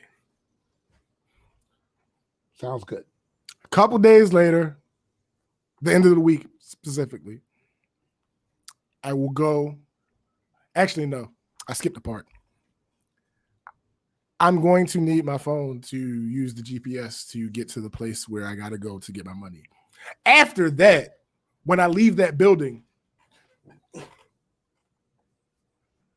my car, I'm tossing the phone. Oh, I'm launching the phone. You can't do that. Fuck you. Get in the car, come back here, do the extraction of the tower, the computer tower, then go about my week. Then at the end of that week, I would drive to somebody's cell phone company, get a phone, put my Facebook information in it.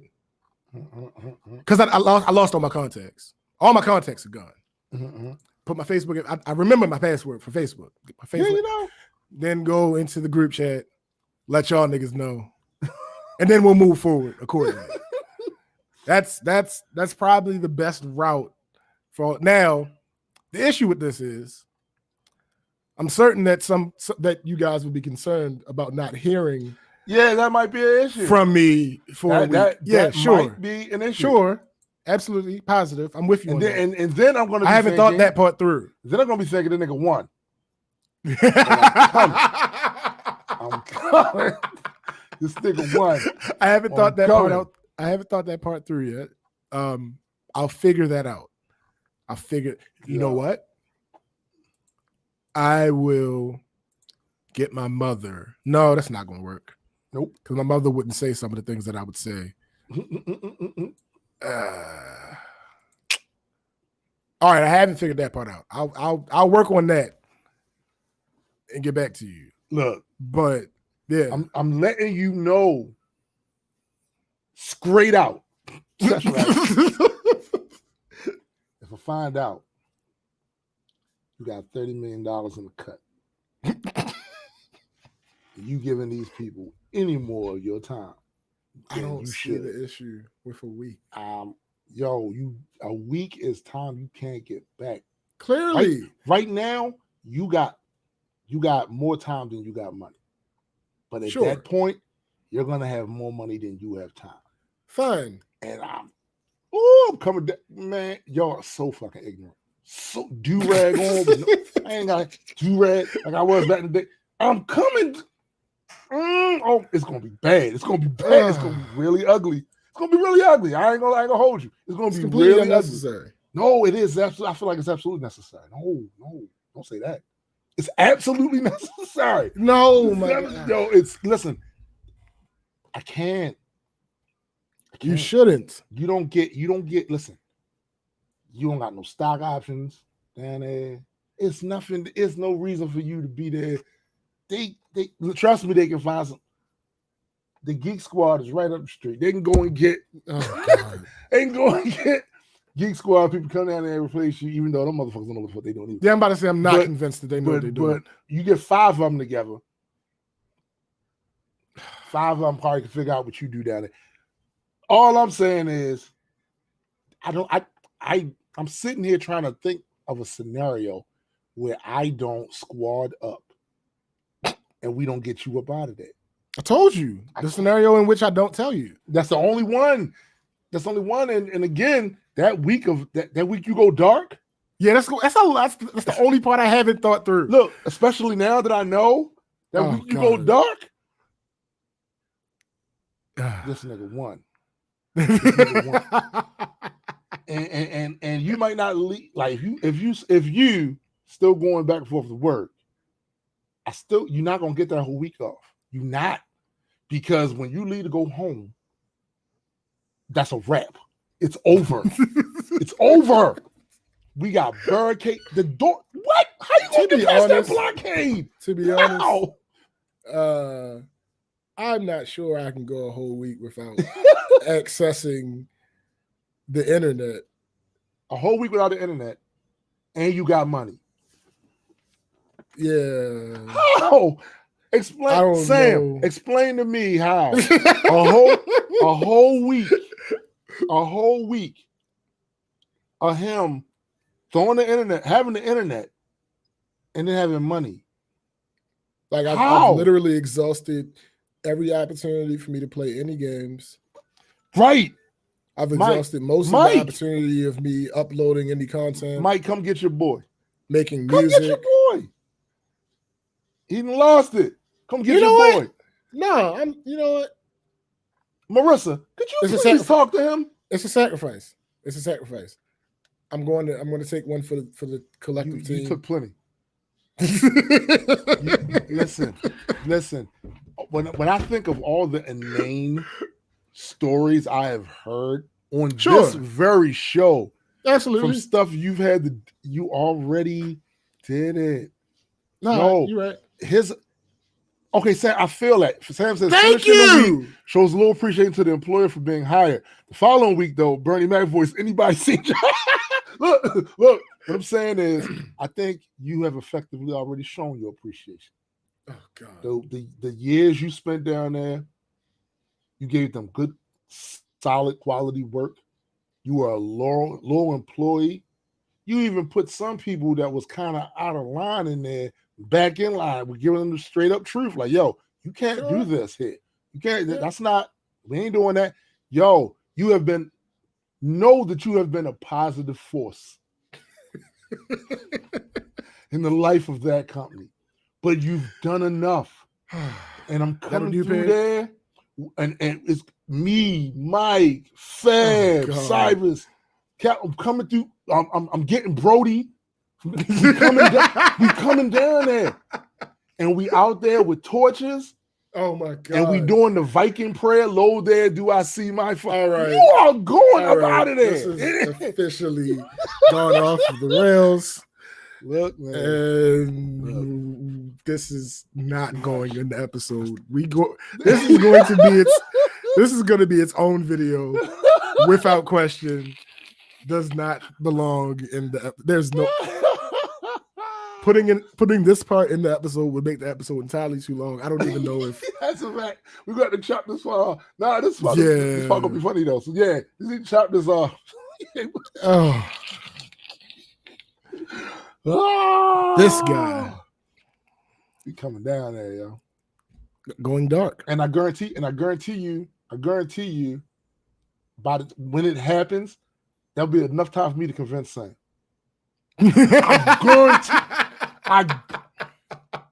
It's me. This is enough time for me to convince Sam. Oh God! Listen, Sam gonna be coming with these great arguments. I'm gonna go 30 million. He gonna come with some more arguments. Some be like 30 million. Then he gonna hit me with the nail in the coffin one that should shut everything down, and I'm gonna go 30 million. He go, you right, yo. Let's go get him. You right. Let's go get him. Oh God. It's too much to do, man. We late. Sure. We late. All right. Okay. All right. So I'm just gonna go dark and just take. I'm gonna have to figure out. I'm just gonna figure out. Look, Sam hit us with one last thoughts. Surf versus Lux battle. Surf choked. Yeah, Surf choked. The battle. The Surf didn't come in. No, the first time in history. It was supposed to be a tsunami. It ended up being a tsunami, but yeah, he didn't. And it was every bit as bad as everybody's saying it is. Yeah. Running back. No, run up. What the fuck? No, there's no reason. Listen. Running back. I mean, what? One day in my late 50s, when I'm bored, I may like toss it back on for a second, but yep. I don't really have a reason in my head right now to watch that one again. It has no replay value for me at all.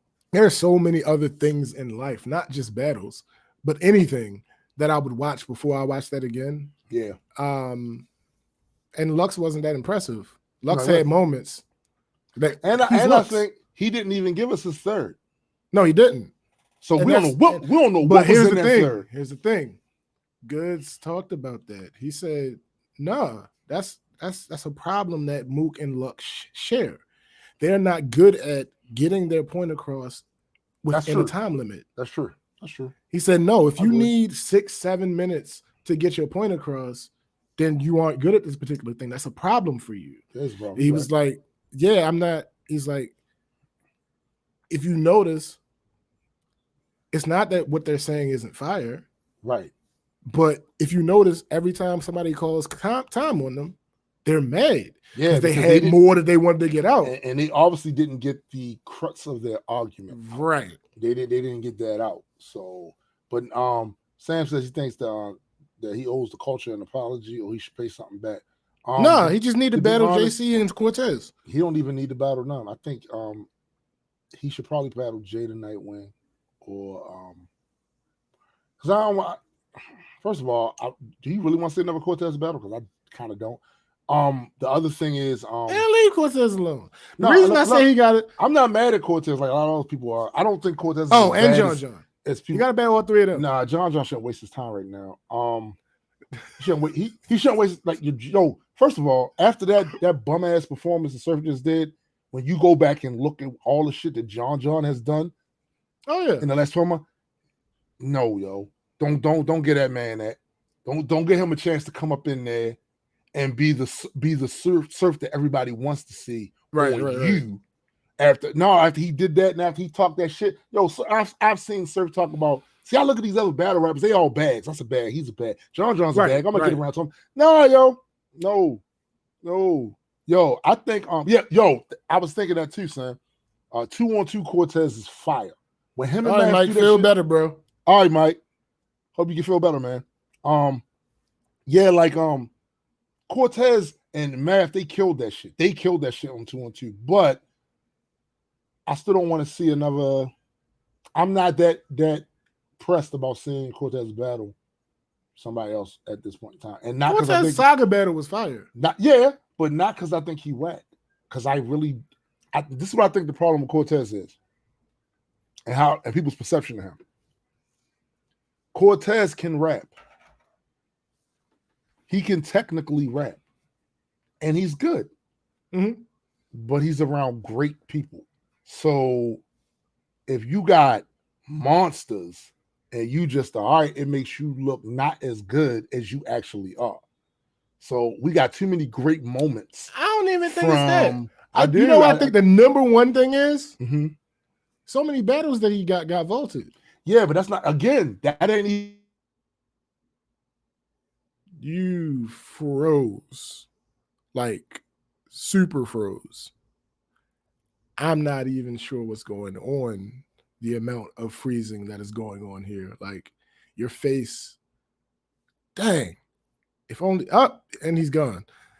I don't know what happened. All I know is he froze and he was about to say something about Cortez and his vaulted battles, but alas, oh, okay. Alas, he's no longer there. So,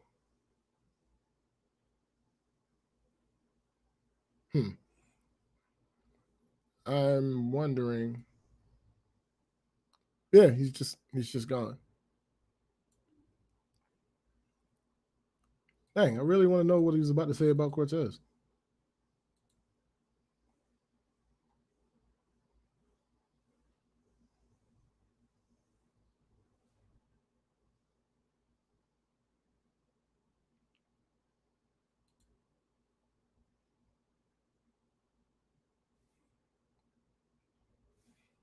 Did his computer take a shit?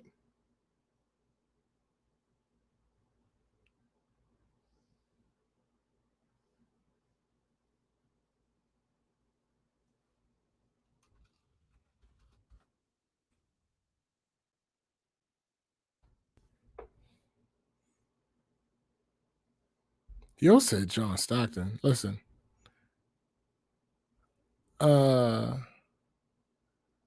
All I know is I would say Cortez's biggest issue is the fact that his battles get vaulted. But the issue with that is he's not the reason that his battles always get vaulted. Like sometimes it be the opponent. Like sometimes the opponent just has a horrible showing and it makes a terrible battle. Like there was a situation with two rappers, Coffee Brown and Casey J, where she let Casey J let Coffee redo her rounds, not even redo her rounds, but the whole battle like started over, I believe, because Casey J didn't want her battle to be vaulted, and apparently quite a few of Coffee's battles get vaulted because she messes up. So like, it ain't like that with Cortez. Cortez usually in these battles apparently isn't the one that messes up. Like I think I may have seen like 2 or 3 vaulted battles of Cortez's because I had the pay-per-view or whatever the case may be. But and the funny thing about that is they said when the app came out, they said that a lot of the vaulted battles were going to be released, but I don't think I've seen any of them on the app, and it's been a year or so. I'm going to assume that his computer cut off because I haven't heard from him yet. No response.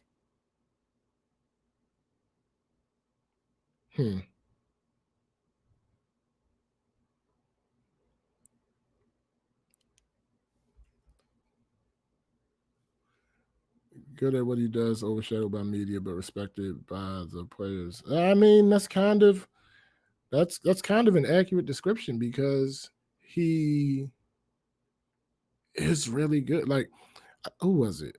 I can't remember. I think it might have been Goods too. I just saw an interview recently. He was like, "Oh, all of these people are amazing. It's just levels." So Yeah, if you able to have a career as long as Cortez, you're clearly not trash. But to Tim's point, yeah, there are times where he stands out, but there are definitely times where he's not amazing. So, it is what it is. Who knows what's going on? Um, I'm trying to wait for this old man to come back so we can do this outro because I need the outro for the show, and I don't want to do it by myself.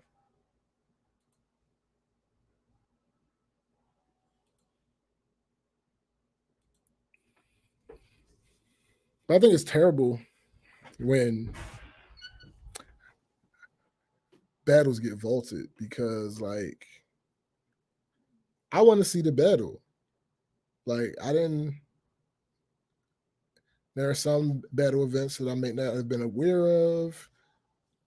Those are older events. Now I'm pretty much, abreast to most of the events that happen. But there are some older events that I wasn't aware of. There are some times when I just, couldn't justify spending the money for the pay per view and all these other type things that I would like to see the battle. There are some battles that, like, I may have just been busy, so I didn't, spend the money for the pay per view, even though it would have made sense to spend it if I was able to watch it. Like, sometimes that VOD, usually if I'm not able to catch a pay per view, and they don't really do pay per views anymore as far as URL is concerned, but other companies do.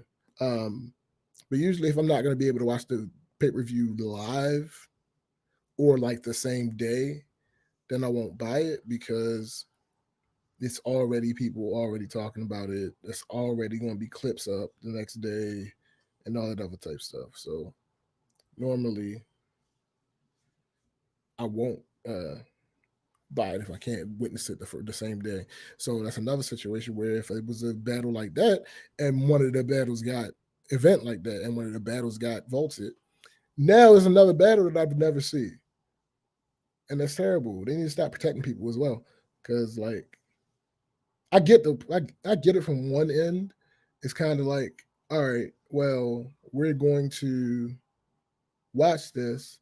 I mean, we're going to host this battle, and it's our name on the line. We don't want to put out a bad battle. I get it. I absolutely get it. But at the same time, what if the person that wasn't? I get, like, all right, for instance, if both people was just choking all over the place and stumbling and bumbling and fumbling, all right, cool, bet. I understand that battle being vaulted because nobody did a good job. That just comes out terrible. But if somebody does good and the other person does a terrible job, I don't want that vaulted. I want to see the person that did good deserves to have their work seen. Like, I don't know. Maybe that's just me.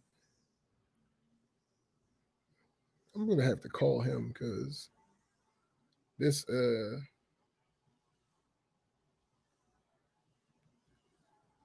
it's looking as if the computer did something. That's what I'm getting from the reaction from to just be gone. And